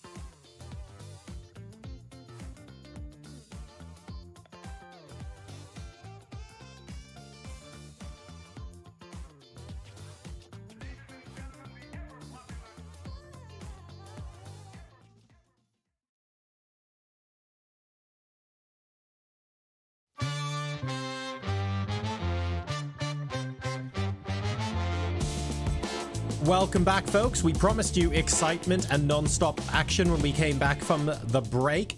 and there's absolutely no shortage of action. That much we can tell you. We were not lying when we said that. I'm actually rather thankful that the eval bar is still somewhat in the middle between Pragg and Gelfand, because I genuinely want to know where chat stands on who they want to win that encounter. We have got the poll results ready. Let's go ahead and take a look at them now. 68% Pragg. Judith, I thought more people would want to see the old guard have a little bit more of a swing. 68% Pragg. That's pretty one-sided. Well, this is not what the position shows with life, I must say. So there is maybe people misunderstood the question. It's not a wish question. It's about what it's going to be. And according to what's going on the chessboard, it does not seem this way. Righty-ho. Well, at the moment, yeah, it looks even maybe slightly in Gelfand's favor, but we are talking small splitting hair differences here. Where we need to be directing our attention very much is Gukesh's game, amongst others. In fact, there are a lot of one-sided eval bars just in the top 10 and a few exciting games outside of it as well, which I'm sure we'll get to in a moment. So David, Judith, take us to where the action, well, where everything is most on fire, shall we say. Yeah, let's go to the world champion. Gukesh looks like he's about to bag his second black victory of the tournament. Draw with white, win with black seems to be his motto in the event so far. And yeah, Judith, he's simply too much material up. It's been a bit of a tough game for Daniel Euwe here. Yes, absolutely. And it seems like it that Gukesh is thinking, though I'm wondering why is he thinking so much to capture the rook? What does he have in mind? That maybe going king f7 can be even better, or rook e7 first and only after that capturing? So he has a few alternatives in what terms he should be grabbing extra material, and he goes rook e7. Yeah, very controlled, very nice. And bishop takes queen now threatened, bishop takes rook threatened. It's all about those bishops again for Gukesh here. And yeah, you can save the save the queen, save the material with a queen trade, but that's not going to save the game, unfortunately, for Euwe. What do you think, Judith? It's going to be resignation in a few moves. He's going to be a piece or rook up. It looks like Gukesh. Well, I think it's still going to be a few moves, but I think it would be under 10 moves. And white should be resigning, unless black is going to blunder some crazy, but I don't think so. I think Gukesh is very focused, and he has to be. Yeah. Also. So clearly winning position here for Gukesh. It's just about cleaning up, doing the job here. I'm expecting just to show a few moves, maybe queen trade, black king moves, rook takes pawn and bishop takes pawn, and yeah, the c pawn will soon promote and win the game. From here, this is the live position. Okay, he's actually given up. Rook bishop on e6. That's not going to change too much, Judith. Well, rook takes e6. Probably he'll be pushing the pawn to h6. But the f6 bishop is so strong that even if it reaches to h7, it's just nothing good will happen to white. No, he needs a miracle. So we're going to assume that Gukesh is going to win this in the very near future. Euwe down to 4 minutes as well on the clock. I'll take us over to Anish Giri because there's fireworks happening there, and it's something we kind of discussed earlier. Similar tactic. Look at the bar drop. Anish, you described it in the break when we were chatting amongst ourselves, Judith, as drowning. It feels like he's being washed away here by a series of tactics. The black pieces riding a wave. Well, it very much seems so. It's but we felt it when we left it there before white played f4. I think at that point where we were analyzing similar lines, what kind of dangers it can be for white with these knight f3 checks. Maybe we can go back for a few moves so to see how all this happened. Yeah, so already after f4, we were discussing many moves. Bishop takes h3 actually just wins, but knight f3 check was a cool idea of yours, relying on the pin and the fact the white queen's tied down to its rook. But that's relevant because after a4, and some improving moves. b3, very slow from Giri. Rook a2, suddenly it was time to change the pace for Svana. d5, f4, and first bishop g4, really cool sacrifice. If takes, you'll probably take either way, but knight takes g4. There's going to be some checkmating ideas. So the first piece was rejected. Queen d2, though, now forced to give up the piece here. Svana happily does so, takes the pawn. Oof. Another pawn drops, he blocks the mate threat, and this is the live position. Svana is especially this Svana brother. The other one's more positional, but Frederick, the younger brother, he's super aggressive, Judith, and I guess he's going to take on e4 next. He's going to get 3 pawns for the piece he's given up, and the attack continues. And what do you think? How is he going to take on e4 after king f1? Bishop or knight? I was hoping you would help me. You would tell me that. Well, I think both are pretty tempting, but I would think of the knight probably. Yeah, I'll just put that on the board. Knight takes e4. I'm attracted to both of them. I was going to say knight takes. Looks good. No, both are really tempting. I don't know. Bishop e3. Can barely find a move. It feels like I'm about to get mated.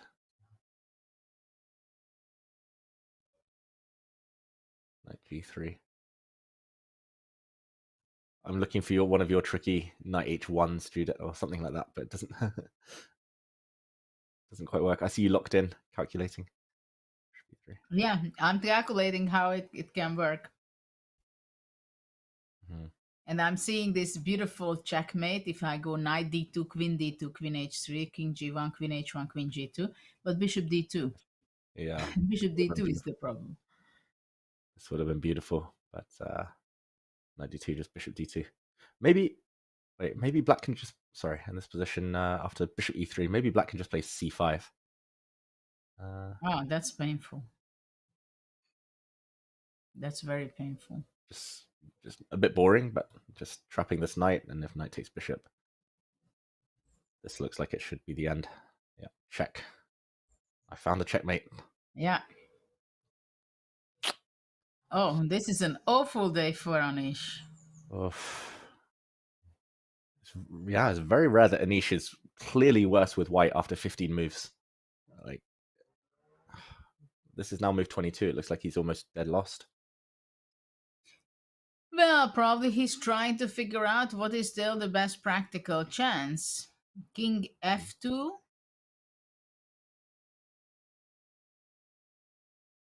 Maybe. But after king f2, I think bishop e4 maybe, or knight e4 takes, bishop e4, queen f3 check is threatening. But now queen g. Maybe it's not so bad, yeah. Yeah, queen g3. Try to get the queens and off. If we go bishop e4 first, then bishop d1 maybe. Maybe still c5. Nice move. Oh, the bar rises. Whoops. Okay, still winning. Still good for black. Because there's a fork. Maybe there's something even better. You know, maybe queen takes d1, knight g4. Is that working? Knight g4. I'm thinking about this takes, and c5, but maybe knight d6. You can go take with the rook. Knight e2. Yeah, knight somewhere. Okay, it's Anish scrambling around. I think maybe the clock will be his best friend here if he kind of confuse Svana slightly. Maybe king f2 is the best practical try. I also think so. Though my question is, after king f2, can I go rook e4? Ooh, king f2, rook e4. Looks very tempting. I'm being told in the meantime that we might see a game about to end. I wonder whether we can rush over there, Judith. We'll come back to Anish in his defensive efforts, but look at this game. Look at this board. It's on fire, and not good news for Fedoseev. And his 2 pawns are still there on d6 and c6. I mean, yeah, he should have removed that one at least earlier. The c6 pawn, he had the chance to take it. He's a rook up with black. So white needs to give checkmate. So how the easiest way of doing so? Queen e5, queen 8, queen g6. You said queen e5, Judith. Well, I'm thinking what to do, because queen g5, also queen g6, right? I just want to commend you there, because your first instinct queen e5 is also apparently, I'm being told by our producer, is the only winning move. The only immediate queen e5? Yeah, everything else is good, but queen e5 is immediately winning. Immediately winning, but we still don't see how. Queen e5, queen g6. +8. We can find it. +8. Maybe just rook e8 and bishop in d7? But rook e8, d7 though, black can take it, no? With the knight. No, and I had another idea, not to take on e8, just go knight f5. Yeah, I was thinking the same. We found it. Yeah. And black is just in total zugzwang, pretty much. Well, if it's my move, I can't complain either. I just go rook e8. Yeah. Knight e7. Yeah, just to show knight c4, like rook e8. Knight e7, D7. check. And Nepo. yeah, or d7, yeah. Mm-hmm. Checkmate or checkmate. Oof. Yeah.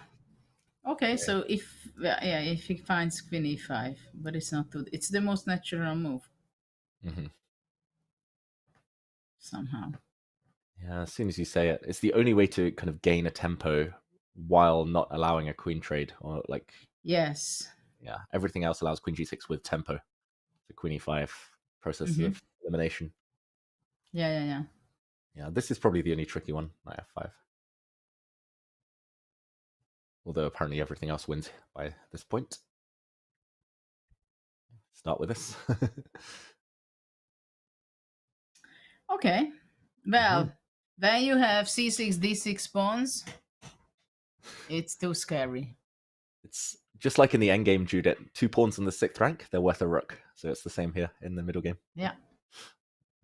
Well, and especially with this kind of bishop on h6, such weaknesses around the king. But we have some very sharp games, like the Giri game, this game. We have some. Yeah. A Dogmush against Kaima getting sharp. Yeah, Gukesh was sharp, but only in one direction. Yeah. And then I'm looking also other games. Anil Dubov. Okay, where would you like to go next, Judith? Do you have a favorite place, or should we zoom out and check out the? You know what I would want to see? Gelfand Praggnanandhaa. Yes. I mean, we see that we have a huge Praggnanandhaa fan club here. And Pragg did make quite a big progress, I believe, by making his plan work with h5, having the queen on h7, prepared to be supporting that h-pawn. And this, I don't know what has happened. Who does it favor that the b white pawn was exchanged to the a black pawn, and the bishop suddenly on a5? Yeah. Boris, earlier, Judith, we were talking about rook c1, like the most mysterious move in the world. Like 2 moves later, he played rook back to b1, where it came from. Okay. So I don't think we were kind of missing too much. I know we were quite befuddled there, but yeah, interesting. Maybe queen b1 in this position, the first move that comes to mind, hitting the pawn. Okay, so rook a7. Yeah, and we'll see like rook b2, rook Rook g7. g7. Fascinating symmetry. It's like black is going for the lateral defense, white is going for the vertical.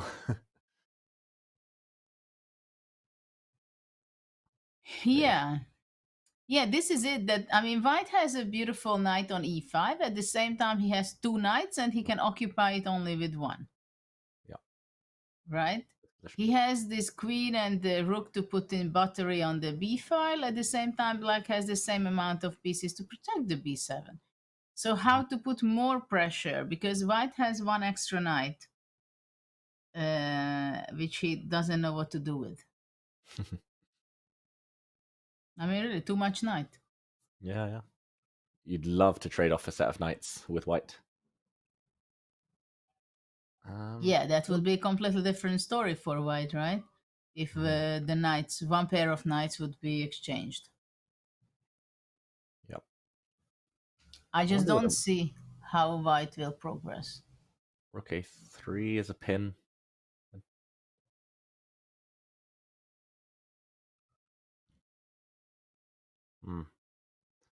Okay, let's try. I'll try queen b1.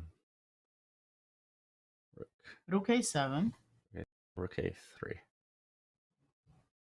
Any threat or just a psychological pressure on me? Psychological pressure. That's how I roll. Nothing else. Nothing else you have. Bluff against central. me. H4. I don't know. I'm careful on that side, you know, because I'm not sure it will benefit me if we open up. But okay, let's go h4. Nice try. I've got two very slow plans in mind. One is rook a4, rook b2, rook b3, rook a3. The other one is knight b2, knight c4. Wow. Wow, knight b2, knight c4. Yeah, I don't think it works though. You'll be able to defend.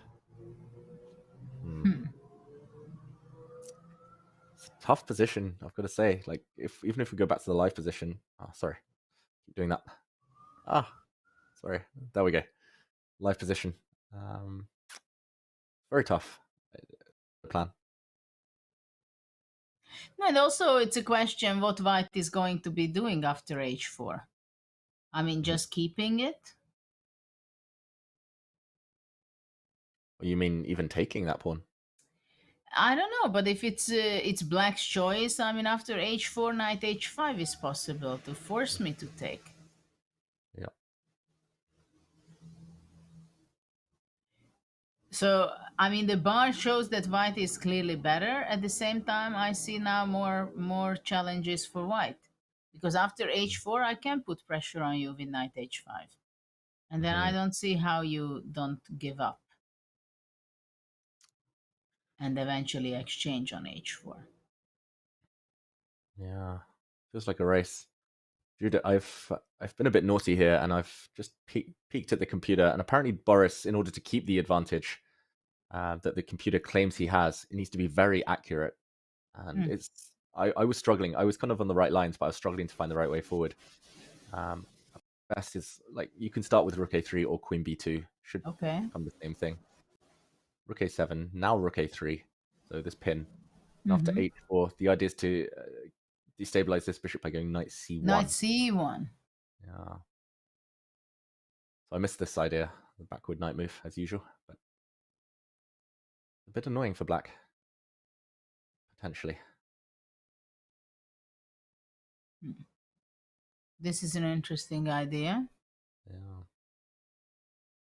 It's not over. It's black is fine. Black at some point might have to play queen c7 to defend, though. And that feels like the wrong direction. So this might be an important one for Boris.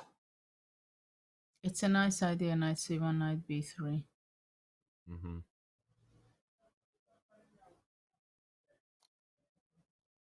And yeah, I've turned off the computer now because it was embarrassing me with some variations like knight h5. Apparently the best is bishop f1. Oh. Just to get the rook h2. And now to go knight b3. And okay, I guess not knight b3 here, but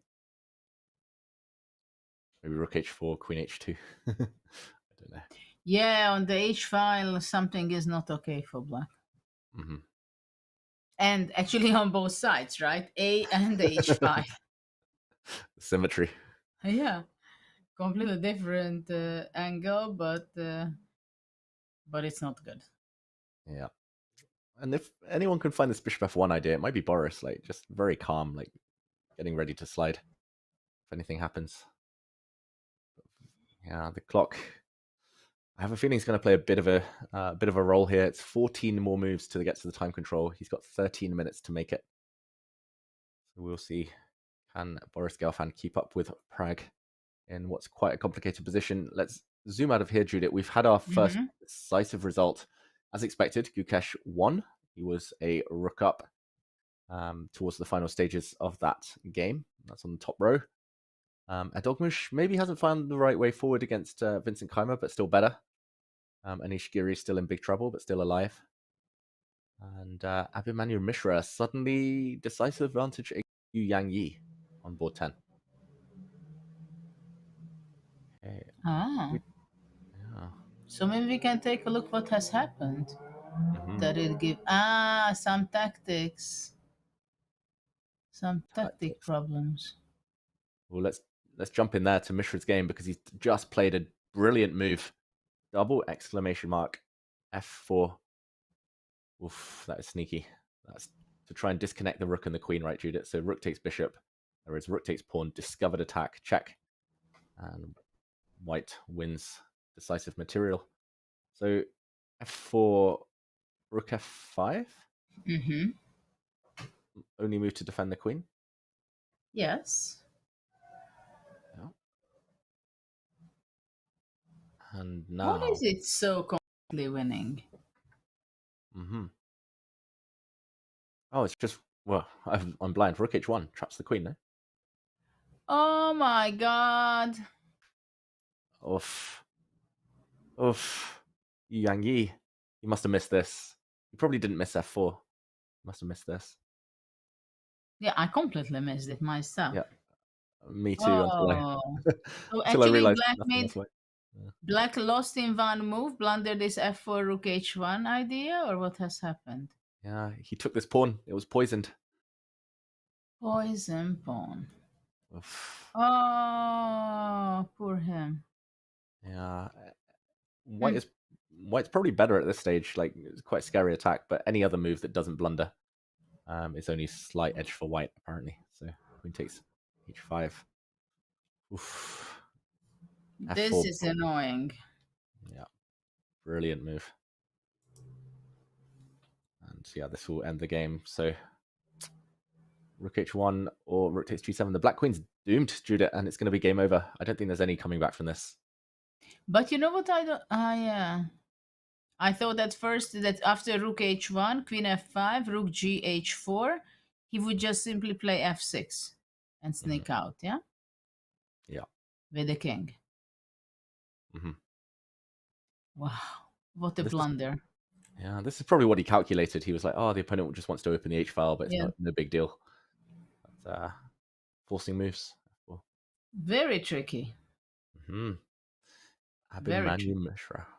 59 games unbeaten after this game, assuming he wins. I saw a featured chat as well, rooting for the underdog, saying they wanted a 2600 Grandmaster to win, not one of the elite. Could be big breakthrough for the teenager here. Yeah. We have an interesting game on board 1. You know? It's starting to be very imbalanced. Look at that. The E4 pawn disappeared. Black has the bishop pair. Yeah. Maybe easier to push black's pawns as well. The white pawns, like, you can push one, but I don't see how you push all of them. The white knight on b7 is like kind of trapped. Can't really win it, probably. Maybe knight d8 is an idea. But... Yeah, but it's there going to d8. Yeah. But Firouzja is under 6 minutes, and usually he's not a time travel player when things are going on his way. He's a bit of a hustler. Well, if he's in a bad position, he'll get low on time and kind of look to trick his way out and hope the opponent gets a bit nervous. But yeah, when you're slightly worse and in time trouble as well, that's not ideal. Well, probably. Actually, why did he play king c2? I thought knight c7 could be an option. Yeah, maybe he just didn't want to allow the bishop into b3. If yeah, tie up 999 says that I spotted the weird knight move. I'm learning from you, Judith. It's always always when we commentate together. I actually thought it was just trapped. I missed knight d8 until I had to see it. So otherwise, rook b8 just wins. Our audience following us.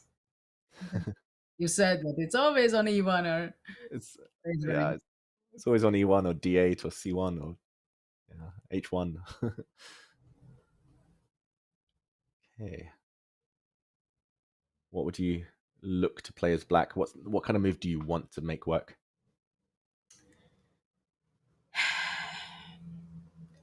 There are a lot of options. And actually, I think it's also very easy to go on the wrong path with black. Because white gets to play 1-2 moves, which are powerful. Like knight c7, I'm threatening to take your pawn on a6. I think king c2 was played also because of that the bishop on b3 cannot make it unpleasant. So it's a very, very, very difficult position to play it with both colors. You have to be very much alert. So the question is, what would I be playing? This, and I'm avoiding the answer. Sorry, I thought I'd force you to answer before I had to. I don't know, rook b8, knight d8, right? Bishop f5. Yeah. Somehow I have this feeling that I want to go bishop f5 because it's king on c2. I want to push that away. So are you going to go king b3? Yeah, king b3, let's go.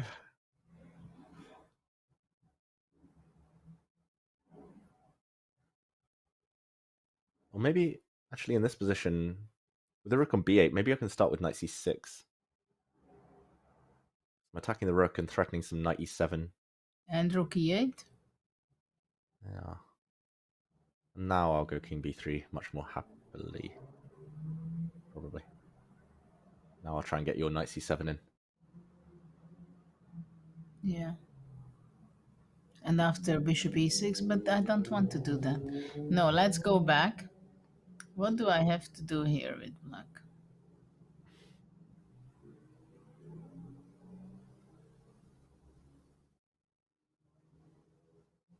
Maybe start with bishop f5. King b3. Yeah, and now rook b8 without allowing the knight c6. Now knight d8. I kind of want to do something with knight c5 maybe. Or... Yeah, but knight c5, king c4. Forward. Knight d7. Knight b7. But bishop c... d7. Knight d7. Ah, knight d7. Oh, that's... Though knight a4 maybe was an option. Yeah. Knight a4. But after knight a4, king b3, you have to go back. How about this, Judith? Bishop c2. Bishop c2. Aha. That's nasty. That's very good for black. Yeah, threatening. Bishop b3 check. So maybe he has to be quite accurate. He's actually played the move g5, which computer approves of. Unexpected. Yeah. No? Yeah. Would that come to your mind? No, it didn't come to my mind at all. Good move, apparently. What's the idea? Knight c7? This is what I'm wondering. Okay, g5, I understand. It's a move. But what is the point? Is it a Zugzwang for white or what? Yeah.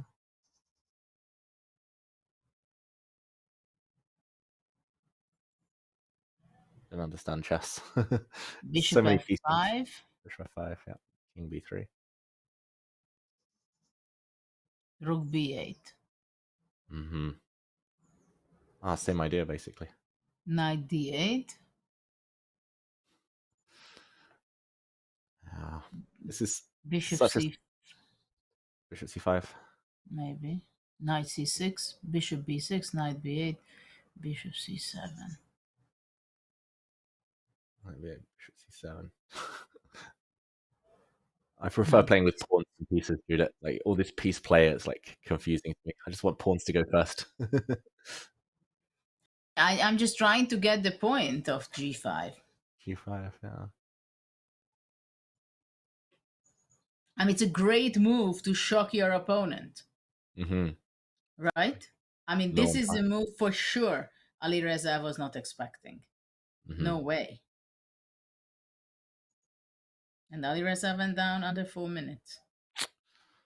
Oof. I can't really see how this is going to be a kind of fizzle out towards a draw either. It feels like someone's pawn majority is going to push, or someone will blunder something, one of these knight forks. Crazy endgame. So now it seems knight c7. What was it on knight c7? Knight c7? Bishop f5, right? F5. I think, yeah, Judith, this game is still crazy, and maybe we'll come back just to follow the time trouble phase, but I want to take us to a result, actually, because I'm shocked. Anish Giri has escaped with a draw. Wow. And you're kidding. Yeah, I'll just show the closing stages. We left it here with a check. Anish eventually played king to f1. Knight takes e4. We looked at this, I believe. Now rook to e3. And his opponent just bailed out. Knight g3. And repeated. Oh. Repeated the position with a draw. But he could have played bishop d1, for example. Bishop d1, yeah. Bishop d1, maybe white takes this. And rook g2. And yeah, and rook slides. Oh, whoops, over to g2. Knight g3 apparently was good, but king f2, this is apparently where black made the mistake. We see the question mark appear by black repeating. I wonder whether it's one of these weird knight moves, knight h1. I think knight h1 is good. Yeah, knight h1. Okay, bar doesn't move, king moves. Maybe. Rook e3 and rook e8, is it possible, or bishop f5? No. Bishop f5, there's always knight g3, Knight luckily. g3. Yeah. Wow. Anish Giri with a get out of jail free card. Knight h1 would have been, after all that talk of the weird knight moves, that would have been very, very strong. Can you imagine how surprised Giri was? Then it was a repetition.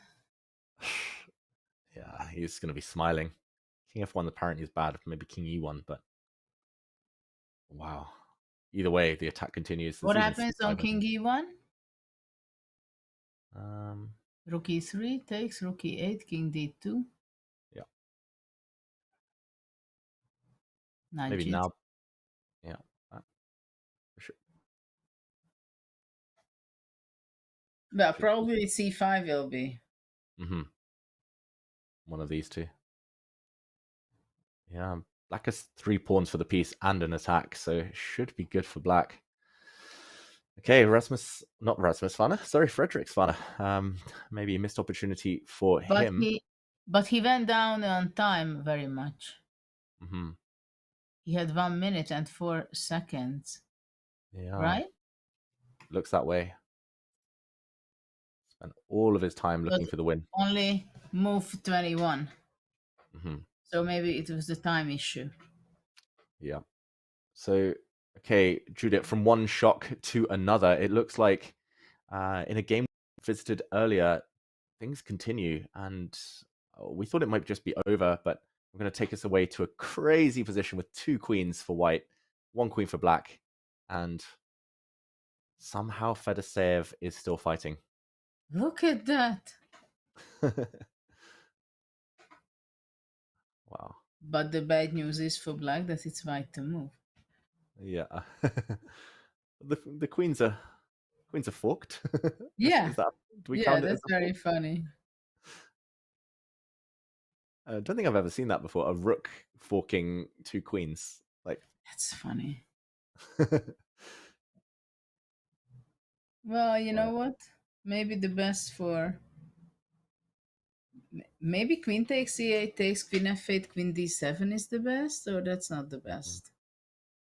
So to give up one of the queens and Yeah. to equal material.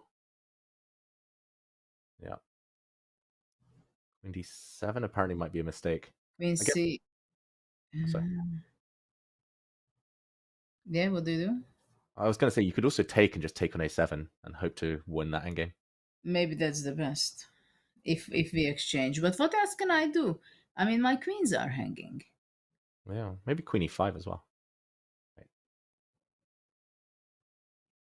Although, again, the bar doesn't like that one. Yeah, let's see what can happen. Also, Judith, just to show, like, we actually reached the position. So queen e5 happened earlier. We said only winning move, +8 for white. Queen g6. Not knight f5. Knight f5 is such a killer. But again, knight f5, I think, is probably just winning. But knight c6, knight d5, take. And in this position, he blundered Hovhannisyan by playing the move d7. How can he have won instead? Wait.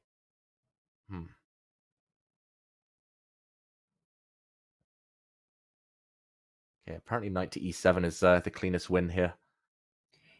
And 97.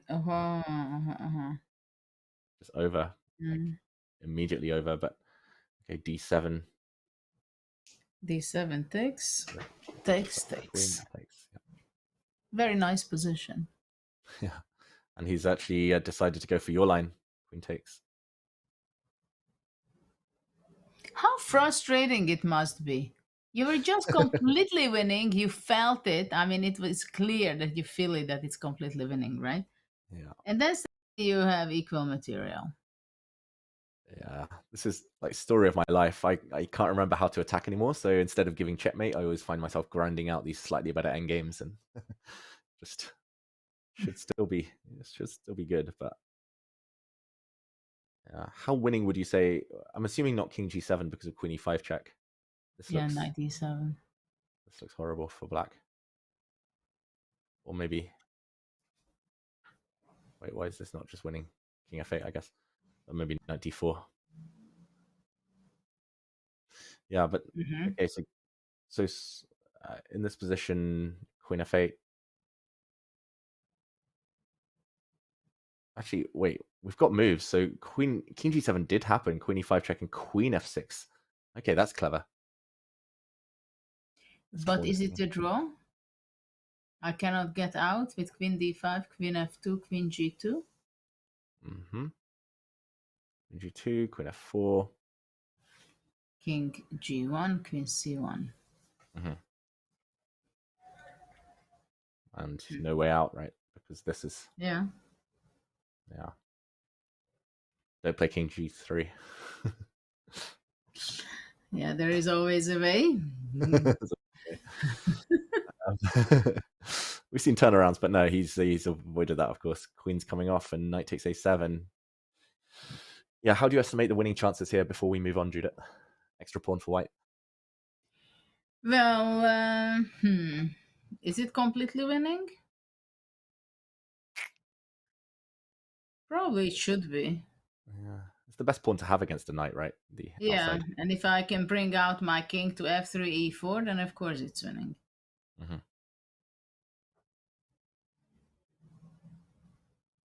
Okay, so we saw a tactical skirmish in this game. Let's go out to the bird's eye view again to decide where we spend the next chunk of our time, just as the players' clocks tick down. Okay, Kaima's still alive. Like, Dogmush has not found a way to land a decisive attack yet. Firouzja's game against Maghsoodloo is still crazy. All of the knight jumps. Mishra has already queen up. Yeah, Mishra will win on the bottom right board there. Abdusattorov still slightly better, but nothing too significant yet. Arjun maybe slightly better as well. Let's check. Nihal is having a very good endgame again. Aha, Nihal Sarin. Nihal Sarin against Kuzubov. Okay, let's jump to that game. It's and Kuzubov has a huge time trouble. Mm-hmm. It's a very strong pawn. Pretty easy plan as well. Yeah, but I'm not sure it's so easy. How you win? King b4? Rook a5? Ah. That's Let's annoying. say I don't give everything on a play. Yeah, I hate it when the opponent finds good defensive. Yeah, opponents are very unfriendly to you. They Okay, I've don't got want to cooperate, yeah? Yeah. At least your rook on a5 is paralyzed. You're right, black will stop the white king True. coming in. So rook a5, and what if white tries to trade rooks there? So let's say rook a5, like rook d3. And just rook e3, yeah? Interesting. Get rid of the best piece. Yeah, if that could happen, then... For example. Mhm. Yeah, and soon the d pawn might start moving. Or the white rook will just get in and behind. Well, I think, yeah, you just want to exchange rook e3, rook e6. Mm-hmm. Yeah. Nihal. Okay, did rook okay, rook a5 did happen, so looking to find a move. Looks like he's banging for Nihal Sarin. He'll be crossing 2700 on the live rating list if he wins this game. Yeah, but sometimes he has this incredible form. Mm-hmm. Yeah, I've never met such an addict though, Judith, to bullet chess on their phone. Really? I've never like hung out with Nihal without him playing bullet. Like we've been on the same team.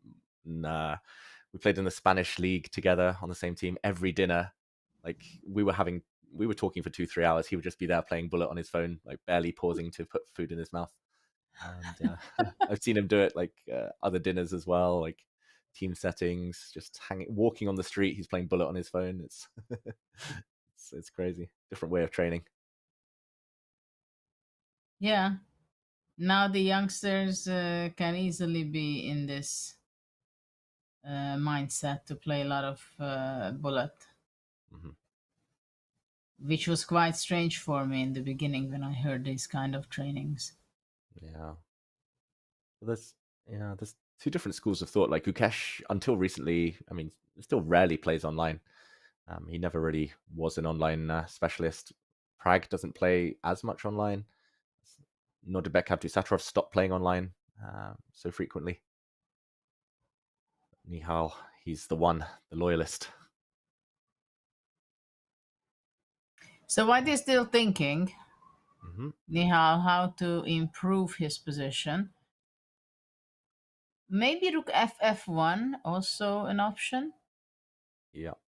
Come in. Because after rook e3, anyway, rook e1, rook g3, d6. Mm-hmm. So maybe it makes sense for him to keep the control on the first rank. Mm-hmm. Yeah, this looks good too. Either way, Nihal Sarin probably will win this game by trading off the opponent's most active piece. Judah, I want to bring us over to some other endgames now that we really are in the thick of time trouble. Firstly, Levon Aronian, 2 extra pawns. Should be winning. Yeah. King f4 next. Yeah. Well, okay, there is this d pass pawn, but it seems like, I mean, white has 2 pawns up, right? Mm-hmm. Yeah. So what can black do on king f4? Yeah. If the rooks were to disappear, but white wins the d3 pawn, that is winning, right? No chance that Levon will not win that. Yeah. Like the black king needs to go to a8. You need to win one of the g pawns, and then it's a draw. Maybe the black bishop covers. I think in practical game against Levon, let's say you have 2 pawns down in such a position, I don't think you have any chance. Yeah. He's too good, too accurate. Well, and also it's so difficult. I mean, objectively he's winning. And then how can you go wrong? I mean, you can make endless number of moves.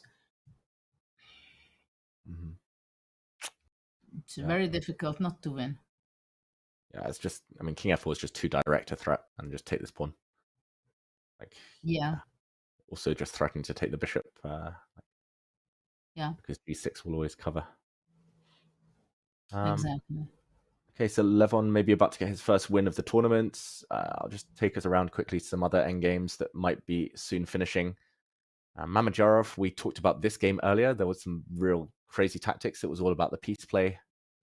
Amin didn't have much time, ended up blundering, and 2 bishops should beat the rook here, Judith. Yeah. Absolutely. That kind of F1 bishop, how powerful they are, no? Just defending the B5 quietly. Yeah. He will win this. Mamedyarov, another interesting, okay, maybe less interesting position, but interesting encounter at least. Rasmus Fana, so the brother of Frederick, who we saw earlier, playing against Hans Niemann. How big do you estimate Hans Niemann's advantage here, Judith? Very unpleasant for Black. Very unpleasant. Very difficult. Oh, sorry. Well, Black will have to play, I think, rook d7 against knight d6 kind of entries. Yep. And okay, Black can also try to look for counter chances with d4. Yeah, I wonder whether d4 is a threat. Like, if you force through d4, you might end up losing a pawn. Yeah. Oh, this is, yeah. Okay, we won't delve too deeply. A lot of trouble ahead, though, for Rasmus Fana. Hans Niemann trying to grind it out. And, okay, I think maybe we go back to the top boards now, where the clocks are really low. We'll go to the bird's eye view just to decide where to focus. Well, the Firouzja game, of course, it always keeps me busy, but there are some great actions happening in Gelfand's game also. Look at that, h4 happened, queen h4, knight h5 now. Okay. Gelfand needs to decide what to do, to trade or not to trade. Judith, that is the question. What to do with these knights. Yeah, that is the question.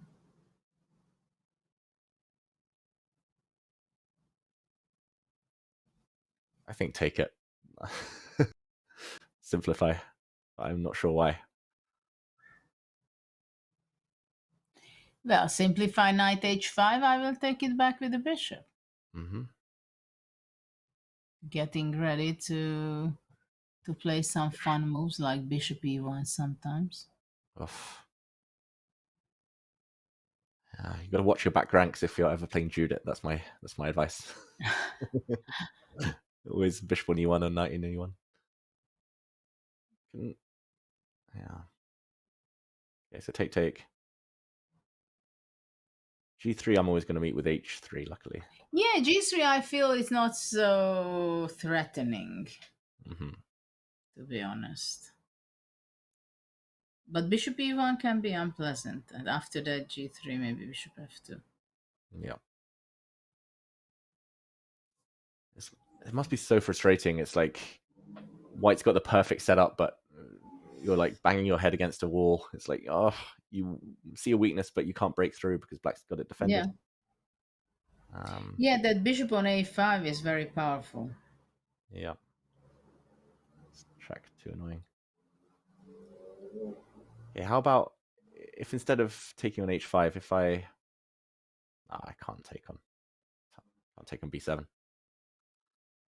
What else? Knight f1. Okay, interesting. So now he is threatening to take on b7. Maybe. Bishop e1. Maybe. I was thinking also about that, but after bishop e1, rook e2, you go back to a5.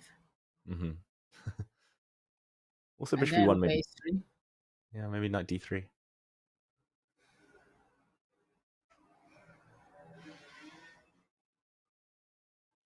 Okay, yeah, this game's going to continue, but very fun, I must say. I'll just very quickly peek over before we go back to our top board clash. It looks like Nodebek Abdusattorov has a big positional advantage due to nice harmony, centralization, and big targets on the queen side. Yeah, huge advantage, it seems. Mm-hmm. Might even just play bishop c3 and win this pawn as well. Sometimes. Yeah, that can be unpleasant. Well, it seems like very unpleasant for Puranik. Okay, so Abdusattorov, big advantage, but yeah, we have to go back to the top board because this one is such a weird piece configuration for white. It's like full invasion of enemy lines there, but black has a strong pass pawn, and Firouzja down to 1 minute to make 9 more moves. 1 minute Knight 50. d5. Protecting.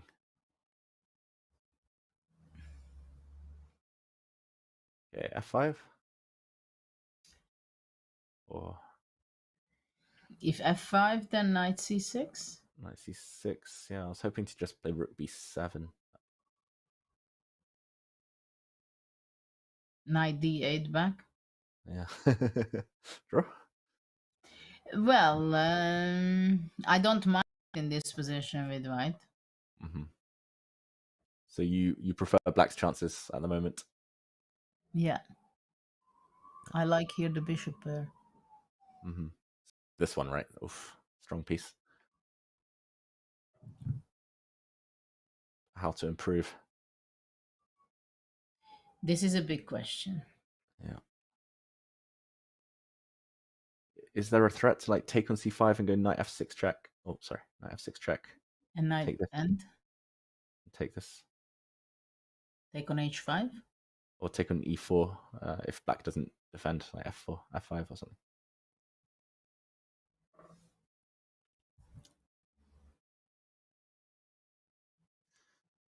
Computer gives pretty big advantage for black. Well, it seems so that black has a big advantage. Bishop on b3, I mean, it stands so amazing. But I know that it's not simple to convert it because there are so many tricks with knight c6, knight f6, knight e7, all kind of things. Yeah. Knight fork, like the blunder likelihood is high. Yeah, I don't know what is better to... Well, it's very difficult to play it with white, for sure. Mm-hmm. Yeah, I mean, f5 is the first move that comes to my mind, but yeah, I'm a bit scared of this one. You could also play rook c8 just to guard. He's played f5. Also good, apparently. He makes these interesting pawn moves. I mean, g5 was a very special move, I think. Mm-hmm. Yeah, Maghsoodloo's style has been very interesting. Like when he first came onto the scene, he was super defensive. He would just like super provocative. He just kind of waits, and then kind of waits for you to overpress and goes for you. In kind of later times, he's been much more mainline. His openings have got so much better. He's much more direct, much more kind of ambitious. So what if I go knight c6, rook b7, Mm-hmm. and knight d5 to b4, then e3. Ooh, g4. Whoa. This is kind of panic, don't you think so? Yeah. Can't I just take and f4? Yeah, he wants to win the e4 pawn. So just so take f4. He wants to take. Yeah. Knight f6 check first, because after okay. Not sure which way. Yeah, but rook d8, knight f6 anyway. Yeah. Yeah, king g7. Knight to c4. Mm-hmm. Even this is a bit crazy. This is the idea, at least. So g4. I wondered whether like taking and going h4 as well in some lines is a nice pawn to have. I was even thinking to not to take at all on g4 and just play f4.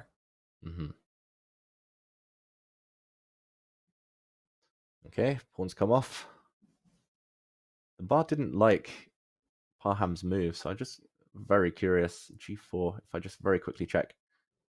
Wow, apparently E3 was the best, which is never going to happen. And now F4. Wow. Followed by quick knight E4, F3, F2. Wow. Okay, so Very difficult move. Yeah, cannot blame Parham for missing that in time pressure. And yeah, F4 is the most natural. Maybe you can still play this E3 stuff, but nobody gives up a pass pawn like that for free. No. So actually, how does it go? E3, knight E3, knight E4, and rook D3. Let's put it on the board. Knight E4, rook D3, F4. Pre-move F3. You just play F3, whatever. Yeah, I like F3 because there's a fork, right? And on knight D4, you go bishop C4. Or F2. Simply F2, yeah. F2 and knight D2. Yeah. Knight D2 check. I mean, okay, this is helping hand from the computer E3, but could potentially be very strong. Maghsoodloo, 30 seconds left. It's only moved 33. Judith Alireza shines though when his opponents are low on the clock. Yeah. Will Parham play E3? And F4 is on the board. Yeah, F4. Much more natural, right? Much more human. Yeah. No, E3 is somehow very strange and unexpected. Yeah, I'm having like flashbacks to a time scramble I had against Alireza in the penultimate round in 2021, where it was just crazy. We both had like 30 seconds for 20 moves, and he tricked me. It happens with him. I know, he's so good in these time pressure situations. Yeah. Happened yesterday against Rodstein. He kind of out-tricked Rodstein from a equalish position, slightly worse position even. 5 moves later, he was better, and they both had no time on the clock. Yeah. Well, this looks extremely scary though for white.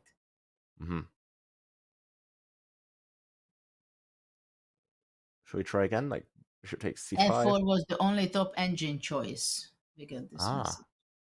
Okay. So maybe there's a difference. C5. Yeah, bishop takes.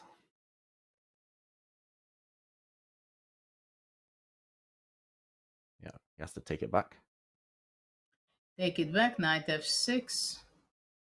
King G7, knight E4, bishop E3. Yeah. So just to show Judith's line, it might happen in a second. Check. Take, bishop E3. White will give a check with a rook, I guess. This pawn's falling, actually. Yeah, and stopping black from playing F3. Like king F8. But making F8. Yeah. King E8 is coming there. This is crazy. Such a weird position. Okay, we're headed in this direction. I'll stick with the live game for now. Knight F6 check. Well, there is not much choice where to go. King H8. King G7 on the board. Okay, so knight E4.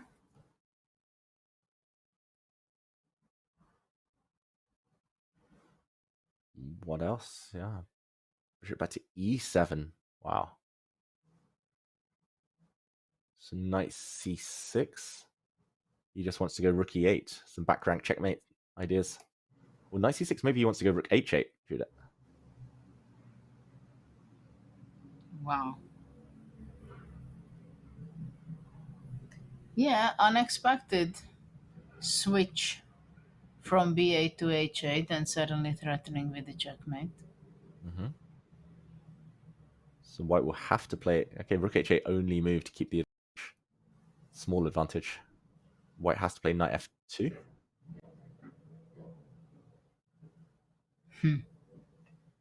Wow. All bets are off. We're reaching move 37 here. White's going to play knight f2 to stop the checkmate on h1. Only move. That's very simple. Judith, very, very quickly, I'm going to take us over to board number 5 because we could be about to see a huge upset. Oh, just as I say that, we jump in and White's made a double question mark move. A Dogmush was the exchange up against Vincent Keimer. Apparently he should be winning this game, but still not easy. What do you make of this? But maybe black could go knight f4 on king h2. Yeah. He played check? He played check. Oh, without thinking. Yeah, I think he wants to give perpetual. He's hoping that the king just came from g1. They're repeating the position, actually. Yeah, but the thing is, white could go to f1. Yeah. But f1 is also... So king g2, right? Queen g5, king f1. Knight f4? Rook e8. Ah, it's not checkmate. No, of course. Yeah, so the difference is in this position, if black continues repeating moves, king f1 is the winner. Because rook e8 check, and black doesn't have time to take. White will take back, and here there's no checkmate for black. Yeah, and the white king, maybe you can even go back, but runs forward, and will run. Wow, this is crazy. Dogmush needs to find king f1. Judith, it's move 39 in a second. If he plays king h2, it's going to be a draw by repetition, most likely. I would be surprised, but anything can happen. Got 45 seconds. What do you think? King f1, will he win this game? He should go king f1. Mm-hmm. It's not good if he repeats moves. Yeah, it's not such difficult calculation, it feels like, either. And it's not risky. That's the main point, I think. Mm-hmm. That if you don't take risk, then you should go for it for sure. Oh, king f1, he finds the best move. Vincent Keimer in trouble. Queen takes d6 is happening. Rook e8 check is maybe the biggest threat. Yeah.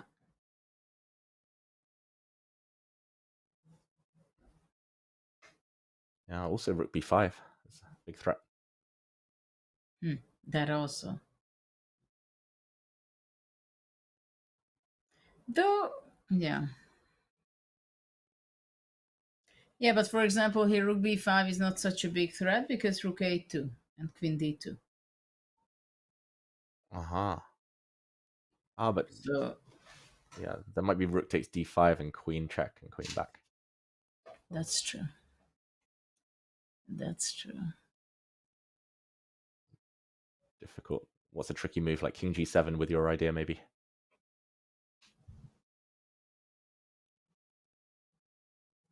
But king g7, maybe just queen takes d6 and threatening. Or maybe just rook f7 also. Ah, yes, of course. Yeah. Oh, Vincent Keimer plays queen f5. This is move 39. One more move and only move territory to keep the advantage. Rook e8 check. That's very findable, Judith. Queen a, it takes, king g7. Mm-hmm. What do you do? Good question. King f. Ooh. Ooh, rook takes f7, the last move of the time control.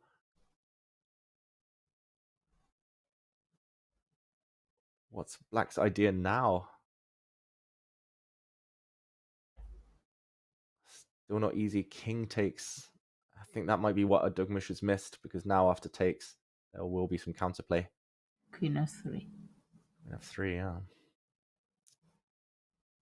Okay, this is about to reach move 40. Just for everyone at home, rook takes f7 was not right. Rook e8 check, take, king g7, and I'm wondering if you have time to go rook b8 and go for checkmate in this position.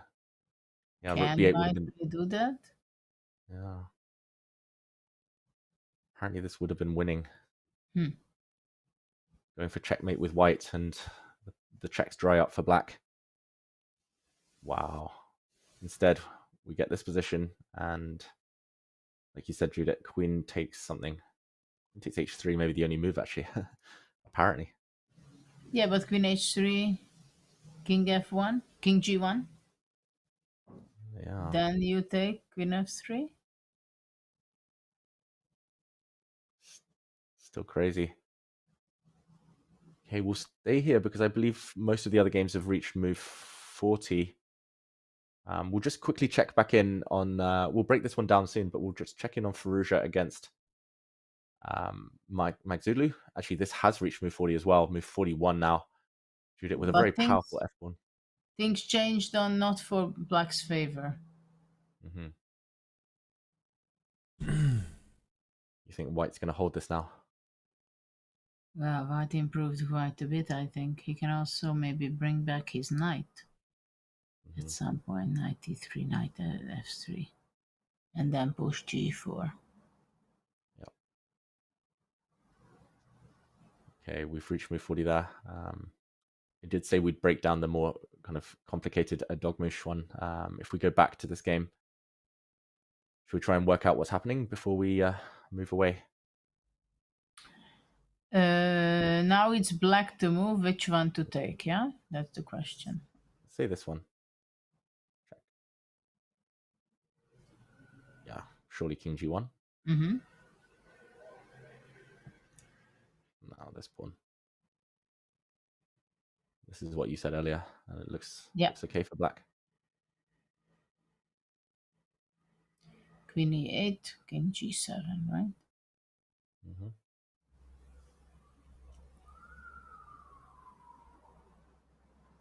Yeah, white can't really king h6. Allow the king to hide because it takes this pawn, knight f4. Oh wait, not knight f4 because of check actually. No, but I think you can start playing queen g4. I mean, if queen g3 you take on d4, yeah. And black should be holding this endgame. Judith, crazy battle, but Vincent Keimer probably relieved, right? Well, he's fighting until the very end. We can't say that he's not fighting for his life. The fighting spirit is there. Yeah, fighting spirit is there on all the boards, and we've reached the time control now on move 40 everywhere. So that gives me an opportunity to invite John back to give his thoughts on what we've just seen in the time scrambles. I really love seeing the positions change as we get towards move 40. It really exposes what each player's risk appetite is on any particular day. You get some tournaments where 90% of the blunders happen on move 39 or move 40, right? And then you reach a time scramble, the players sit and they go, oh, that didn't work out the way I thought it would. Or vice versa, when there's a winning move that just shows up on the board.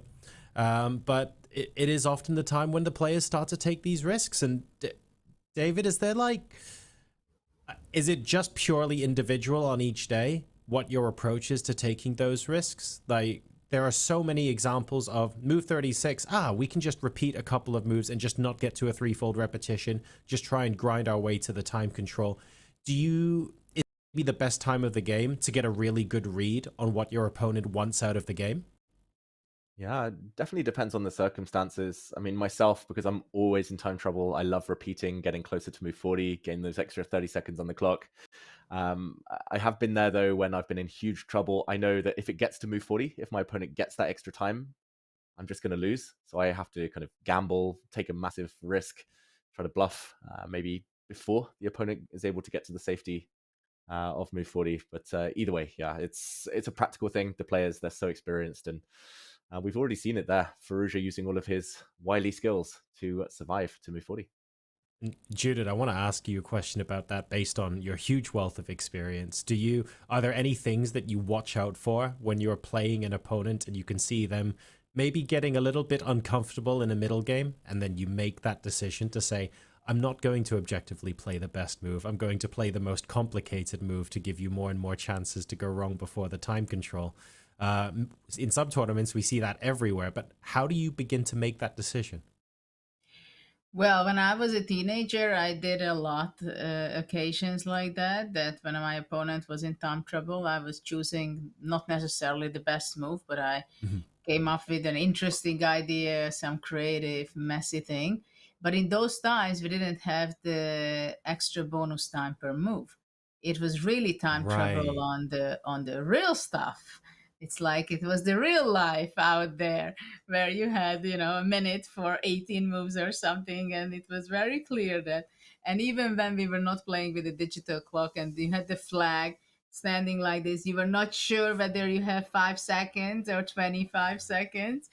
So that was the real competitive time for me. Later on, it became this bonus time of seconds. Then it became very different because it means that you can't bluff like that. It's true, right? I mean, kids these days, they just know how much time they have left with the digital clocks. They don't understand what flag fall really means. But we're seeing a lot of pressure applied across the playing hall at the moment. And now that the time control has been reached, things are maybe going to settle down. The question is, do you think they're going to settle down? I'm going to ask chat the same question I asked yesterday. We've already had one decisive result in the top 10 because Gukesh has won his game. How many of the remaining games will end decisively? So your options are 1, 2, 3, 4, or 5 plus. Where do we think we're going to see 1-0s or 0-1s instead of a peaceful draw? We're now going to go to a quick break as we've reached time control. When we come back, more action from the FIDE Grand Swiss. See you in a sec.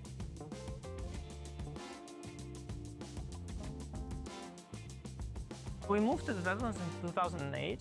I was still 14 at the time. So we came here and I was already a pretty good chess player, like a master, international master, maybe a FIDE master. I was a Russian champion under 12, in fact, but I was one of many Russian talents, one of the many other little prodigies, and nobody really noticed that I changed federation or that nobody really noticed my existence very much. I was just doing my little thing, playing my little game, and I got great coaching here, and it helped a lot. It's something you really need as a kid who is developing. So Anish, yeah, congratulations, amazing. 3 norms in less than a year, right? Yeah. And what's your ambition? What do you want to be? What do you want to get? No, of course I want to become one of the strongest players. And is there also a certain player, maybe from nowadays or maybe from the past, which you have been studying a lot? Some kind of favorite player, perhaps? Yes. Okay. I like the games of Kasparov, and now from players who's playing, I think the Anand is the strongest and best player. In 2010, I got an opportunity to work with Vishy Anand.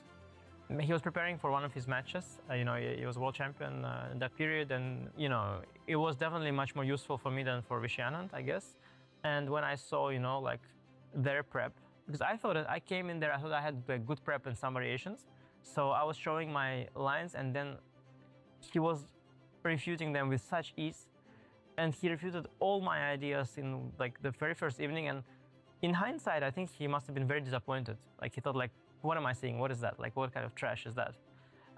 Because I thought like these are great ideas, and yeah. And then I realized like I'm levels behind, and I think it's very important to see like the very top, and then like what level you have to work towards. Yeah, that really made an impact on me for sure.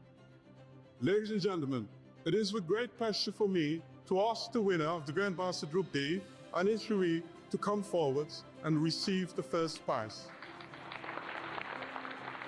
What is your first impression, your first reaction? Of course, I'm very happy that I won tournament, and I'm happy that I can play next year in any group. It's of course a great challenge for me. It's maybe first top tournament, of course, for me. And now, how are you going to celebrate?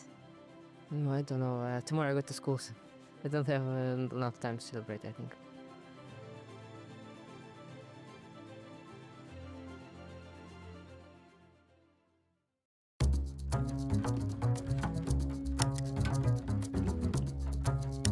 Brace yourself for a chess brawl. Nepo and Firouzja dive into a wild Sicilian Najdorf at the Champion Chess 2 finals, where every move hits like a knockout punch and the tension is off the charts. Who will survive this rollercoaster ride? I am Grandmaster Pepe Cuenca, let's find out together. Nepo goes for a positional approach. The idea is to pile up on the backward d6 pawn with rook to d1. a3 is a must, otherwise that knight on b4 will start tickling white in all the wrong places.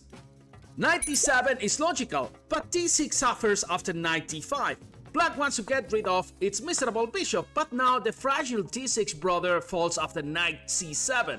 What on earth is Firouzja doing? That knight on c5 is spicier than a plate of curry. But hold on, d2 is hanging too. After queen to g5, knight f3 is a looming threat, which is why king h1 is a subtle move. But Firouzja is a fearless warrior. He throws h5 on the board, and after rook f1, queen f4 is a perfect bit of prophylaxis. After this slow move, black is already knocking on the king's door like an uninvited guest at a party. c3 is a blunder because allows h3, and now after queen d2 with a double threat, black gets material back. The winning move here was queen to e3, threatening mate on e1, and after a queen trade, black wins after rook c8, thanks to the mate on c1. But wait, Firouzja played queen takes d4 instead, and suddenly white is back in business. We enter a roughly equal endgame, but white has a better structure and control of the d-file. Rook d6 starts making black sweat. Firouzja plays rook to b8, thinking that knight takes a4 wasn't possible due to bishop d7. But after rook b6, white grabs a juicy extra pawn and Firouzja is left shaking his head. Nepo doesn't even blink, he just marches his pass a pawn down the board like a boss and seals the deal. What a ridiculous action-packed game!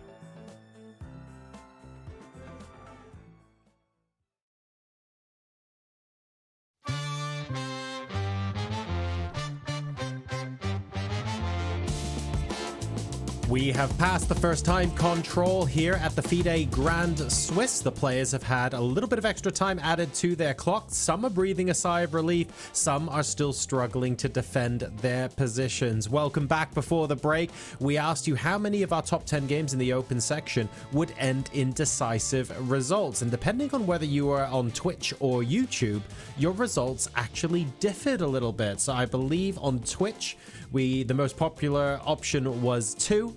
On YouTube, we said 3, so a little bit more bloodthirsty on YouTube, looking for those decisive results, and I like the sound of that. I'm very much on Team YouTube on this one, but we'll see how those games pan out. Judith, David, we are now past the time control, but by no means is it time to relax. It feels like an awful lot of slightly one-sided middle games are still ongoing, and we're looking for ways to save them. The good news is there have been plenty of instances where they are trying to save them successfully. I think there is going to be 4 more decisive games on the out of. We're going more bloodthirsty. Yeah, what do you think, David? 4 sounds like a lot, but I wouldn't complain if that happens. I think at least 2 or 3 more. John? I always want the most bloodthirsty result possible. I was actually gunning for 5, and I was slightly surprised that fewer people didn't necessarily see that. I think yesterday we saw 50% decisive results on some of our pairing screens. I would love to see the same thing today. Let's go ahead and take a look at what those results look like so far, by the way. Let's start with the women's section and where things are at. Oh, wow. Okay. We have a full board of completed, and that is, I mean, that's pretty bloodthirsty. I'm liking this. What do you think, Judith? I'm surprised that they finished the first time boards already. And Vaishali won, so she has 3 out of 3. That's quite convincing. Draw on board 2. And Katerina Lucknow is starting to scroll up on the cross table, it seems. Yep. Very much so. 6 out of 10 decisive results in the top 10. And that, of course, means that Vaishali is going to be the sole leader in the women's section going into round 4. So that's a pretty cool position to be in partway through the tournament. It is a long way to go, but always nice to be there. In the open, we've had 4 games finished so far. David, just the 1 decisive result so far for Black, though, and Gukesh once again winning with the black pieces. A very, very promising tournament for him. Yeah, very good news for Indian fans this round. Vaishali, who we should mention was very successful in the last Grand Swiss as well, out in the lead, and Gukesh here as well, getting that quick win. And Judith predicting more decisive results. That's because Abhimanyu Mishra at the bottom there, board 10, looks likely to win anytime now. Abdusattorov with a big advantage in his game. It looks like the Gelfand Pragg game could go either direction, but board 1 as well, very, very tricky. Still plenty to play for on those remaining games there. And there's a lot to talk about on the next screen as well. We did see Levon Aronian win his game, and Mamed Jarov also converting with the white pieces. 3 draws with 5 games still to go, down to board 20 in the open section. Judith, are there anything you're looking at in particular outside of the top 10? Well, I see that Levon won his game, so he started to score, yeah. I'm still curious very much how Hans is doing in his game. He had a very nice position before, so I'm looking forward to go back there. Well, we might be able to hop around a few of those now. We can maybe take things a little bit more relaxed, at least for this segment of the show, because the players have got extra time added after the time control.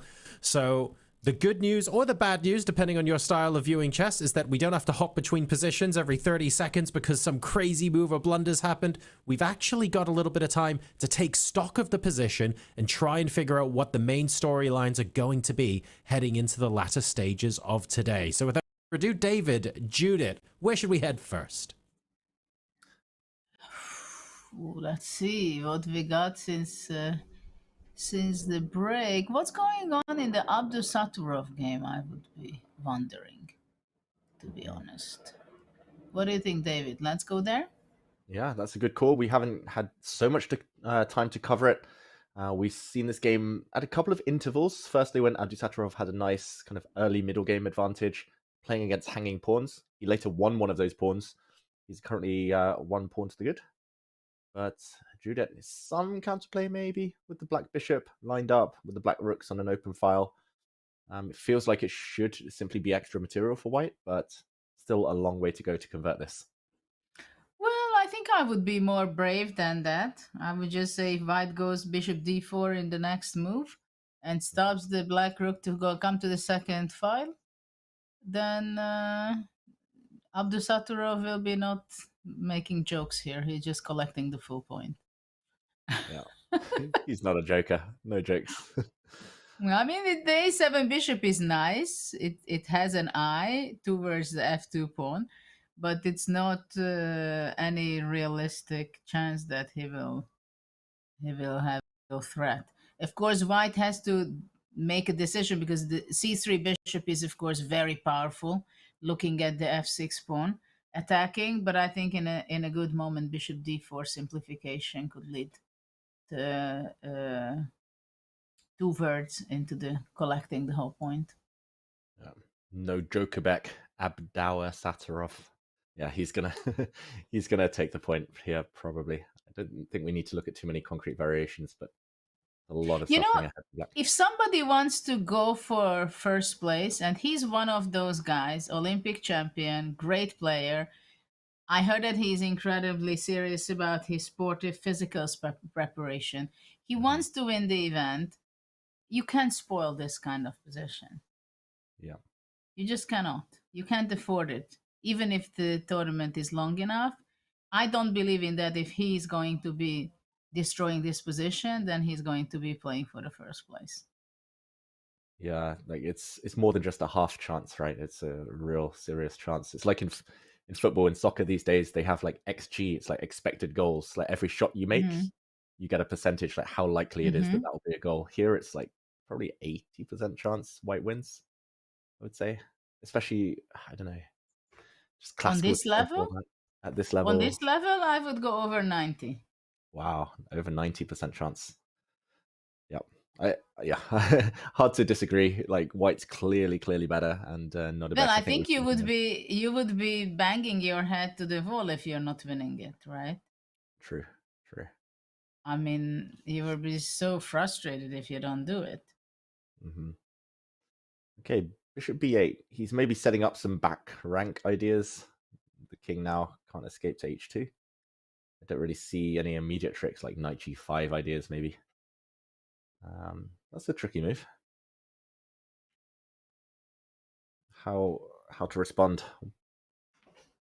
Well, it's a good practical question.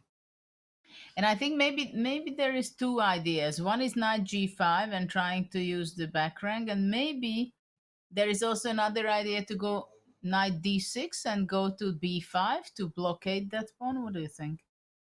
Yeah, no, definitely. That's a dream for Black. If Knight on B5, and suddenly we'll be lowering that percentage down from 90. I was too harsh, right? I don't know. Saying that it's 90%. I totally understand. Like it should. You know what I would do now? What about Rook D5? Rook D5. And how does that cut across Knight D6? I see how it cuts across Knight G5. Well, Rook C5, I'm thinking to push away your queen. Okay, Rook C5. Yeah, I like moving the rook in general just to cover this square. But now let's say Black. What am I missing? Or Black just and then moves. Knight E4 is also there. Yeah. I'm a bit worried I'm blundering some like sacrifice, but I don't see it yet. Maybe Queen D5. Okay, Queen D5. But then maybe you take Queen takes D5, and I have to take with the C5 Rook to D5. Yeah, because the other one walks into Knight E4. But maybe you had Knight E4 instead of taking on D5. Knight E4, but then Queen takes Queen. Okay, and, yeah, not going for checkmate, just going for the pawn.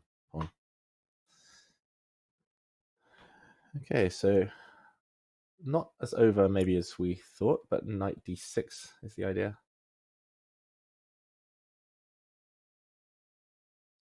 Queen B2 could be not a bad move, but then you go Knight G5, right? Yep, Queen B2, Knight G5. Just try and force a mate.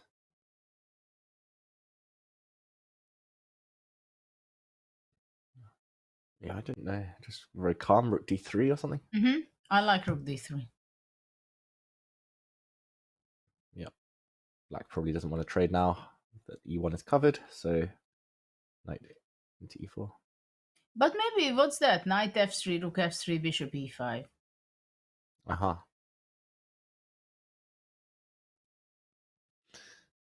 So you're basically arguing that in the initial position, trading off knights and bishops might increase drawing chances. Pure rook endgame maybe long term. Yeah, especially if there are all four rooks are on the.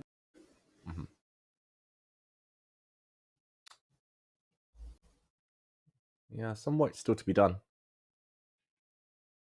Still a big advantage, of course, but not over. Okay, so I should be doing something better with white after Bishop b8. Plays your move, rook d5. Covering g5. I was so happy with rook d5 at first, but after knight d6, I don't see exactly how I'm continuing, you know? Maybe knight d4.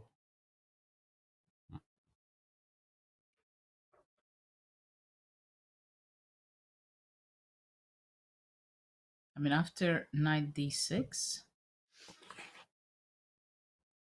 Looks like the best practical try, at least for black, knight d6. Put it on this square.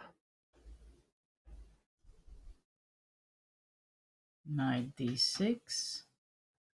You know what? Maybe after knight d6, bishop d4, and bishop c5. d4. Yeah, that's very brave. I'm always scared of some. Got it covered, though. So here, bishop c5. Looks good, Judith. Yeah, I like my bishop on c5 a lot. Yeah. I liked it on the long diagonal, but I was not so efficient. That's what I felt. But now you've completely kind of shut out the black queen. And if I force you to move away from e7 on the 7s, then you can forget about all kind of rook e1. Yeah. Causing problem to me. I go queen d3. Yeah. I mean, your c6 queen is blocked. I mean, now you would agree with me with my 90%. Yep. As our featured chat viewer there, I'm not going to try and pronounce the name. Yeah, as they say, White's position is so harmonious, everything centralized, protected. Yes. Yeah. Okay. So looking good for Nodibek. Okay, let's zoom out of this one and see where else we can go next. Okay. It looks we see a game. Yeah. Can I game? Go for it, Judith. Please do. Let's pick the old-timers from that generation. Ivanchuk is winning. Oh, wow. Nice. He had a long game. His game. Yeah. But he couldn't win the Queen Endgame, right? It was always a draw, I think, but he tried. He tried. Yeah. Yeah. Yesterday. But it seems like he's winning today. And this is fascinating, Judith, because these two players, they actually played a bit of a marathon a few months ago. I believe it was back in around April, May. They both played 3 tournaments back to back. So they played 27 games, I think, in around 19 days. Wow. And they were both undefeated. That was the Reykjavik Open and a couple of big opens in Spain. Ivanchuk was traveling nonstop, but Liu Xiangle was the other player. And they both love chess. They played each other a couple of times. I believe they were both draws. So Ivanchuk this time with the upper hand. I don't know how this whole game, I don't know if you were following it, but seems like it that, well, it was not an easy game. But this D pawn was getting to the 7th rank. Yeah. It's been sitting there now for around 7 moves. This was the position a while ago. Like everything else looks crazy, but the D7 pawn cuts the board in half. And yeah, he's just trying to simplify everything now. Counterattack. And if we catch up with the live position here, Judith, unless black can somehow miracle kind of get a rook to h1, it seems so unlikely. Dreams, sweet dreams. Rook h6. Probably just h5 or queen takes d8 and h5.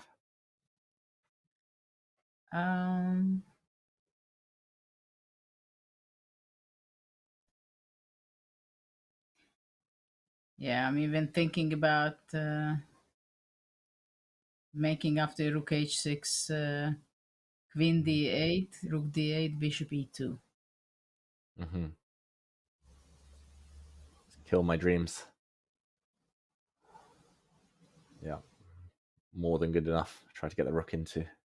Rook h4, bishop f3, rook e8, and king e1. Yeah. Check. And run. Fresh air. Looks good for white. Yeah, so Vasily will win this game, most likely. What do you think of going to Arjun's game? Yeah, I would love to. Because we are already in the phase of the 5th round, right? Of the events of today, which means that we are entering to our endgame lesson part. Yeah, 5th hour is always where it just begins. So I hope some people who are working, doing their things, or just having fun on the weekend, come back to our endgame course. Exactly. We're learning just as much as the viewers, right, Judith? Like, yeah, it's the endgame discovery part of the day. Okay, this one, the bar says it's a bit better for white, but 3 pawns versus 3 pawns. He needs to be quite accurate. He's going to win. First question is, what happens after knight b5? Just trying to queen the c pawn. Well, I think, first of all, it's very important that the black knight on f8 is very badly placed. Even though it stops some incredible harsh checks from the knight to e6, because that would be much easier for white to win. Knight e6, supporting the c pawn to push c6, and rook d8 kind of checkmates. But it's very passive. So for black, of course, it would be a great saving opportunity if he can play rook f6 and exchange the rooks. At the same time, white has a big question how to progress here with the teamwork with the rook, knight, and the pawn on e5.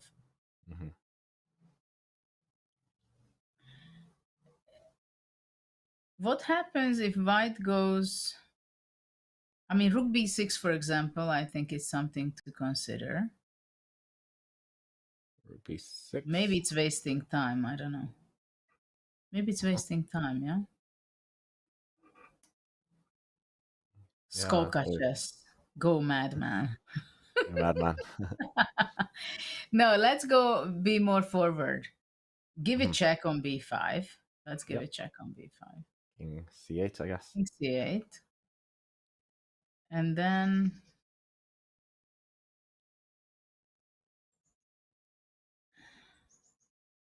rook a6? Or... I think c6 would be a mistake to rook f5.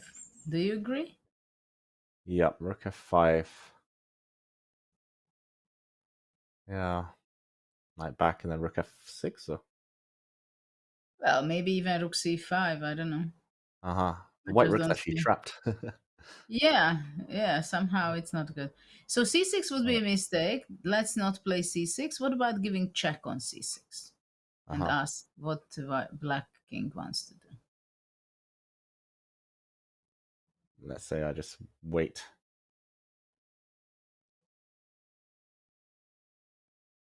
And then maybe rook a6, but then b3.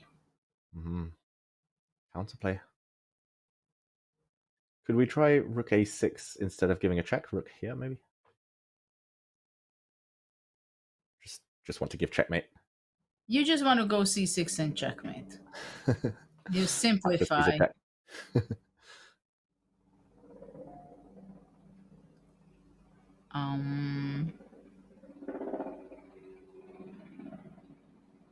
Yeah, somehow it works better for you in your hands.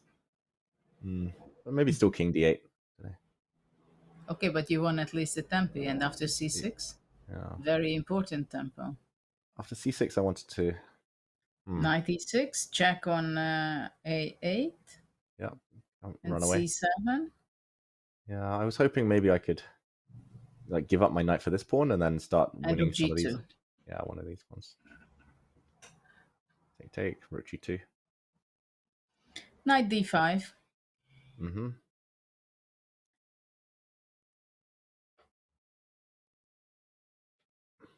Yeah, I win g3. I don't know if I win h4, but I can try and trade off. Rook a7. Yeah.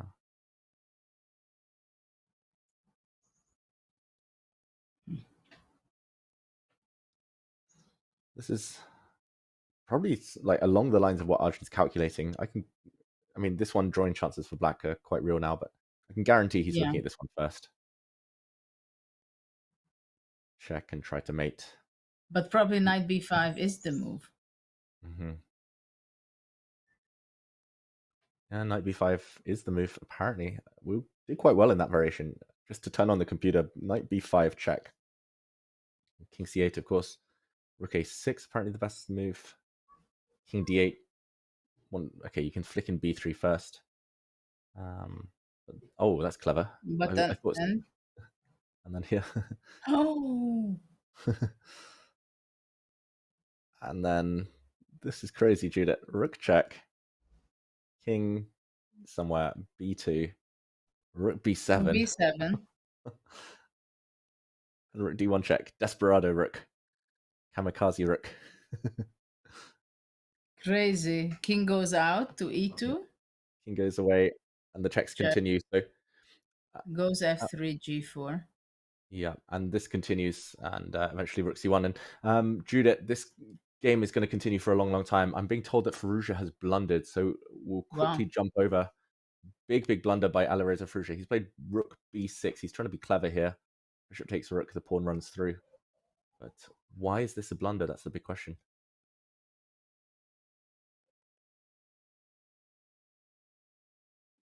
Can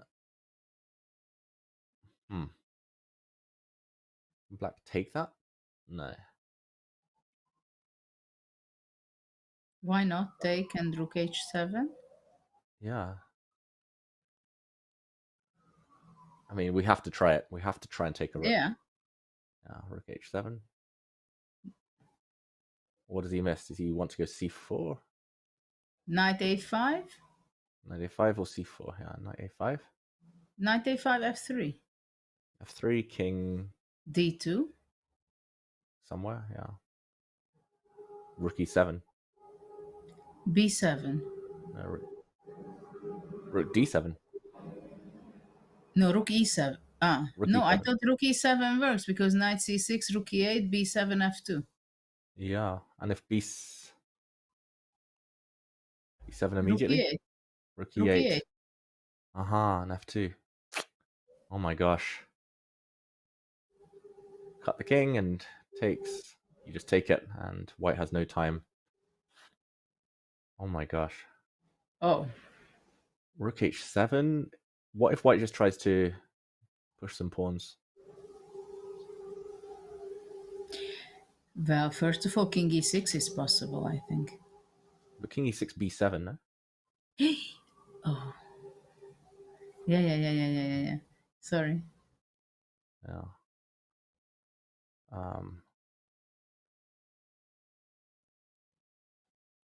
Yeah, so sorry. Oh, knight f5, c4. On f3, king d2 or king d3? I don't know what the difference is. Apparently f3 is wrong according to the bar, but king d3 maybe? No, not f3. Rook d7 I go. Same idea. Cut the king. Boom, boom, boom. Cut the king and the knight, actually. But I still don't understand. Knight a5, f3, b7. But your rook d8 idea now, again? Knight c6. Wait, can I just not take that? You just take it. Yeah, just take it. So it's cutting away the king. That's the problem. So rook b6, just taking that rook and then using the rook to cut the king when it comes. That's the key. And it's been pointed out by our producer that even after this variation, knight a5, f3, say king d2 again, rook e7. You can even go after b7, you can go rook e8, but you can also just go check and take this pawn. Oh. Yeah, shout out to Bic. It is. I put my big foot in it there. Wow, Firouzja, b6. He spent 5 minutes only on rook b6, which is crazy. It's so much calculation. I think he's just missed this whole idea with rook h7, you know, Judith. I also believe. Yeah. Though maybe I don't know if he blundered the cut rook e7, rook d7 idea, or he completely forgot about rook h7. And it's being pointed out by one of our featured chat members there, Chezzy, that actually this tactic, Firouzja did blunder this exact tactic with king e6. Like he was on the other side of things, but to Nakamura, he blundered something similar. Rook versus knight. So great spot there by our chat. But yeah, apparently rook b8 was the only move, so not 100% obvious, but I'll say it's very findable just to go behind and check. Maybe just to go rook a8, rook takes a6 if given time. Rook b6, shortcut. Had a trap in it. Well, and it's not a good timing either because it's not time travel anymore. So Parham has the time to calculate everything.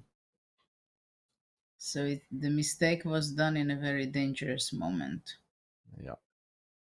And, like the one thing that's held Firouzja back, it's happened in a lot of candidates games now in the two that he's competed in.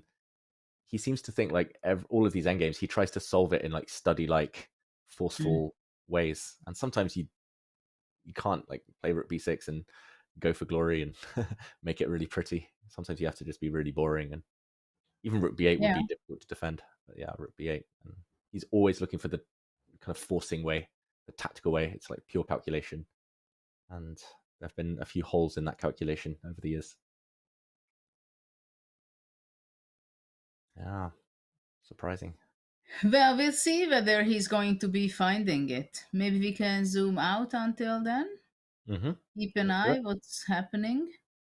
Rook a6 was played by Arjun, so he's going on that path. It seems that maybe we can visit back. Okay, yeah. The b3 is the best move. Look at that. Wow. Wow. Yeah, I actually quite like the fact he left his knight on d4. Firstly, it makes b3 like way less attractive, but also we were talking about the black king running, and as soon as you push the c pawn, the black knight gets out to e6 with a white knight on b5. But now with the knight on d4, the knight never gets out. So I love rook a6 actually. Yeah, by far is the best move. But what's the idea of b3? Knight b3, rook f3 simply, and you want to grab a pawn? Must be right. Must be that. Let's investigate b3. So there's a big threat of rook f1 check, followed by b2. So knight takes pawn, rook f3, knight back. Oh, knight d4 is not possible. That's first trick. d2 a check on d3. So king c2. Knight a5 maybe possible. Knight a5, yeah. But okay, you go rook g3, rook a7, rook a7, king b8. Or king c8. Yeah, c8 there was a check to win the knight, so I guess the king goes to d8. Yeah. Yeah, knight c6, you just have to be careful not to go to e8. Exactly. So you go the other way, and now rook a8, the king can come and attack the knight. Wow, it's not easy. Not easy for black. Very much on the edge for Demchenko. Yeah. A lot of calculation to be made. Just like his king and knight living life on the edge. b3. Wow, Judah, apparently everything else pretty much loses on the spot. Instead of b3. Instead of b3. Like king b7, there's just rook b6 check and you take the pawn, and better circumstances for white. Rook g2.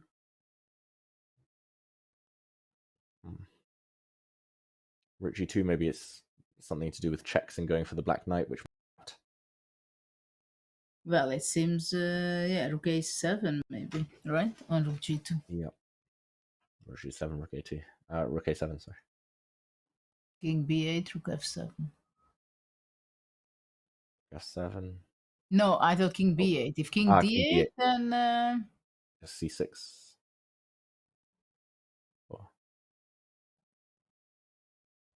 c6, rook g3. Mm-hmm. Rook a8 simply. Rook a8, yeah. Mm-hmm. Although I keep forgetting about this rook d3 check. Maybe king c7 now.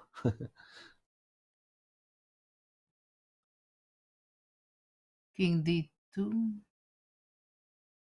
Just king d2. Yeah, that's very good. Rook c3.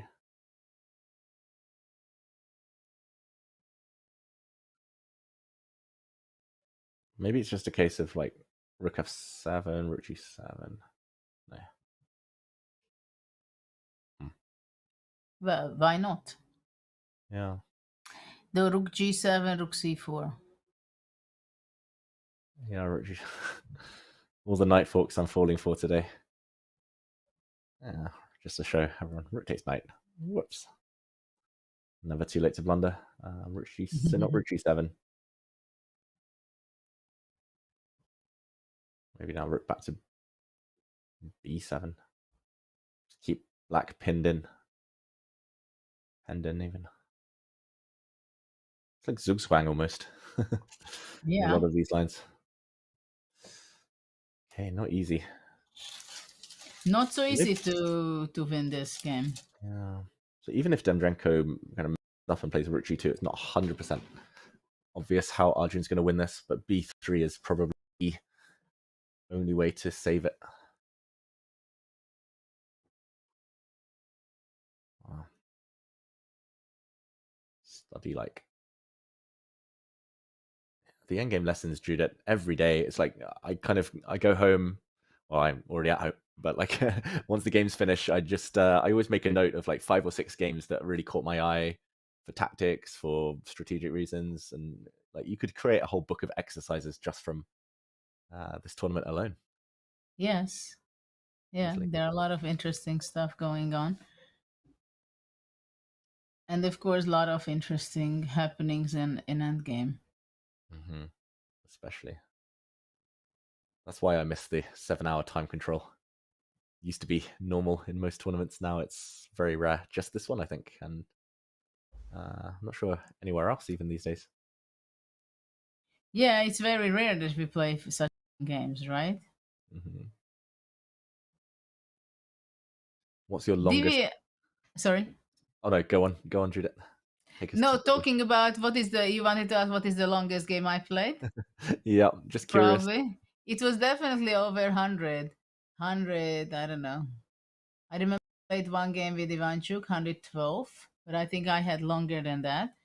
But you will not believe what kind of endgame we are witnessing. Rook, Bishop versus Rook. Oh. Divya Deshmukh has to show her skill how to make a draw versus her countryman, Murali.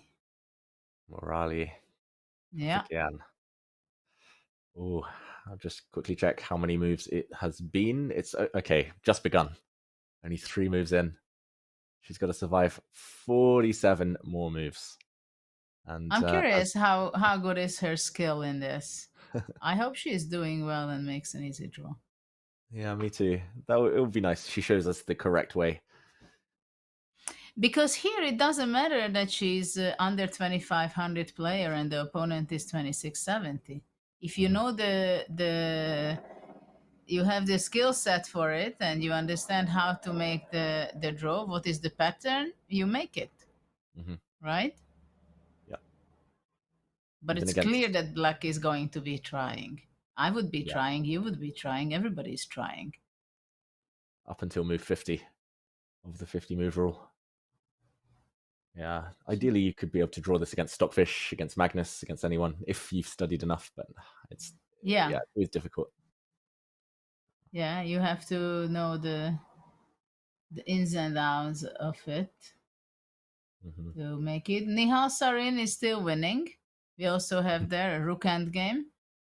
Maybe we can go there for we can hunt the end games now for a short tour. Yes, let's do that. I will find that game. Here we go. Yeah.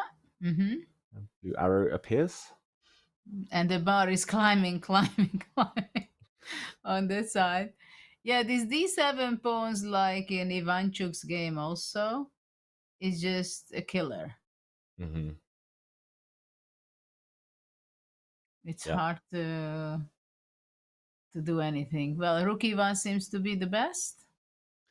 Yeah, it's just a question of whether it's the only move. The blue arrow normally indicates it's the best by a long, long way. Okay, apparently the next best move is rook h5, which I don't think is ever going to get played. No, rook h5 I don't like. No, but rook e1, basically it's a very straightforward win, I guess, with the following idea. King h6, let's say, rook e8, rook a8, right? And we should be taking, and king b5. Yeah. Or apparently not. I just ruined the winning. Look at that. I thought the same, Judith. This is definitely what he calculates first. The fact that it's not winning is shocking. Is it rook takes d7 now, maybe?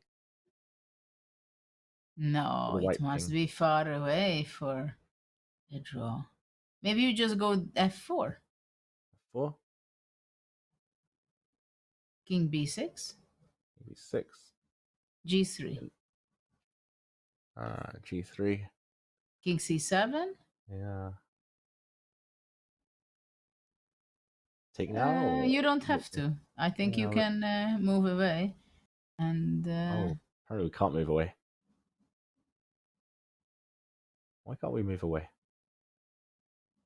Oh, maybe.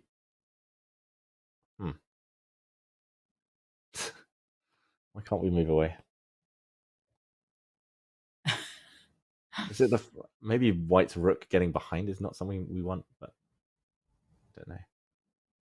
Why is rook d7 even a draw? Sorry, was it must rook be d7 immediately? It must be a draw. Rook d7. I don't really understand the difference. Rook g8 or rook d7. Yeah, big question, yeah? I wonder whether I chose the only bad square on the 8th rank. Like, if I go to h8. That's rook h1. Yeah, that's even the worse. Rook f8. Also losing. So, why is it losing? Maybe d8? Let's see if d8 and rook d8, as you said it, that we go behind. Okay, d8, queen, rook d8. Yeah, but it doesn't help anything, right? F3. Black's very quick. I joked earlier. No, you know what? Maybe you know what is winning? If you move away with the rook g1. Yeah. Yeah, and this is the idea. And then you go check. And go back. Oh, sorry, my slip. The bar just testing its works. Yeah, because if after rook g1 you go king g5, then we win time, right? d8 takes, king g4, c5. f3, c6, yeah. Right? Yeah. Promote with a check. Yeah, rook somewhere and then check. c7, c8. This is so tough. So apparently let's go back. I ruined it. Rook e1. We know that's right. Rook e1. King h6. Rook e8. Do you think we are ruining already? No, maybe rook e8. Rook e6. Maybe rook e1, Maybe rook d1 was winning. Yeah, maybe rook d1. Maybe rook d1. Okay. No. Rook h1 and rook h8. Look at that. How nice. So simple once you spot it. Well, but it's not so easy to see it. Yeah. This is quite cool, though, the standoff between the rooks. It's like a Actually, I'm dance-off. not sure I ever seen something like that, having 4 rooks and win this way.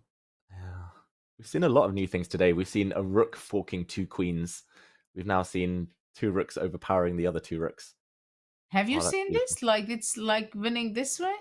It's extremely rare. Never, ever. Wow. But do you think is it the only win rook h1, rook h8? Because that's not so simple for him to find it also in the 5th hour of play. I'll check. Apparently rook e6 is promising, but rook h1 is the only immediate knockout. So the difference is like between +2, +3, and plus a lot, +5. So, wow. And he went rook d6, not rook e1 in the game. Ooh. Advantage gone. All gone. You see, endgame is crazy part of chess. Yeah. So crazy. And yeah, it looks like rook a7 might save the day, but a long way ahead for Yuri Kuzubov. In the meantime, I'm going to bring back John, who I believe has some updates for us. Yes, there's an awful lot going on at the moment, and I actually want to turn your attention, if we haven't been there already, to the game with Dubov. The game's gone well past move 40, but I just wanted to highlight what I think is the biggest possible swing I have seen in today so far. I can't imagine this in any other game. Seeing this multiple times in one day would be impressive, but if we go all the way back to move 27, after white played queen e2 in this position, we managed to go from +10 to +0.6 in a single move.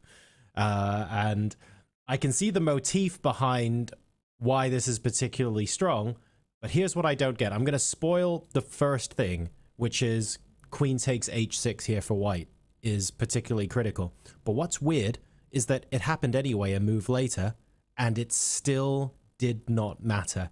The advantage was already gone. So I thought this might be a good position to go back and take a look at. Yeah, it just popped up that this game was eventually a draw on move 54. Wow. So Dubov not winning this position. I mean, Judith, some calculation to be done after rook g8, just because black is threatening queen f1 check and a mate of his own, but there must be something here. There must be a knockout. But the problem is for white, and probably this is why he didn't play it, because knight g5 is the natural move, which does not work because of queen e1 check, not queen f1 and queen e5. So actually it would be a mistake. But in this position, I also want to mention, like, the +10 position that John, you were mentioning there. Instead of playing queen takes h6, which is the most natural move, at least you stop and calculate and go a bit deeper, look for options. He played rook b2. He played it in 25 seconds. He had 25 minutes on his clock. Oh, okay. 25 minutes. And he didn't find the win. And this allows the black queen back. And suddenly black is okay again. So, okay. Knight e5 would be a nice move. But queen g2 is a problem. Oh, that would be beautiful. Knight e5 and knight f7 smothered mate. And why not knight g5? What about knight g5? Then rook b8. Yeah, rook b8. So, okay, we'll try and get to the bottom of why queen takes h6 wins, but just wanted to point out that rook to b2 immediately with barely a moment of thought. It's a bit complacent. It brings us back to one of the most difficult things I've found to learn in chess. It's not... If someone gives you a position and they say, white has a mate in 2 here, find it, you sit, you think, and you find it. But recognizing the critical position and recognizing when you need to sit down and pause and look for those critical continuations. For me, I think there's an argument to say that's the most difficult skill in chess, to know when to use your brain power, when to use your time. And it's so easy to overlook a critical moment. It's even more difficult than the calculation itself a lot of the time. Yeah. Yeah. It's just that third D. You've got Daniel Dubov, but you also need discipline. And you need to be able to sit on your hands. And yeah, especially and he here, was so winning. He was so winning before. already. So what is the win? Queen h6, rook g8. If king h2, queen f2. Yeah. But even there, like knight knight h4 is queen g3 and draw. But why don't you play knight h4 then? Oh wait, of course. Of course. Yeah, this knight g6 is a threat. Oh. That's and cool. because the rook's already on the 7th, does that buy you time in some continuation where rook takes f7 is part of the winning line? Is that the reason why moving the rook back was wrong? Yeah, I think moving the rook back was wrong because the black queen was able to get to g6 as well and kind of cover everything and trade off. Knight h4 covers the g6 square, but also slows black down. There's too many threats. Like knight g6 is a threat, rook takes f7 is a threat, and rook b8 in some lines also a threat just to get the mate in. And I'm guessing if you have queen e4 or bishop d3 now, it's just not fast enough because of the additional threat of the rook coming in on f7 as well. Yeah. Yeah. Yeah. And just to show, okay. Just to show a very beautiful line, like queen takes f2. Now queen g3 check followed by queen e1 check is a perpetual. Yep. But this is maybe what he missed. Knight g6 Yeah. check and mate. Beautiful. Either on h7 or like this. e8 check and boom. I knew there was something there, but I will be honest, I was prompted by the eval bar. I didn't quite realize it was that beautiful and reasonably deep as well. Very interesting stuff. So that game ended up being a draw. So Maxime Lagarde survives there and just about gets away with it and grabs a very valuable half point from that game. Folks, we are going to be getting into Part 2 of the Endgame lessons, I'm tempted to say, straight after this next break, as more and more games reach their conclusions in both the open and women's sections. So we're going to take a couple of minutes, go ahead and grab a top up on your teas and coffees, and we will see you in a few.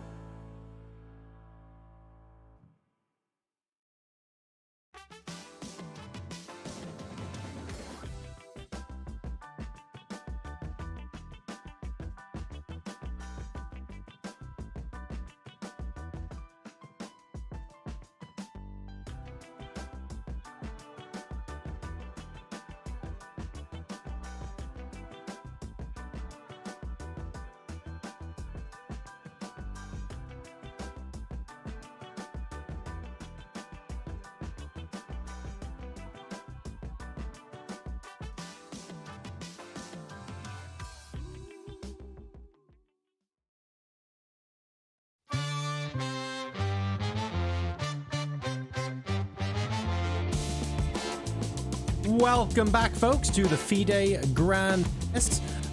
We're not stuck anymore. We are back from mining Bitcoin, as it were, during the break. We've now fixed that. Bic is now a trillionaire and has come back to finish the rest of the production purely as an act of goodwill as charity, which is great for us, but perhaps not so good for Nihal Sarin, who's been seriously struggling with his position going into this latest hour. Judith, you were commenting while we were out that it's looking very tricky, shall we say. Absolutely not impossible, but my goodness, the amount of calculation required is insane. What's going on? Well, for Nihal, it's a heartbreaking story today, because after yesterday he won an amazing game, brilliant game. Today he was going all the way to create for himself a winning position, a winning rook endgame. But we know that how difficult sometimes it is to convert your winning position into real victory, and he was not able to do that. He's still fighting it out, but Black most likely going to be saving this rook endgame. 4 rooks on the board, several passed pawns, but it seems like Black has a very strong passed pawn on g4, and also there is getting less and less pawns on the board. And there was a beautiful d7 passed pawn, which would be possible to make it a queen, a beautiful queen, or to win a rook for the pawn, but that was not the case for Nihal. Somehow he got lost in the jungle in the 5th, or by now the 6th hour of the game. This is how chess is. This is how sport is. Until you really collect the full point, the handshake from your opponent, your winning position is nowhere from really winning it. So this is the sad story happening with Nihal. You know what they say, right? The hardest position to win is a winning game. Converting the full point is so difficult. David, let me ask you what I already know is an impossible question, so chat knows that I'm setting you up here. But I can think of examples of positions where a position is so winning that all roads lead to Rome, and there's pretty much a massive choice of winning moves, and you can sort of sit back and relax and coast to the finish line. There are then other games where you're winning, and sometimes the most natural move is actually the only one that leads to a draw or a catastrophic loss. How do you begin to tell which of these is happening if you're in a winning game? Like, that must be so frustrating to think that you're cruising to the finish line and it turns out the assessment's completely wrong. Yeah, and it happens all the time. That's why chess is so tough compared to other sports. I'm thinking other individual sports like tennis, golf, you can, have one shocker of a shot. You can have just misplay it just for one go, and often you get another chance. But chess, like Nihal did, he played a very natural move and it wasn't the one. I wish I could say it's just pure calculation. You sit there, you calculate, you find your way to the end goal, but it's never that simple, right? There are always emotions attached. The clock is ticking. Look at Nihal's time here, down to 5 seconds. And there's so many ways to slip up. Nihal, I'm going to say the reason, I think, Judith, that he let this one slip is because at move 40, he gained 50 extra minutes. By move 43, he was down to seconds again. He moves, and that's where he missed the win. And no time left and minimal winning chances left. Yeah, that's chess, right? It's just how it works. It's cruel. But actually, maybe he was also frustrated after move 40 because he was much more winning before, right? Because around move 35 or 30 something, he thought that it's going to be a clear cut. And after that, after move 40, maybe he got confused that there is visually some more chances for Black because the F and G passed pawn was already created. And of course, it's much easier for us. We have the time. We see the bar, which is also very helpful to understand the evaluation, because sometimes you're debating with yourself, you're fighting, right? Oh, I was winning. Did I ruin it already? No, I'm still winning. But is it sure that I'm winning? But then what is the only move which is winning? So this fight with yourself and debate and being hesitant, it's a big difficulty. Though in this position also, for example, if he would be able to go rook f2 and capture that g2 pawn, Who knows? Maybe he can still win the game, but we will need black to make some serious mistake and to drop that pawn. Yep. Unlikely at this point. His opponent has 30 minutes. Rook to d4 is a very good move. Trying to pick up these white pawns that aren't so well defended. Maybe the white king will have to come back. But at the right moment, black will take the h-pawn, put the other rook on g4. Should be holding everything together. Should we, just before we move away from this game, should we just quickly recap, Judith? Because there was a win, but it was hidden, and it was quite beautiful.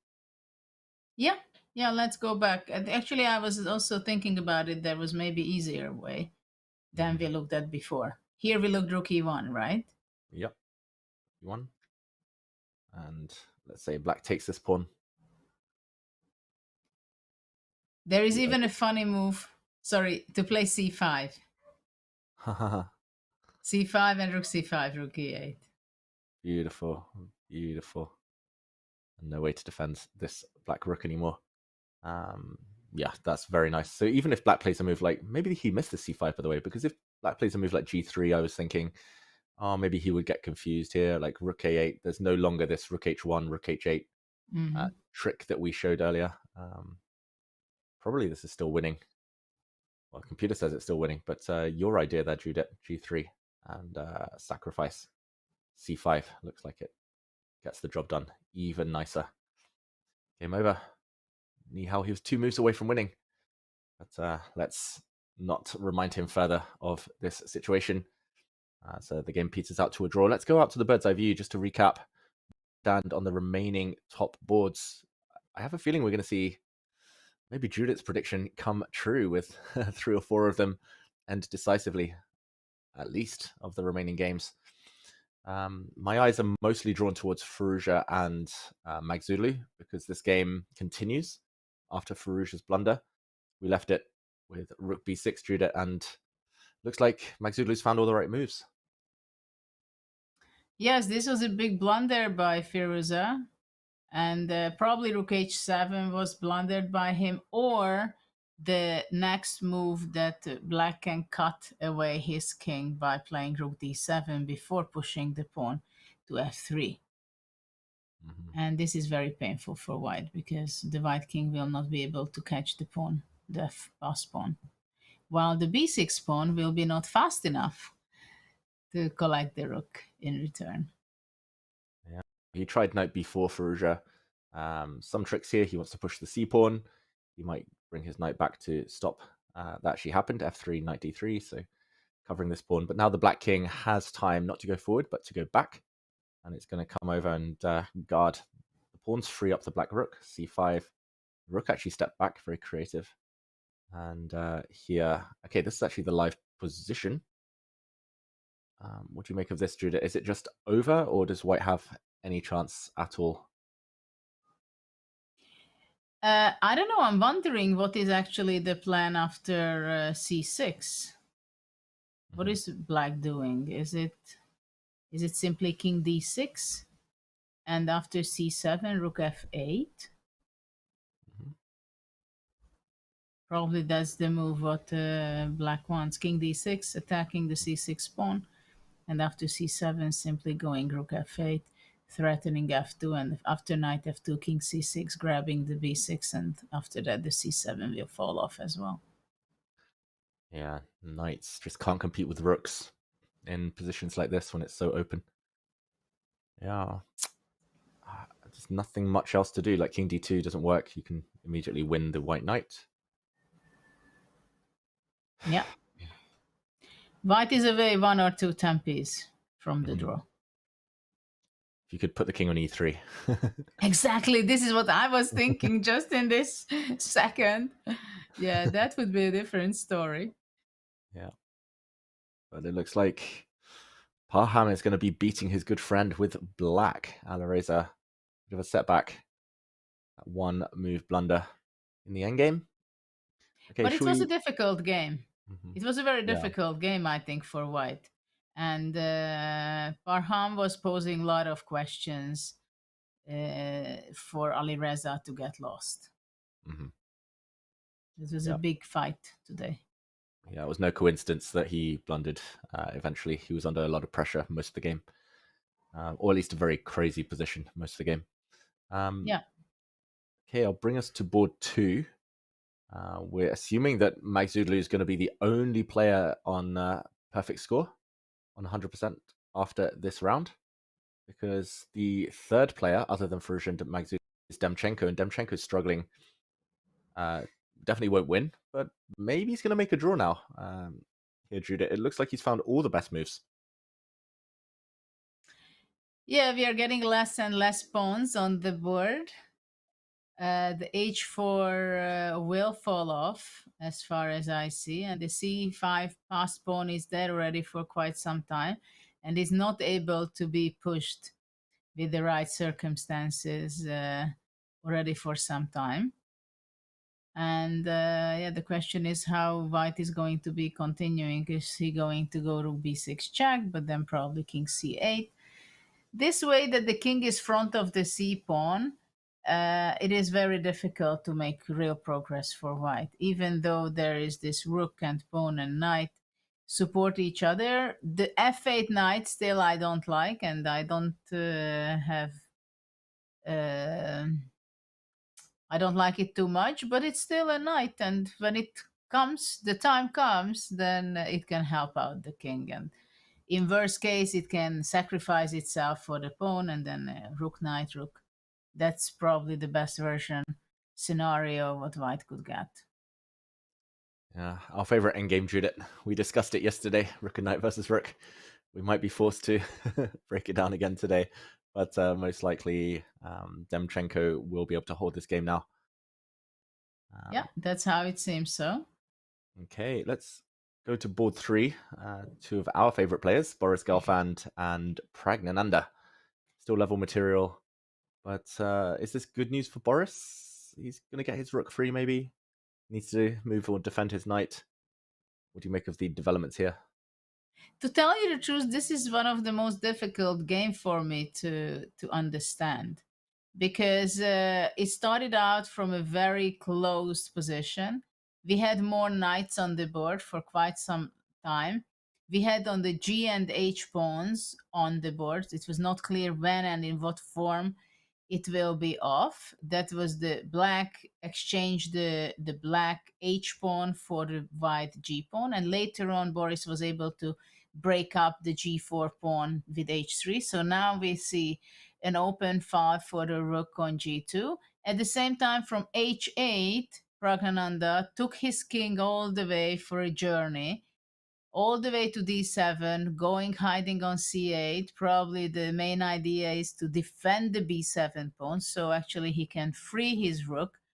And I don't think he's playing for a draw at all. I think he just wants to play it out until the very end, Praggnanandhaa. And he says, I'm young, I'm a fighter, I'm a great player, so if I will have a chance to turn around things, then I'm going to be doing it. And of course, you can visualize some scenarios where the D8 bishop will go back to A5, which was standing there for quite a bit, and showing up on D2, attack the E3 pawn. There are some scenarios where white can get in trouble. Of course, time is an important element, not only meaning the clock. Also, for example, where the H3 knight will be going. Is it going to be reaching G5, F3, E5? Because on E5, of course, it would be standing much better. Still, I think white has a better position, but it's not easy to play it at all. Mm-hmm. Yeah, fully agree. And interesting, you kind of mentioned there the clash of generations. Until a few months ago, Pragg was 1/3 of Boris's age, and just crazy. But Boris is actually up on time, at least in this position. So some good news for him. More time than his younger rival in the second time control. Though I still don't see, if let's say white gets with his knight to E5, black goes king C8. Why is it so crazily superb? Mm-hmm. Probably not, right? Probably just level. I mean, my king on G1, isn't it more vulnerable than the black king? Mm-hmm.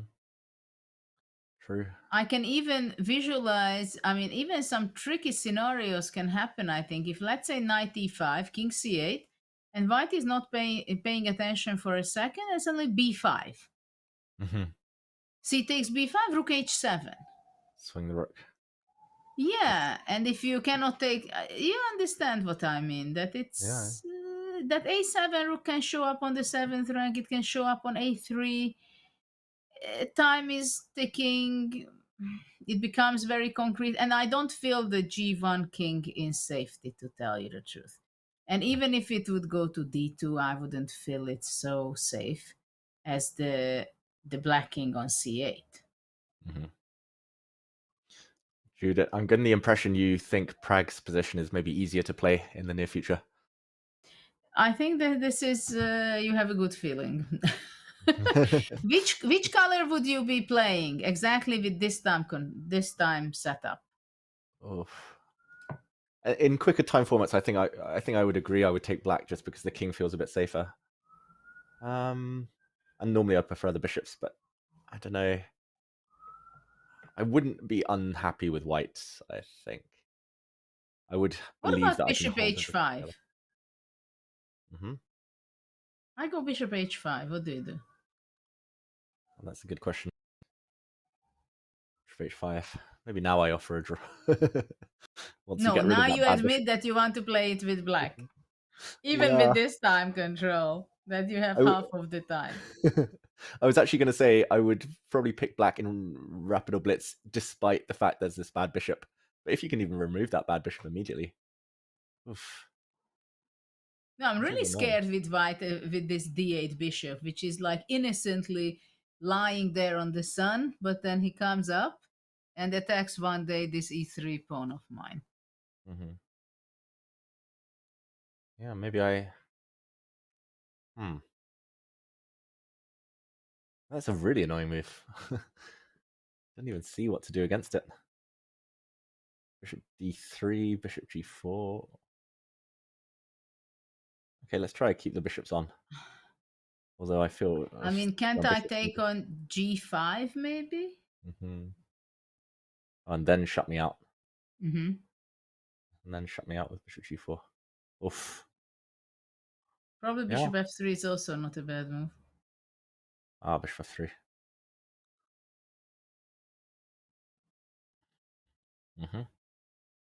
Queen f1, well, bishop g4, yeah, maybe bishop g4 after all is better because queen g3 is unstoppable. Yeah. Okay, Pragg maybe not in any trouble. I love your bishop h5, and Pragg loves it too. He's played it. Pragg with a lot of fans in our chat wanting him to be world champion. Maghsoodloo. I wonder whether there's some... No, there's not any immediate crazy stuff. Knight takes e6. For example, knight f3. What is that? You think knight f3, bishop f3, bishop takes f3. Yeah, probably it's fine for white, but I like black's bishop now. It feels easier to attack e3 than for white to attack any pawns. Yeah, king c8. Yep. Yeah, this could easily fall apart for white. Yeah, I mean, it's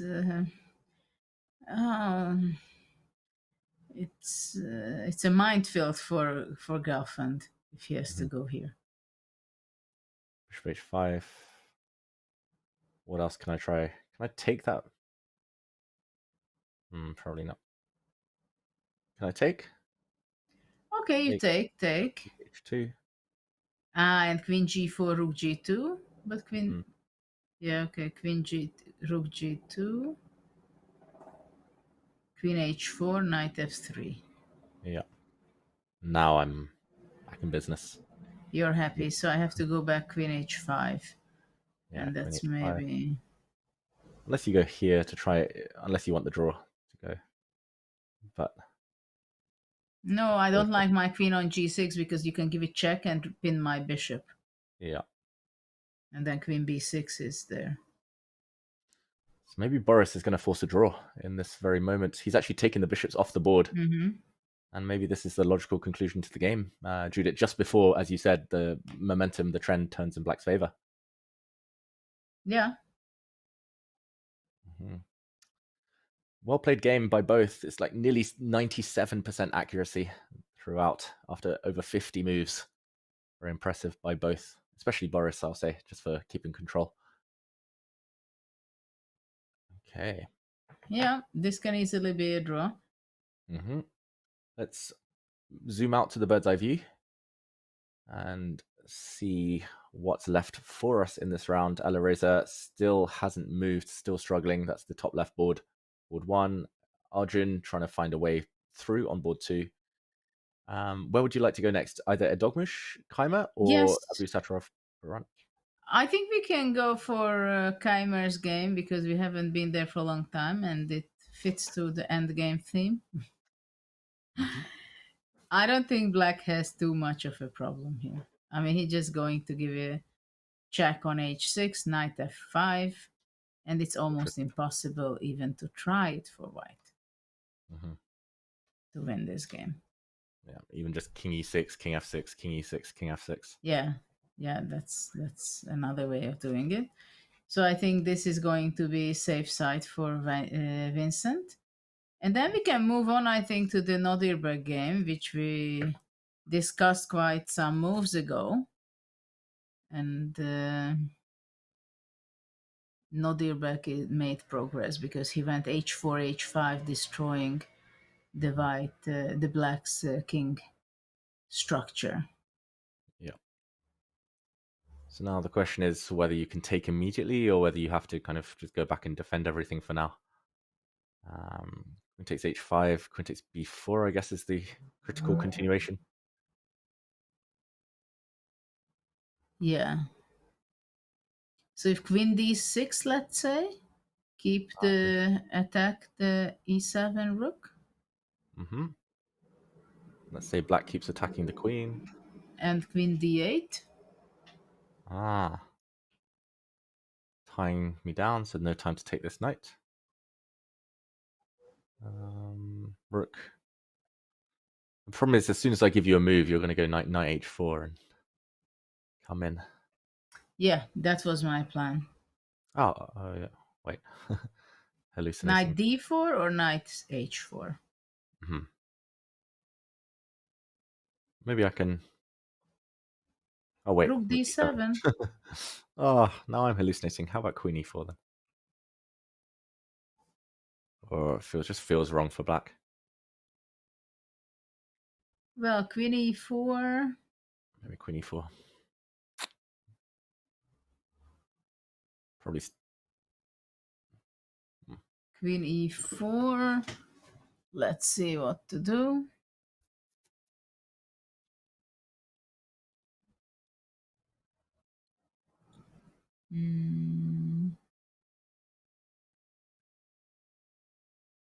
Can I go, I don't know, queen b8 and queen d6?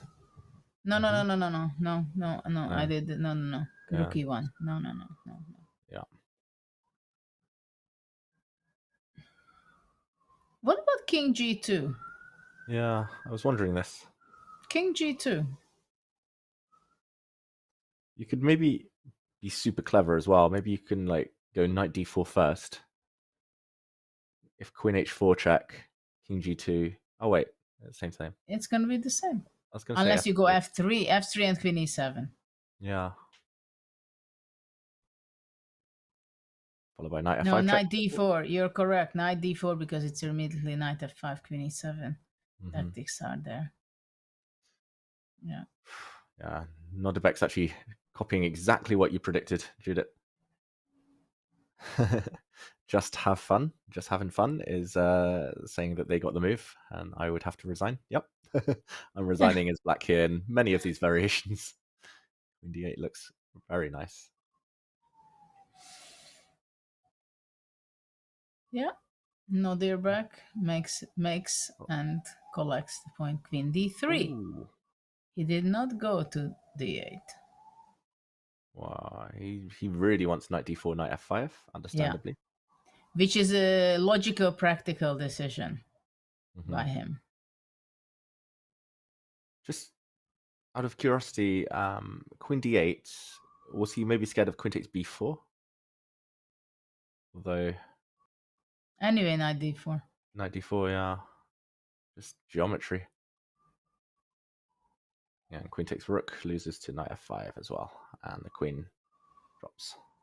But in the meantime, on board 2, Arjun is winning. Whoa, okay. Let's jump over there. Nodebek with a big advantage here. Arjun making the magic happen. Must have been a blunder then from Demchenko. Just quick action replay. But it's an innocent blunder. Like, it was not obvious, it seems. Rook takes h4 is like the most natural move in the world. Okay, that was still okay. But look at that c6. King b8. He needed to go to c7. King b6 was not possible. Probably king b6, same problem? Mm-hmm. Or b6 no? probably transposes, right? Because king c7, knight b5. No. Yes, knight b5 and knight a7. Look at that.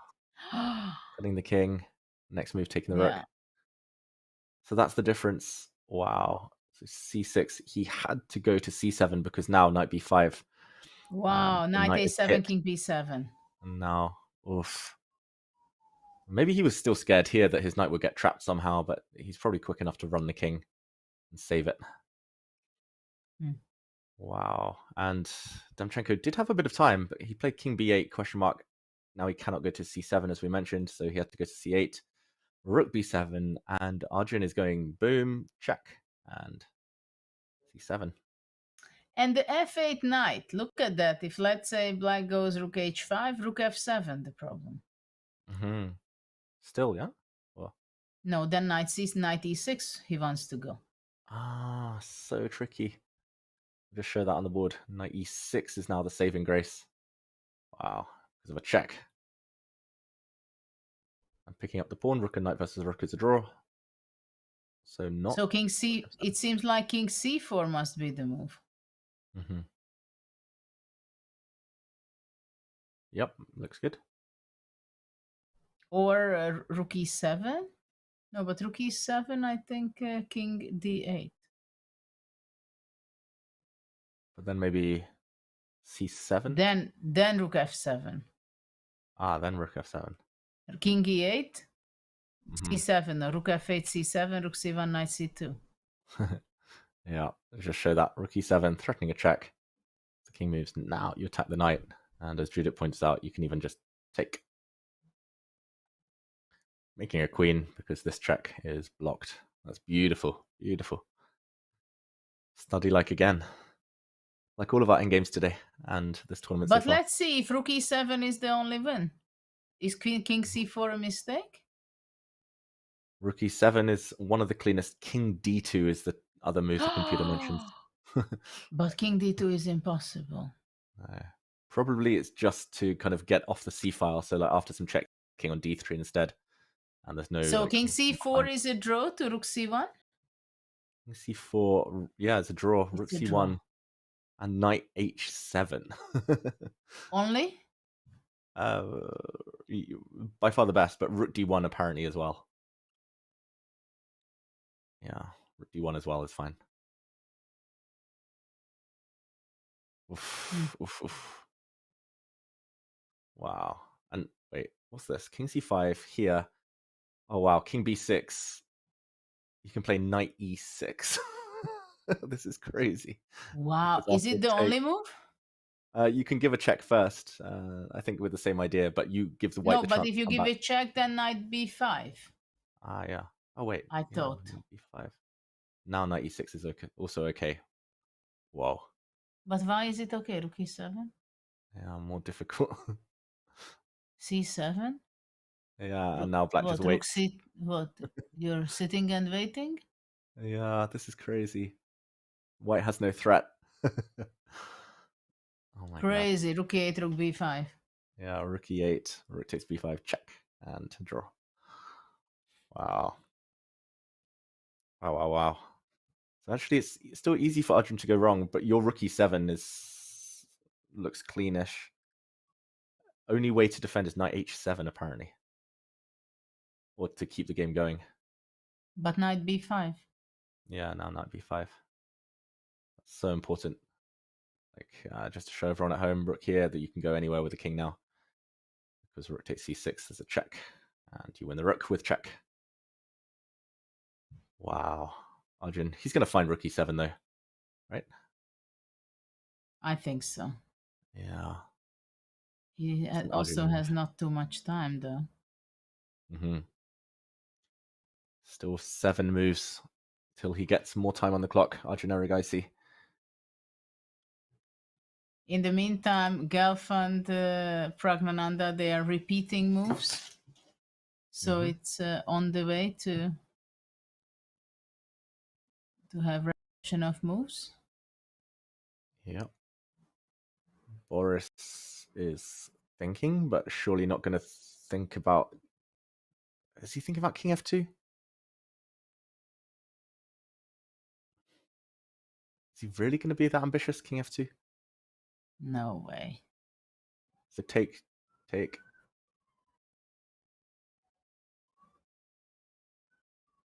No way. I think you're right. No way. Queen takes loses though. Apparently. And why is it losing? That one I need to work out, but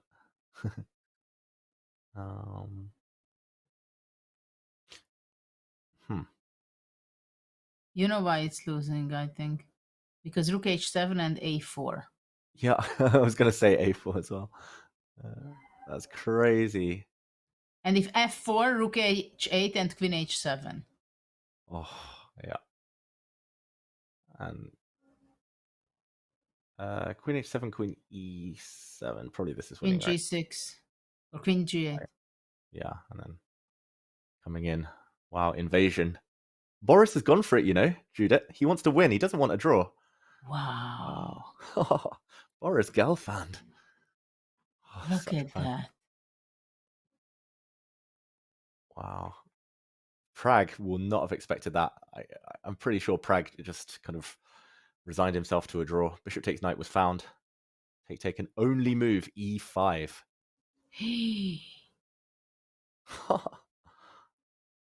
Only move? The blue arrow says only move. I'll see what the difference is. Everything else is lost immediately. Everything else loses on the spot. You cannot leave your king on the 7th and 8th rank. You have to make space for the 6.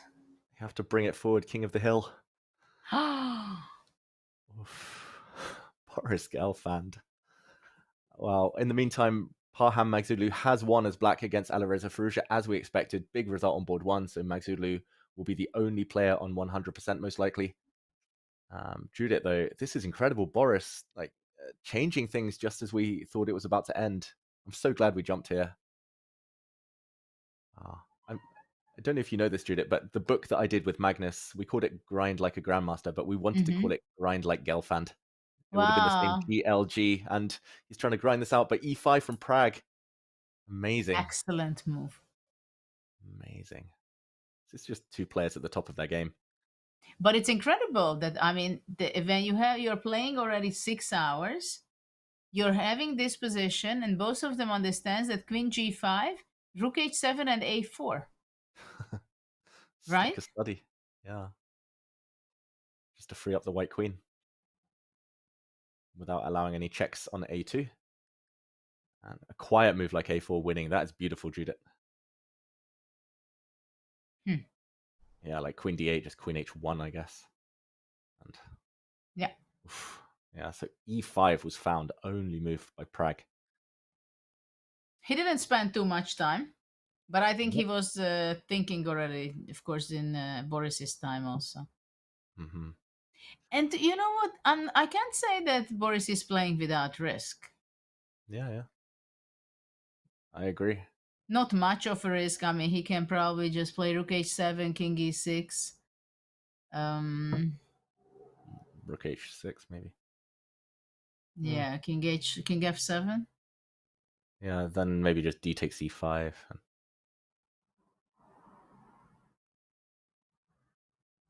Yeah. And what's going on? Can't black go queen c4? Wow. a3. Let's show that on the board. So, so rook check. something along these lines. If black wants to play for a win, king f7 takes, queen c4. Oh wait, there's this one, but maybe another. No. Yeah. Okay, so d5. e5. What's going on? Queen g5? Yeah, queen g5. I'm slightly interested about queen e4, what happens there. But queen g5. Mm-hmm. Check, maybe. Rook f6, king e7. Yeah. I'm a bit afraid I'm taking too much risk now. Who? With white. Yeah. Yeah. I've ruined all my pawns. Computer still says it's level. Queen but... h4. Yeah. d4 was also possible. D4. Yeah, here I'll run. Yeah, now I'm losing suddenly. Queen c4 or queen h2, queen e5 or queen c4, queen c5, something. Yeah. Okay, the computer changes its mind. It says it's fine again. But yeah, this is white playing with fire, not black. So. But look at that, what happened. Rook g2, queen h4. Wow. What's going on? He wants to push the g pawn. King g1, What maybe? is going on? King g1, g6, g7? This is a wild position. King g1. Could think about king e2, but it feels a bit inconsistent somehow. Well, after king e2, I think queen h3. Yeah, that's annoying. Probably the best is to go back now. Okay, let's say king King g1. g1.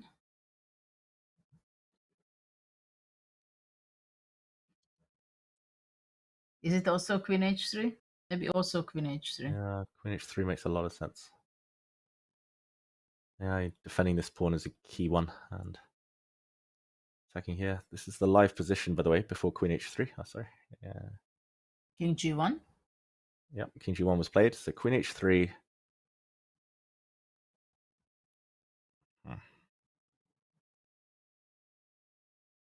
It's hard to defend this, actually. In a nice way, at least. It's okay, queen e1. Queen e1? Mm-hmm. Mm-hmm.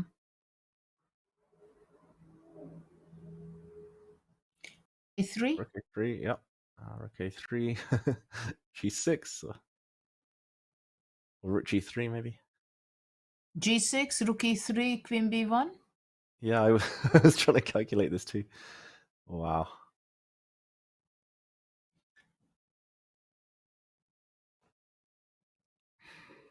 Maybe it's about time to play b5, you know? B5. You wanted this earlier, and now g7 yeah. is time to make a... Rook g3. Make a block. And then wait, queen takes f5? Takes. Rook g3, queen b1. I can't go to the h file, though, because then you might go back. To h7 and g8. So probably it's a draw, right? This is crazy. Yeah, wow. Judith, this is the live position. I think we're going to see some twists and turns ahead after king g1. Pragg is thinking, I'm being told in the meantime that Arjun has messed it up. He's actually followed the line we were just talking about earlier. He's gone forward with his king the most natural way. So he didn't find rook e7, which looked like a killer. But now king b6, he might have missed either knight e6 or this idea of rook b1 check and then knight e6, as you mentioned earlier. Yeah. Fun endgames to watch, but it's heartbreaking to play and analyze after the game for the players. Yeah. You know, it was very funny. Like, my mom doesn't play chess, and whenever they asked her, so can you follow the game and know what's going on? She said, yeah, you know, when there are less pieces on the position in the game, I know what's going on, you know. But really, of course, I mean, we see that every move can be a disaster, right? And changing evaluation. No, basically, she's always on my body language, how I'm standing. It's but funny, some my mom people has... think Yeah. My mom says the exact same thing. She's like, yeah, I only watch chess. I've never played, but I think I'm really good at endgames. Yeah. Yeah, it's a complete myth that the less pieces you have, the more you understand of it. Right?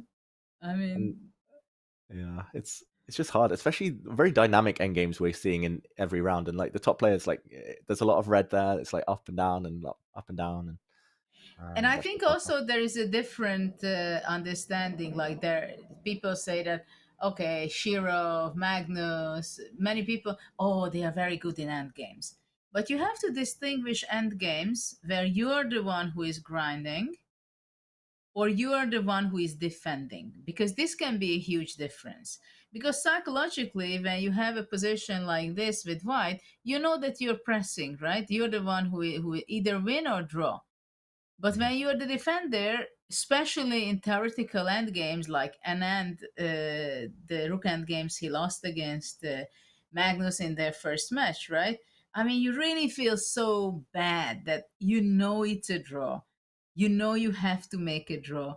It will be such a shame if you're not making a draw. So it's psychologically such a different thing to play the defender side or the attacker side. Yeah, and fair play to Anton Demchenko here. He's defending like a lion. Knight e6 is a really Look at cool that. tactic. Beautiful. Just for everyone at home, knight takes e6 doesn't win because after a check, the white king cannot continue protecting its rook without the checks continuing here. There's no way out.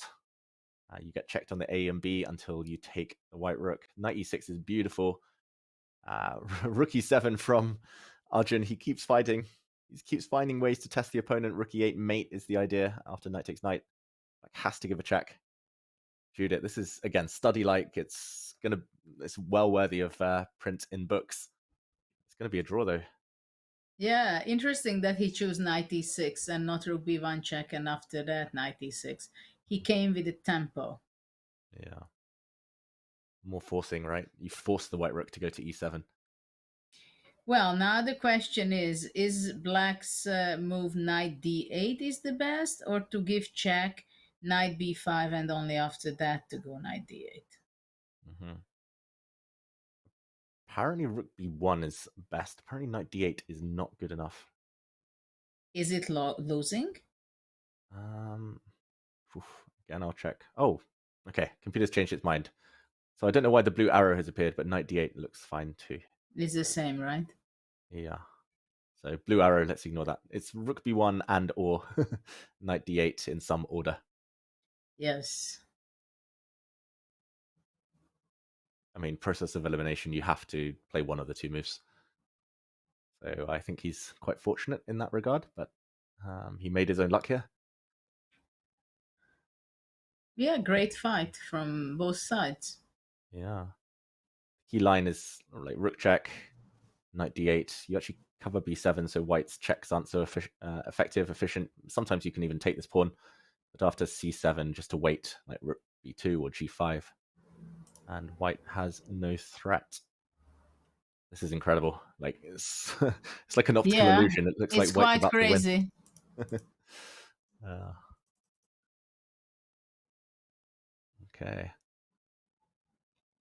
Parham Maghsoodloo is going to be in the sole lead after this round. And Judith, we'll come back to this one. He found knight d8. Of course he did. We'll come back to this. But Boris Gelfand, in the meantime, we predicted exactly this line. Rook a3 is coming. So let's see if it's going to be g6, or maybe white is playing rook g3 first, and then g6. Yeah. Which one's more ambitious, do you feel? I don't know. We did not look rook g3, but I think rook g3 maybe is a problem because queen h4, and after that rook a2. So maybe it would be a mistake for white. Ooh, ouch. Oh, he's played rook g3. He's blundered Boris Gelfand. He's played rook g3. Double question mark. Pragg is suddenly winning due to that queen h4 move, due to rook takes a2 and the attack along the second rank. He's pinned himself, Boris. He was the one playing for the win. He was the one taking the risks. He could have drawn. Judith, that's heartbreaking. Yeah. Wow. And Pragg's going to find that. He has to find it. Like, Well, there is no other move. Yeah. Right? Why wouldn't he play queen h4? Why would queen h5 be better? Pragg's going to be forced to find the winning moves. He's under 1 minute. But this is move number 60. If Pragg plays queen h4, he gets an extra 15 minutes as well. So there's no chance he messes it up. And we see this is what you need in chess, that your opponent is playing and fighting for a win, right? And this is what Boris made. And queen h4 is on the board. Yeah, I should mention Boris, he went down to just a couple of seconds left on his clock when he played rook g3. So he gets an extra 15 minutes now, but he'll start realizing it's too late. He's just getting mated. I mean, there's f4 is a big threat. And not just that, but rook takes a2, followed by queen h2, checkmate, incoming. This is the kind of luck you have in chess. Like, your opponent was able to make a repetition of moves just because he was pressing the whole game. He's trying, and then you grab your chances, right? This is what Praggnanandhaa has been doing in this game. Fighting, making maneuvering, his king from h8 to d7, pieces going back and forth, following the happenings. Yeah, and Boris hasn't been outclassed. It was just a tactical blunder at the end, a one mover. But yeah, that happens in these long games.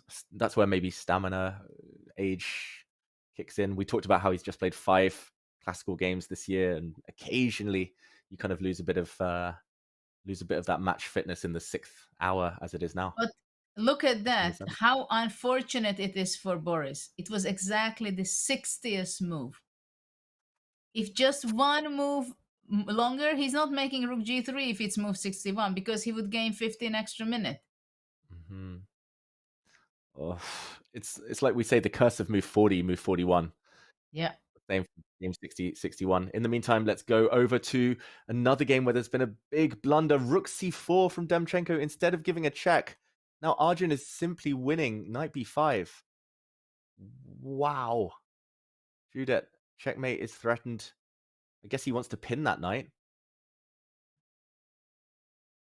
But then rook e8. No, then what? King c5?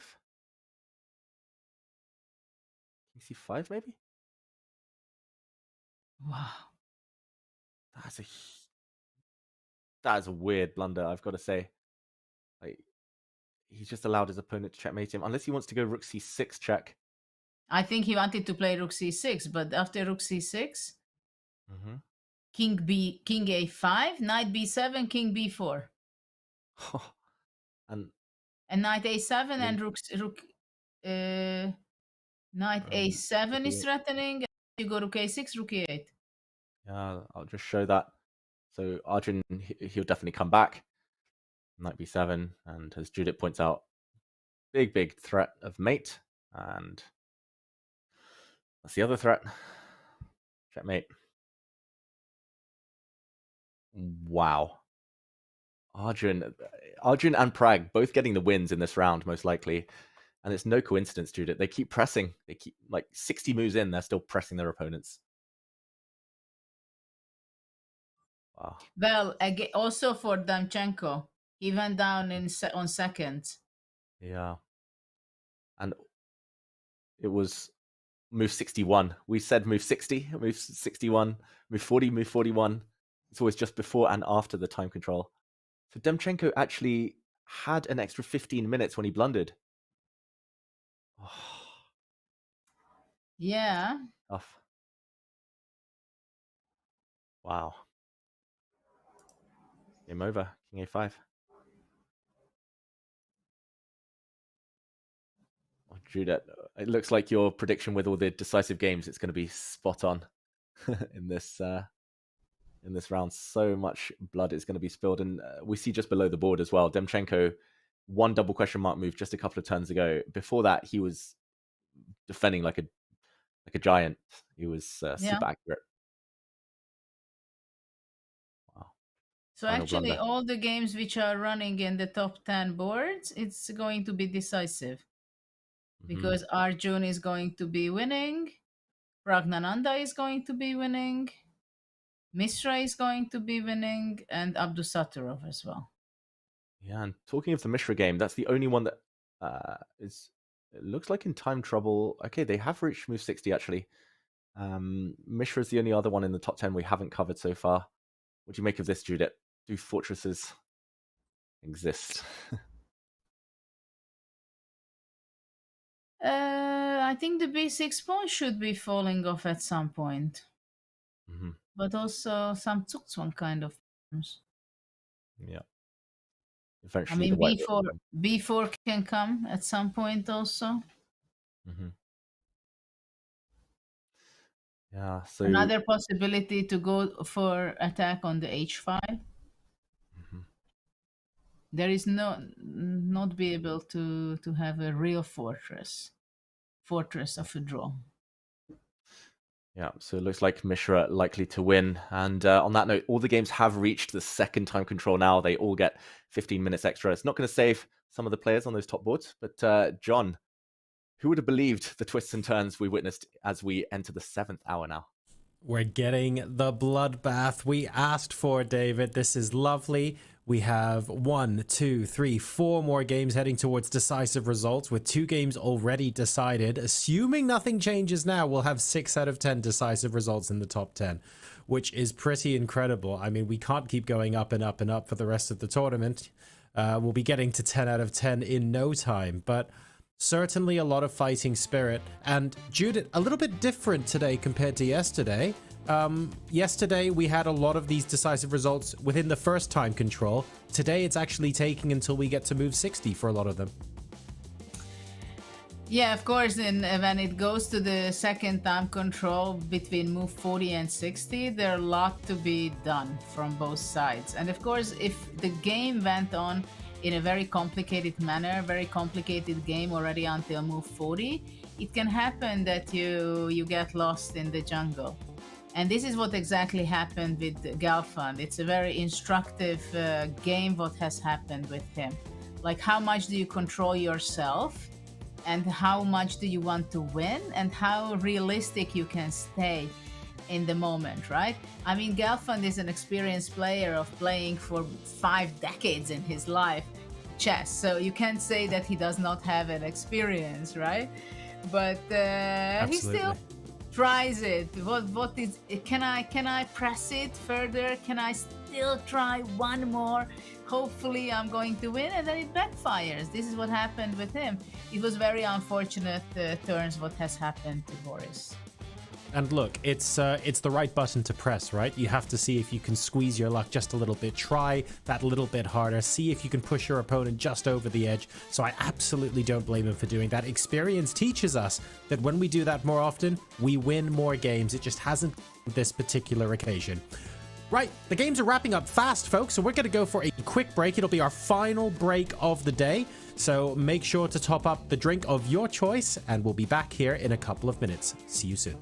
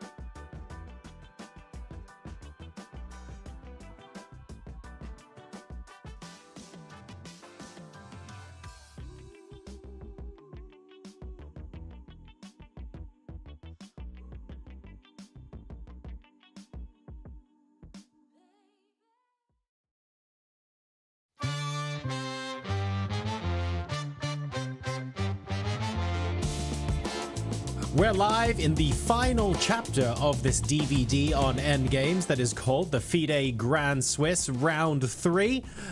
John, Judith, and David back taking a look at the remaining games of the round. We've reached the second time control now, so all of the remaining boards, as far as I know, I'm pretty sure, are beyond move 60. There's still a couple going on. We might not go to it, but I think Divya is managing to survive 50 moves. So she's been able to survive that very, very strong onslaught.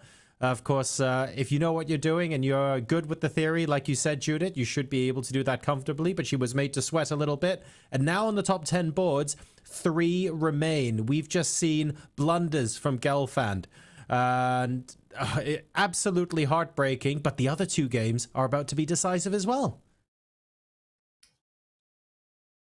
Yes, indeed. This is the situation. And yeah, we've seen a heartbreak for Boris Gelfand, simply bad timing when he had to make choices and he was pressing it too hard. He wanted to win. He wanted to play it out until the very, very end, hoping to benefit from that and possibly win the game. But it seems that Praggnanandhaa was not the right person whom against this was possible for a good result. And now we are seeing the game, the queen exchange. So we are also going to be entering in a rook hand game in this position, but very much favorable for black because there will be some white pawns falling off everywhere.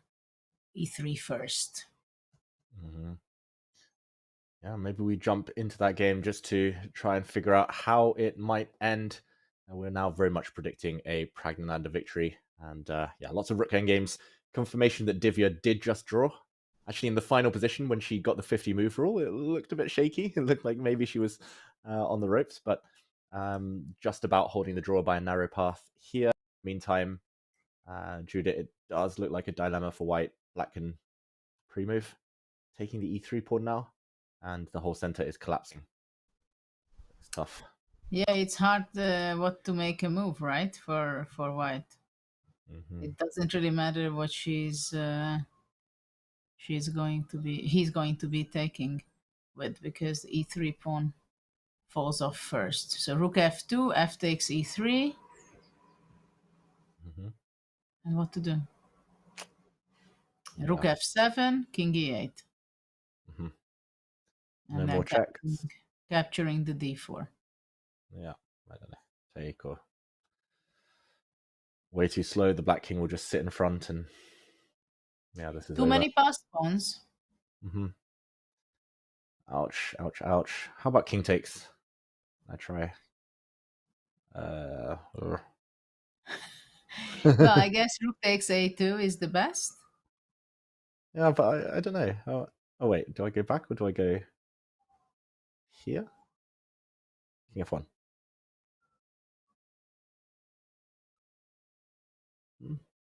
And you want to say that you might escape? I think in the pawn end game, I was trying to calculate, like, probably you just keep the rooks on, but no, but I made a huge mistake. It's a full misunderstanding. But let's show it because yeah, rook takes, f takes e3, d takes e5, king e6, g6, d4, king f3, and basically nobody can move forward. Yeah, it's one of those.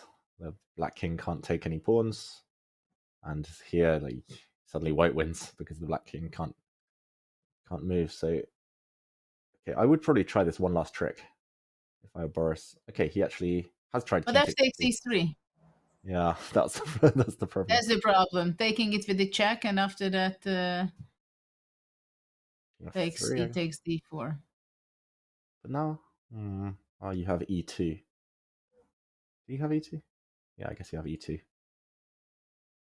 Yeah, e2 takes, rook a2 takes, and king e6 grabbing the pawn. Mm-hmm. Just to show everyone, yeah, take, and now this endgame is winning for black. But e2, can I go? Oh, I guess you've got rook a8 as well, but well, rook e3 is also not a bad move, maybe. Oh, yeah, that's d3. d3. Yeah, that's a killer. d2, too fast. Boris is rook going a2 down. was also not a bad choice instead of rook e3. So in this, in this position. Rook takes a2. Yeah. g7. You can make a bishop. She uses a queen. Doesn't lose, but it's still rook a8. I mean, if you don't want queen, put, let's say, a rook or a knight. But bishop is the only way, actually. Oh. Oh, wait.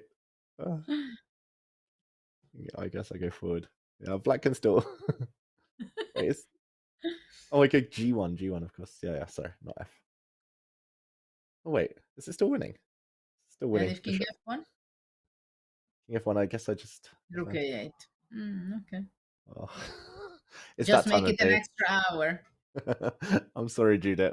This is how I play chess. This is how I keep playing these 200 move games. If you win, you want to win the longest possible way, right? Exactly. To enjoy every bit of it. It's no fun if it's over before you know it. Yeah. So what's going on the other two boards? Let's see, because this is only Miro can save Boris. What's going on Abdusattorov? I think he made some great technique there. Yep, another rook endgame. Let's dive right into that one. Confirmation that Arjun did win that rook and knight endgame. Very tricky stuff. Demchenko collapsing at the end. Abdusattorov, I think this is quite straightforward technique, Judith. 3 pawns versus 3 pawns, but this is the power of a rook behind the pass pawn. Yeah, black exactly. And then we have the Mishra game, which is going on. Just a quick explanation maybe for viewers of how to win this with white. Just waiting moves, right? Just win it by waiting. No, white can go f4, yeah? Yeah. Also. f4. King f6, king h4, king g6, rook a5. Zugzwang. Black has to give way with the rook or lose his pawns. How do you win if I... Okay, this is just it's too easy. If I wait. King h7? Yeah, king g7, king h7, I'll wait. Do you go g4? You can go round maybe the whole way. I think I would go around. Yeah. Black can never do much here. King c7. King e3. King e3, king v6. Yeah, rook f5. f5, yeah. It's too much. Black is stuck. It's going to be game over very, very shortly. He actually played rook a5. I'm surprised he allowed h4, but probably. Well, if h4, he goes maybe f4. Yeah, or g4 maybe as well. But yeah, h4. g4 is not bad either. Yeah, black's rook is too passive, too bad. Okay, king back. He'll play f4 and or maybe king He'll h4. play king h4 probably. King g6, Now f3. f3. f3. f3. And then come around with the king. Well, yeah, f3, f4. Okay, all roads leading to a very, very guaranteed win at this point, I think, for Abdusattorov. You mentioned board 10, Abhimanyu Mishra against Yu Yang Yi, and still going, still fighting. Well, probably the simplest is to go queen a8 and rook b8, rook b6. What do you think about that? Yes. I fully agree. Queen a8. Can I defend like rook e6, rook b8, rook here? It feels like rook b7 check. It's gonna collapse. Yeah. And then come back. King h6, queen b8. Yeah. Apparently there's even better than this, but yeah, it's good enough to win. More than good enough to win. Now the Black King is out of the fortress. It's been forced to flee out into the open. Yeah, Judah, I don't think this is going to survive much longer. He's fought really well, Yu Yang. I thought he'd lose before the time control, before the first time control, let alone the second one. But he's on the brink now. Yeah, still some technique is required to win the game and collect the full point by Abhimanyu, but I think he will be doing it. It's very difficult for Black to look for the contingent. Once he's going to be pushing his G pawn, it's going to be weakness. He went queen e5? Yep. Because actually, if the f7 rook moves to b7, rook f8, if rook e7, what's the idea after rook e7?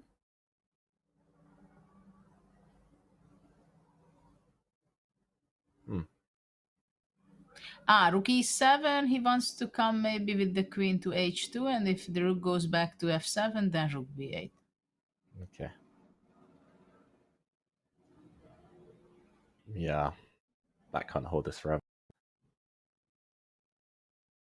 No chance. Rook b8. Yeah.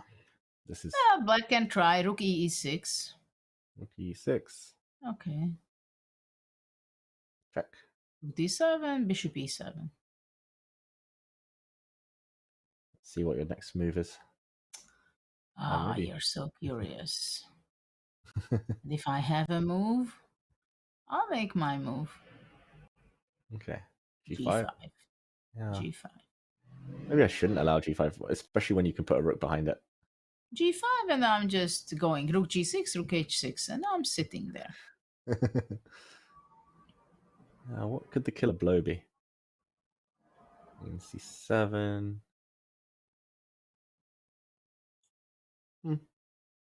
Is this the safest king you've seen, Judith? The white king on b5? It is safe, but you want to... You have to keep it there, right?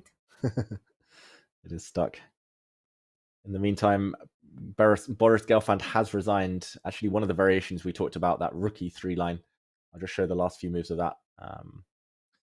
Praggnanandhaa taking the win. He gave a check. The king moved. He gave e2 check immediately. So the white king cannot take the pawn due to a skewer and a winning king and pawn endgame for black.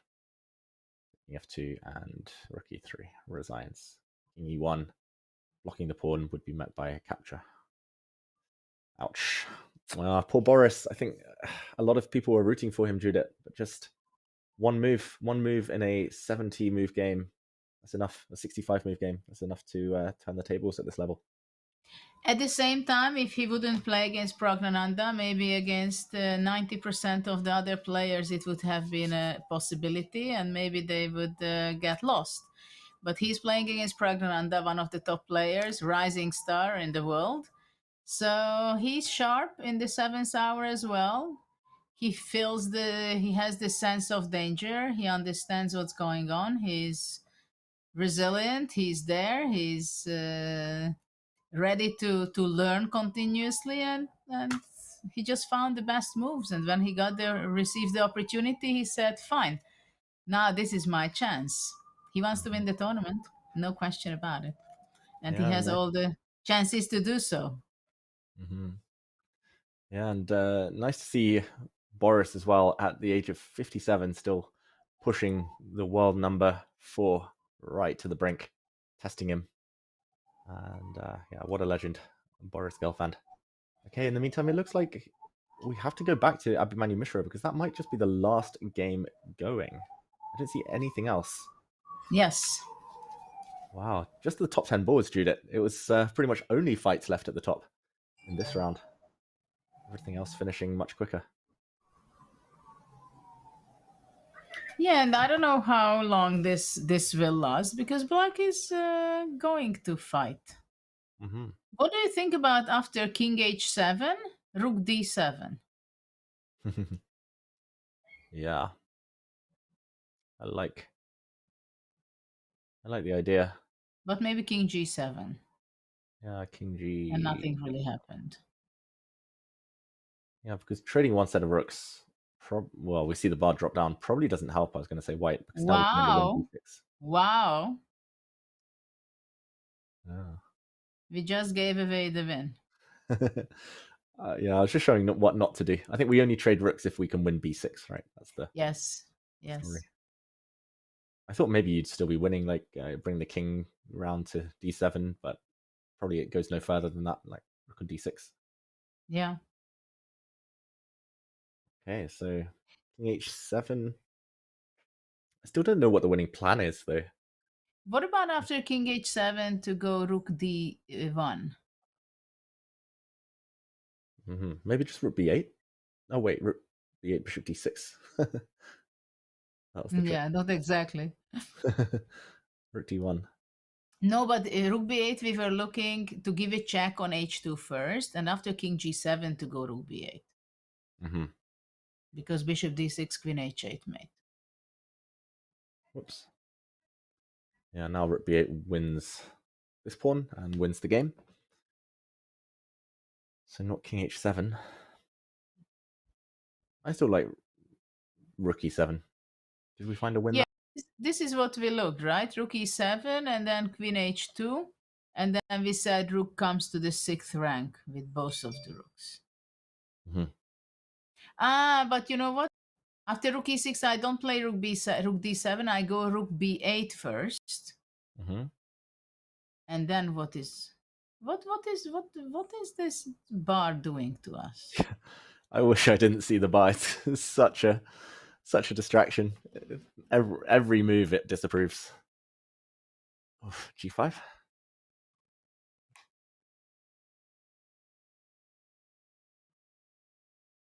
What was your idea with rook b8 last move? I wanted to give a check on b7.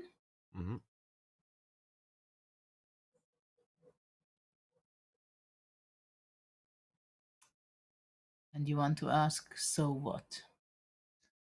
I would love to play queen e8 now, or something along those lines.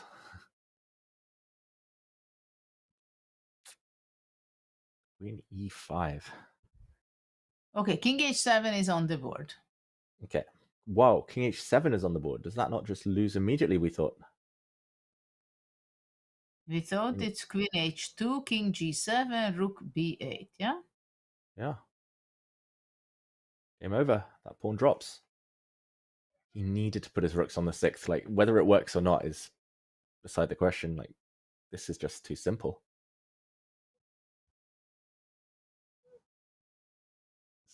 And queen h2 check, is there anything else? Bishop? Well, bishop h6, but then rook b8 anyway, no? b8 anyway, yeah.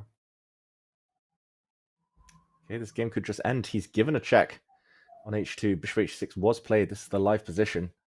And we think rook b8 just ends resistance. Pawn drops. Does black want to go after rook b8, rook f3? King b6 is possible. Yeah. B6. What happens if black starts chasing the queen, rook f2, instead of rook f3? Rook b8, chase the queen. But here, maybe even rook h8 wins. Just gobble up everything, right? With check. Check. Check. Well, you could go rook h7, but I think that would not help because queen g6 and... Still. Yeah, it looks nice. But even after rook f2, even if I just play queen e5. Bishop g7? Yeah, just come. Oh, wait, you want to take on c3, maybe? Okay. Yeah, but then queen g8 and rook b6. Yeah. No, rook f8. Rook f8. Oh, gosh. Okay, that's why the bar's dropping. Then you have to go queen e3. Yeah, queen e3 or queen e1. Yeah. Oh, dear. Okay. It's that time of day. The blunders are almost getting past me. Blundering my rook. Luckily, there's a saving grace. Okay, we're going to see rook b8 surely now.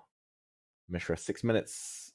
They don't get any added time now other than the increment of 30 seconds. That's the last time control. Yeah, he's got to try it.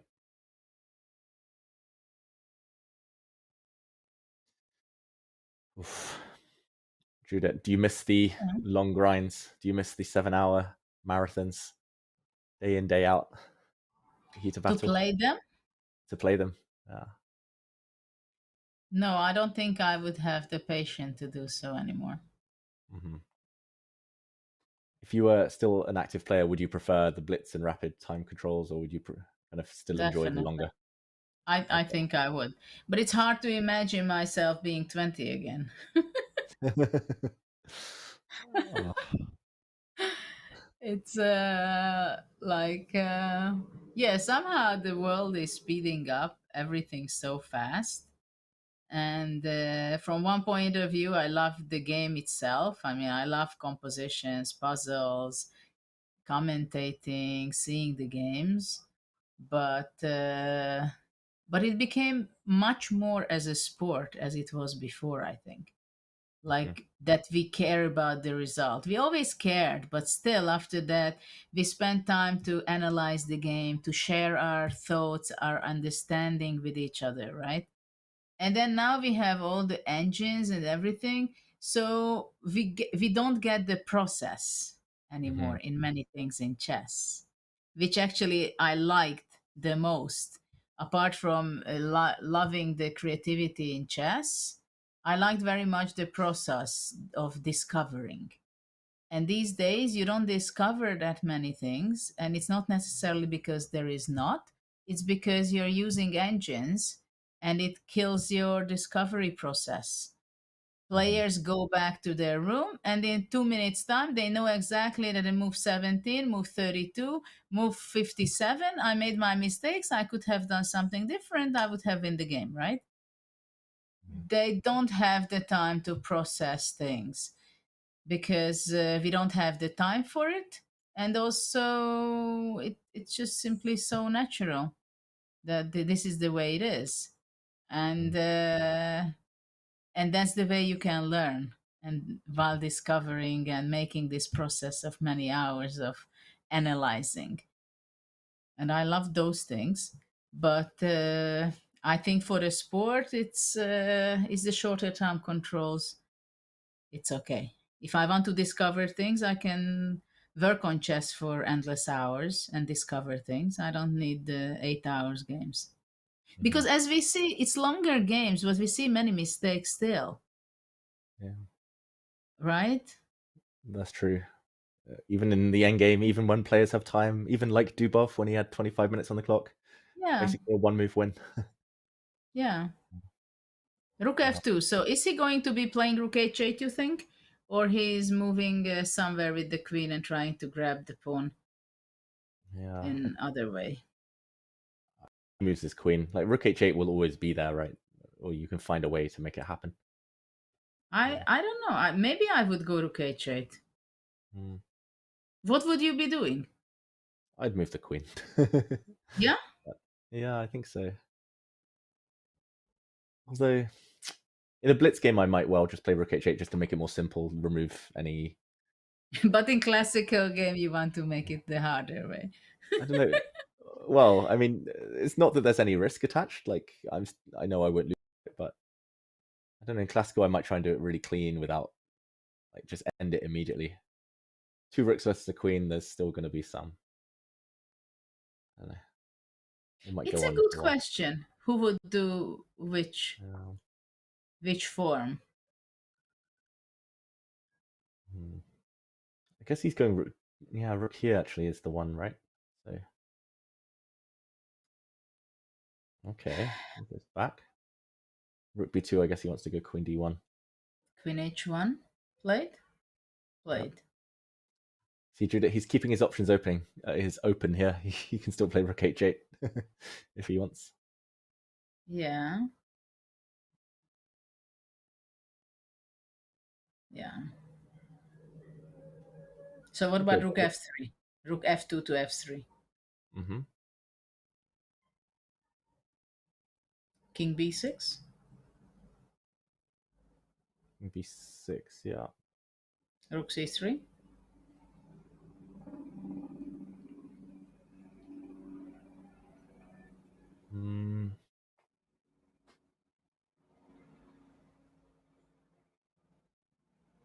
Queen King D1 A5? or King A5. Yep, probably King A5. Rook F1 is on the board. Mm-hmm. We go back. But now he can... No. Queen A8? Mm-hmm. Bishop C3, I guess. You mean Bishop G7? Oh, yeah. That time of day. My next move will be Bishop C3 if I get a chance. Yeah. First Bishop Bishop G7, Rook B6. Mm-hmm. Rook B6, Bishop C3. Yeah. Queen G2. Oh, yeah. Getting a bit shaky now. Yeah, this is just And over. Queen Right? H3, the bishop also. Yeah. Okay, Rook F1. I don't think we've got long left in this game. Queen E4. But why not Queen A8? Why didn't he play Queen A8? You know why? Why? No, I don't know. No, I thought Rook F8, but then Rook F8, Rook B7. Yeah. Half board awareness. He's only looking at this quadrant, this part of the board. Yeah. Which actually not a bad square for the queen. Mm-hmm. Centralized queens. He's been watching the broadcast. Which time control do you like to play these days, if you have the opportunity? These days, blitz or rapid. I don't know. Classical. I like classical. The longer, the better. If I'm going to do classical at all, but life gets in the way, and I'm not such a huge fan of traveling these days as much as I used to. So, what do you think on the highest level? How much difference in level, in quality there is between a rapid of half an hour game and the classical like this one? Yeah. It's very hard to estimate, right? Because some rapid games still look fantastic, very high quality, hard to pick any flaws. But then some rapid games are just really bad. So I don't know. I would say the average is probably higher in classical, and not necessarily. I mean, nothing's perfect, right? We see lots of mistakes still. Yeah. But maybe that's because of the style that people are going for these days: high risk, high reward. Like fight. I don't know. How about yourself? You've been watching, for example, freestyle. You've seen lots of rapid recently, but now with switching back to classical, what would you say? Is it a huge margin, or is it just a little? I don't know. With freestyle, it's very different because it's such a different starting position that it is a lot different. And also 10 minutes, it's also a tricky time control because it's not rapid nor blitz. I think it's one of the most difficult control to play. I'm confused, to tell you the truth. I'm very much confused. I also not sure that all the players are so eager to have long games. At the same time, I also understand that many people who are conservative and like the classical way of competing, they don't want to give it away because we have such a tradition in chess, right? Yeah. That yeah. It's the ritual you were talking about, the preparation. You travel to a tournament, one game per day. It's nice to prep. You analyze with some friends afterwards. You kind of hang out in the evening. You prep again. Yeah, it's a lifestyle, right? It's a very specific lifestyle that you go and then you play for 2 weeks, like in this tournament. Yeah. I mean, that was, I guess, your life for many, many, many years, and same for me. Just tournament hall, hotel, tournament hall, flight. Well, I was, I think, 12 years old in Mexico when the first Blitz World Championship took place. And that was something special. Wow, rapid. Very strange time control. Nobody cared so much, of course. Karpov was playing. Actually, Karpov was winning it. And but by now it's getting more and more seriously taken, even by the players, I think. Yeah, some of the top players, they prioritize. A lot at stake, World Championship title, a lot of money, prize fund. Rook f4. Rook f4. The game goes on, and I see from Just Having Fun in our featured chat there, question for me. Yeah, I will try and play another British Championship someday. That's my last goal in chess. I was a bit upset I lost in the playoff from a totally winning position last year. And so you have something to... Yeah, unfinished somebody business. to pay for it. Exactly. One last time. I'll push one last time in my career. And we'll see how it goes. No guarantees that I win. It's getting stronger. The young players are coming through. But okay, Just Having Fun also says 10 plus 2 is a good time control. I don't know, maybe 10 plus 10. Either way. Okay, Judith, Queen E6. I didn't understand why not Queen E8. Yeah. I like much more Queen E8. Same. I just don't understand Queen E6. I think he wants to do all of this without the bishop being on G7 to take this pawn. So like now at F6 he'll go. Oh. Yeah, but Queen E8, Bishop G7, Queen G8, and Rook B6. Yeah, true. And if Rook F8, then you go Rook B7 first, and after Bishop G7, Queen E7, it would have been handshake. Yeah, just to show. Yeah. Yeah, this is just over. And yeah, there would have been a check, as Judith says, and rook takes B6. Yeah, I think the handshake, well, should come soon anyway. True. Yep, rook here. I guess he'll go Rook check again. Check. Yeah. Yeah. Well, it doesn't really matter. Actually, this is what we have on board. In C8. Another question for me, this time from our producer, Bigfoot. Question for David. Who is your favorite commentator and why is it Judith Polgar? Because there's always a story. And, it's always an honor. He's not wrong. He's not wrong. Actually, this is interesting that for the last decade, basically, it became so different to make commentary on events. For me, at least, I started like in 2016, the World Championship between Magnus and Karyakin. When was your first event commentating? Mine was 2020, so it feels like yesterday, but 5 years ago. It was in Gibraltar. Wow. I did some small stuff before that, like some junior tournaments and things, but Gibraltar Masters 2020, just before the pandemic hit, Judith. And then I had nothing else to do other than commentate. Couldn't play tournaments. Yeah. So. Yeah. Well, this is great, I think, in chess, that while there is, in the last 5 years, basically, maybe more, experimentation is going on with the time controls, format, variants, everything. At the same time, it's incredible boost what has come. A completely different level of entertainment for chess players and chess enthusiasts.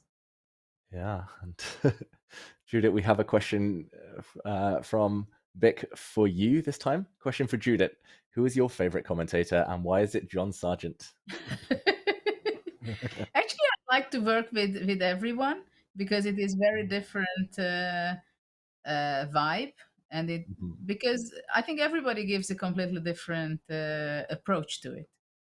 Yeah. But I have to say I'm always very pleased to, first of all, to commentate with people who are native speakers. Because it's always nice. And of course, you guys have a lot of experience and very big pros by experience and by expert in your own field. I like John being around because he gives a completely different approach, not the chess grandmaster approach, but he's playing well enough to understand many of the things we are talking about. But he can represent much better, I think, the audience, what they are curious about. I mean, we always go back to our moves. And sometimes it happens that we get speechless or like we try to calculate the line and says, okay, we have to say something, right? Yeah, like I'm very lucky that I've worked with a lot of the commentators right now, and like you say, everyone's got a different vibe. Yeah. Always a pleasure. Always, like, tournaments are different as well. Some demand kind of quicker action, quicker commentary, more sports like. Some it's like we can get deep into the chess, which is nice as well, like here. So yeah, very lucky, and always fun alongside you, Judith. It's always well, it is a lot of fun. I mean, with you, of course, I mean, you're a very strong grandmaster yourself, so we can go deeper in some way, hoping that our audience is not unhappy with that, because we go more deeper. But yeah, but I think we try to keep it the way that people can learn and be entertained also. Mm-hmm. And okay, this game's still ongoing. Thanks to Bic, by the way, for those questions, putting us on the spot. And but we don't understand why this game is still going on. Yeah. Yeah, like just make a move and take this pawn, and it's like they want to play endless. Yeah. Why didn't he go here, check, first of all, and then back? Rook f8. Queen d. Okay. And then check, and then this just looks. It seems like Mishra wants to secure his win so much that he makes sure that he tries every queen check, everything, right? He's a thorough guy. Okay, now. In the next move. Now we're getting there. You think it's over now? Resignation. Yeah, we are there. Yeah. Just about. Rook takes pawn, unstoppable. How many more moves? What's your take? 0 more. You think he will resign? I don't know. I'm dropping b6. I don't see how to fight. No, I would say 5 more moves. 5 more. Okay. Oh, I was wrong. Whoops. It's just starting. It's just You know starting. what he wants? Maybe. No. What does he want? If I take this pawn. Takes. Bishop c3. G6. King h8. Okay. I'll check. Okay, I'm not going to blunder my bishop. King g8. King g8. I'll check. Bishop g7. Yeah. Now I'll take one of these. And... yeah. a5 you take. Probably this one, yeah. Rook b6 on the board. Yep. I'm saying 3 more moves. Oh. Okay. Okay, 2. A few more. Yeah, I guess it's been a painful game for you, Yang Yi. Like that one blunder earlier. Maybe we can just very quickly show again the audience. One blunder in this game came ages ago. He played queen takes h5, losing his queen due to f4. Brilliant move. If rook f5, the queen is trapped. And rook takes e3 would allow rook takes g7, and the queen is gone. So he ended up losing his queen, and that's why we got to the game situation. That was already 60 moves ago, Judith, that he lost his queen. Wow. Done well to survive. So what move are we in? 84? 84. Wow. It doesn't feel so. I would think, well, I don't know. Well, of course, it's the final time control, so it should be like that. But normally it should be like 67 or something. Yeah. Well, it exceeded my guess also, the number of moves. Yeah, it's always like the bigger the blunder, the less likely you, like, if you continue a few more moves, the less likely you are to resign later. You just keep wanting to go on and pretend that the blunder never happened. Hide it. As we say that it's never too late to resign. Exactly. Yeah. I think we'll see it soon. Surely he'll just play rook takes b3 and continue. At the same time, I would say that you really have to believe in it that you have some chances. Because if not, then you're just making moves. It's also wasting your energy, right? Yeah. I mean, it's such a long tournament that you can't really afford just waste your energy sitting there an extra 2 hours and then you resign. Queen c2, what a positional way of. He's not going to blunder Queen h2. It's like, I defended pawn on b3, but actually I want to go Queen h2. Yeah. He just doesn't want to give the opponent anything. Like save all the pawns. He could have moved his king, pushed his c pawn, but no. Everyone thinks. Okay, 100% of our chat thinks there's at least 100 more moves, Judith. What do you think? What do you make of that? Our one viewer at this point believes that there's going to be 100 more moves. No. That's important. Then you give 5 times checkmate in the meantime. I think we are about the time to see that UNG will resign because there is not much to play for. Yeah, tough game. It is painful. Very painful what he missed. Rook f8. Checks from the side. It's going to be a draw. b4. b4, yeah. Or will he play king b5? Everything wins. And he wants to go rook f3. Rook f3.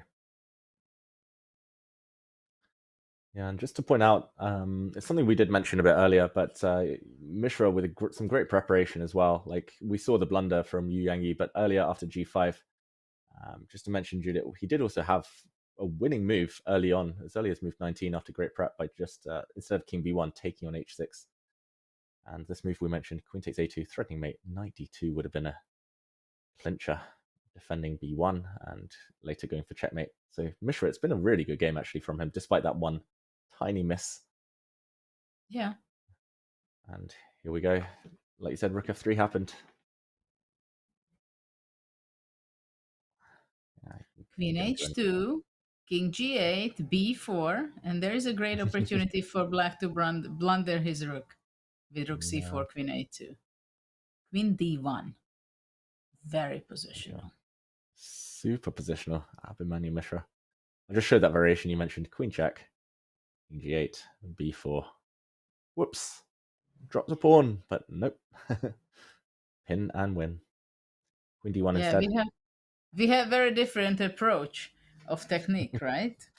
Yeah, it's like opposites. Like this is more my technique. Like just defend everything, defend. You've done the hard work, defend, and then win. But he just g5.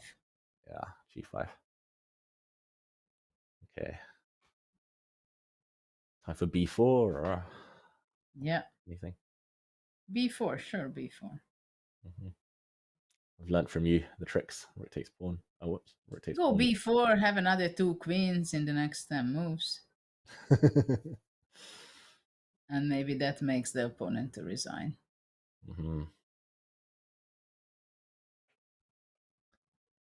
Yeah.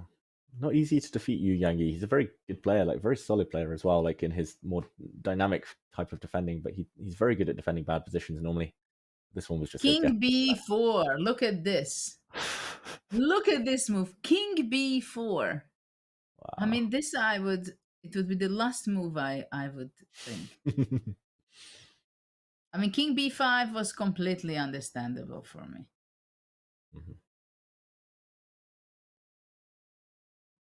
Counterplay. Support the pawn. ha5. Yeah. Great push. Shocking move. Stunning. Yeah, I would definitely go to b5, I think, because I wouldn't put my king on a black square.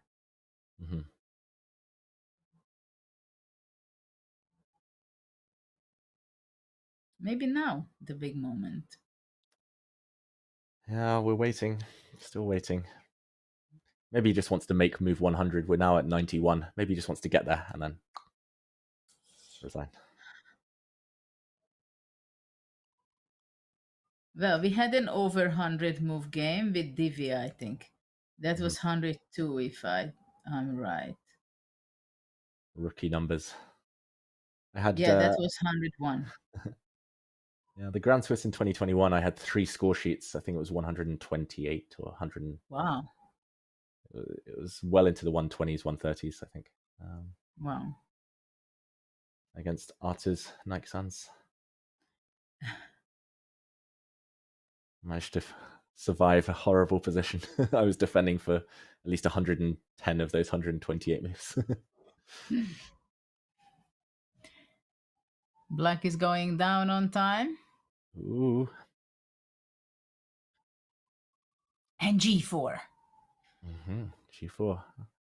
So what's the plan after A6? Then resign. What's the plan after A6? And it's on the board. I'm being told that my torturer in that game from 4 years ago in the Grand Swiss, Arturs, is joining us in the commentary booth. Or he'll be joining someone in the commentary booth on the 7th and 8th. Or round 7 and 8th. Okay. Or maybe even tomorrow and the 8th. He's joining us on one of the days. Okay. White one. Judith. Really surprising result there. No, in the end, Abhimanyu Mishra takes the win. Yu Yangyi eventually resigns on move 92. And that rounds off round 3. Judith, these are the standings in the women's tournament where we saw most of the games, if not all of the games, finish very early before the first time control. Yeah, it seemed like they were playing faster today, much faster than in the open section. And we have a clear leader. 3 out of 3 Vaishali is leading. Of course, the tournament is long, as I always point out, because it is going to be another 8 games for the players. And, well, we'll see how the favorites, like the Mozichuk sisters, will be climbing up and collecting points. I think Anna still made a draw yesterday. I don't know what she did today. Probably she won. But, well, we see a lot of players with 2 points. And then we see the scores here. I can confirm that the top seed in the women's section, Anna Mozichuk, there we see her. She drew again today against a much lower rated opponent, someone 400 points below her. Wow. So Anna Mozichuk yet to win a game, yet to hit top form, and needs to click into top gear. In the meantime, the open section, Judith, who's impressed you most so far? Of course, Parham Maghsoodloo out on his own now, but there's a pack of 6 players just half a point behind him. Well, Parham, of course, he's playing great, and he made a great performance today. He found the crucial moments where he had to. I like Praggnanandhaa's play quite a bit, and I'm very much looking forward to see the development of Yagis Khan at Dogmus, because we see that very young talent, and he made a draw yesterday with Gukesh, and I'm very curious how he's going to be moving on in the today. I was upset for Boris because he pushed it too hard today. Yeah, sad for Boris, but another legend of the game, Vasily Ivanchuk, got a great result, winning his game, and he joins the pack on 2 points, including Alireza Firouzja, who lost. Maxime Vachier-Lagrave, Shakira Mamjarov, Vidit, Kaima, Iri, Nepomniachtchi, Aronian. So many top players on 2 points just behind the leaders there. And here we see some of the remaining pack, Judith. 3 rounds in, still plenty of play left though. Absolutely. We've been seeing, I think, a very exciting day. I don't think I could expect anything more. We have been seeing, I think, 6 decisive games out of the top 10 boards in the open section. What do you think? You think we are going to get anything similar to this?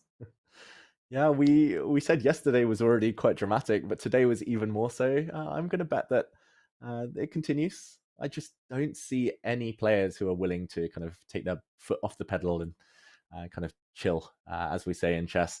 Judith, I think the highlight for me probably were some of the end games as usual. What was the one highlight for you today? Ooh. I was enjoying, pick one. Maybe the win of Erigaisi, to turning that several times it seemed like it was a draw, but at the end he was able to win. Of course, with a great cooperation by the opponent, but it was very difficult to defend that end game. And so I think, yeah, that was quite something by Arjun. Yeah, great call there. Very good day for the Indian players. Arjun Erigaisi, Pragg and Gukesh all getting wins, all just half a point off the lead now. That leaves it to me to wrap it up on behalf of John Sargent, who had to depart a bit earlier, myself, David Howell, and Judith Polgar. Thank you so much to all of you who stuck with us throughout this 7-hour shift today. It's been a lot of fun at round 3 of the Grand Swiss. And we'll be back tomorrow, same time, same place for round 4. So goodbye for now. See you soon.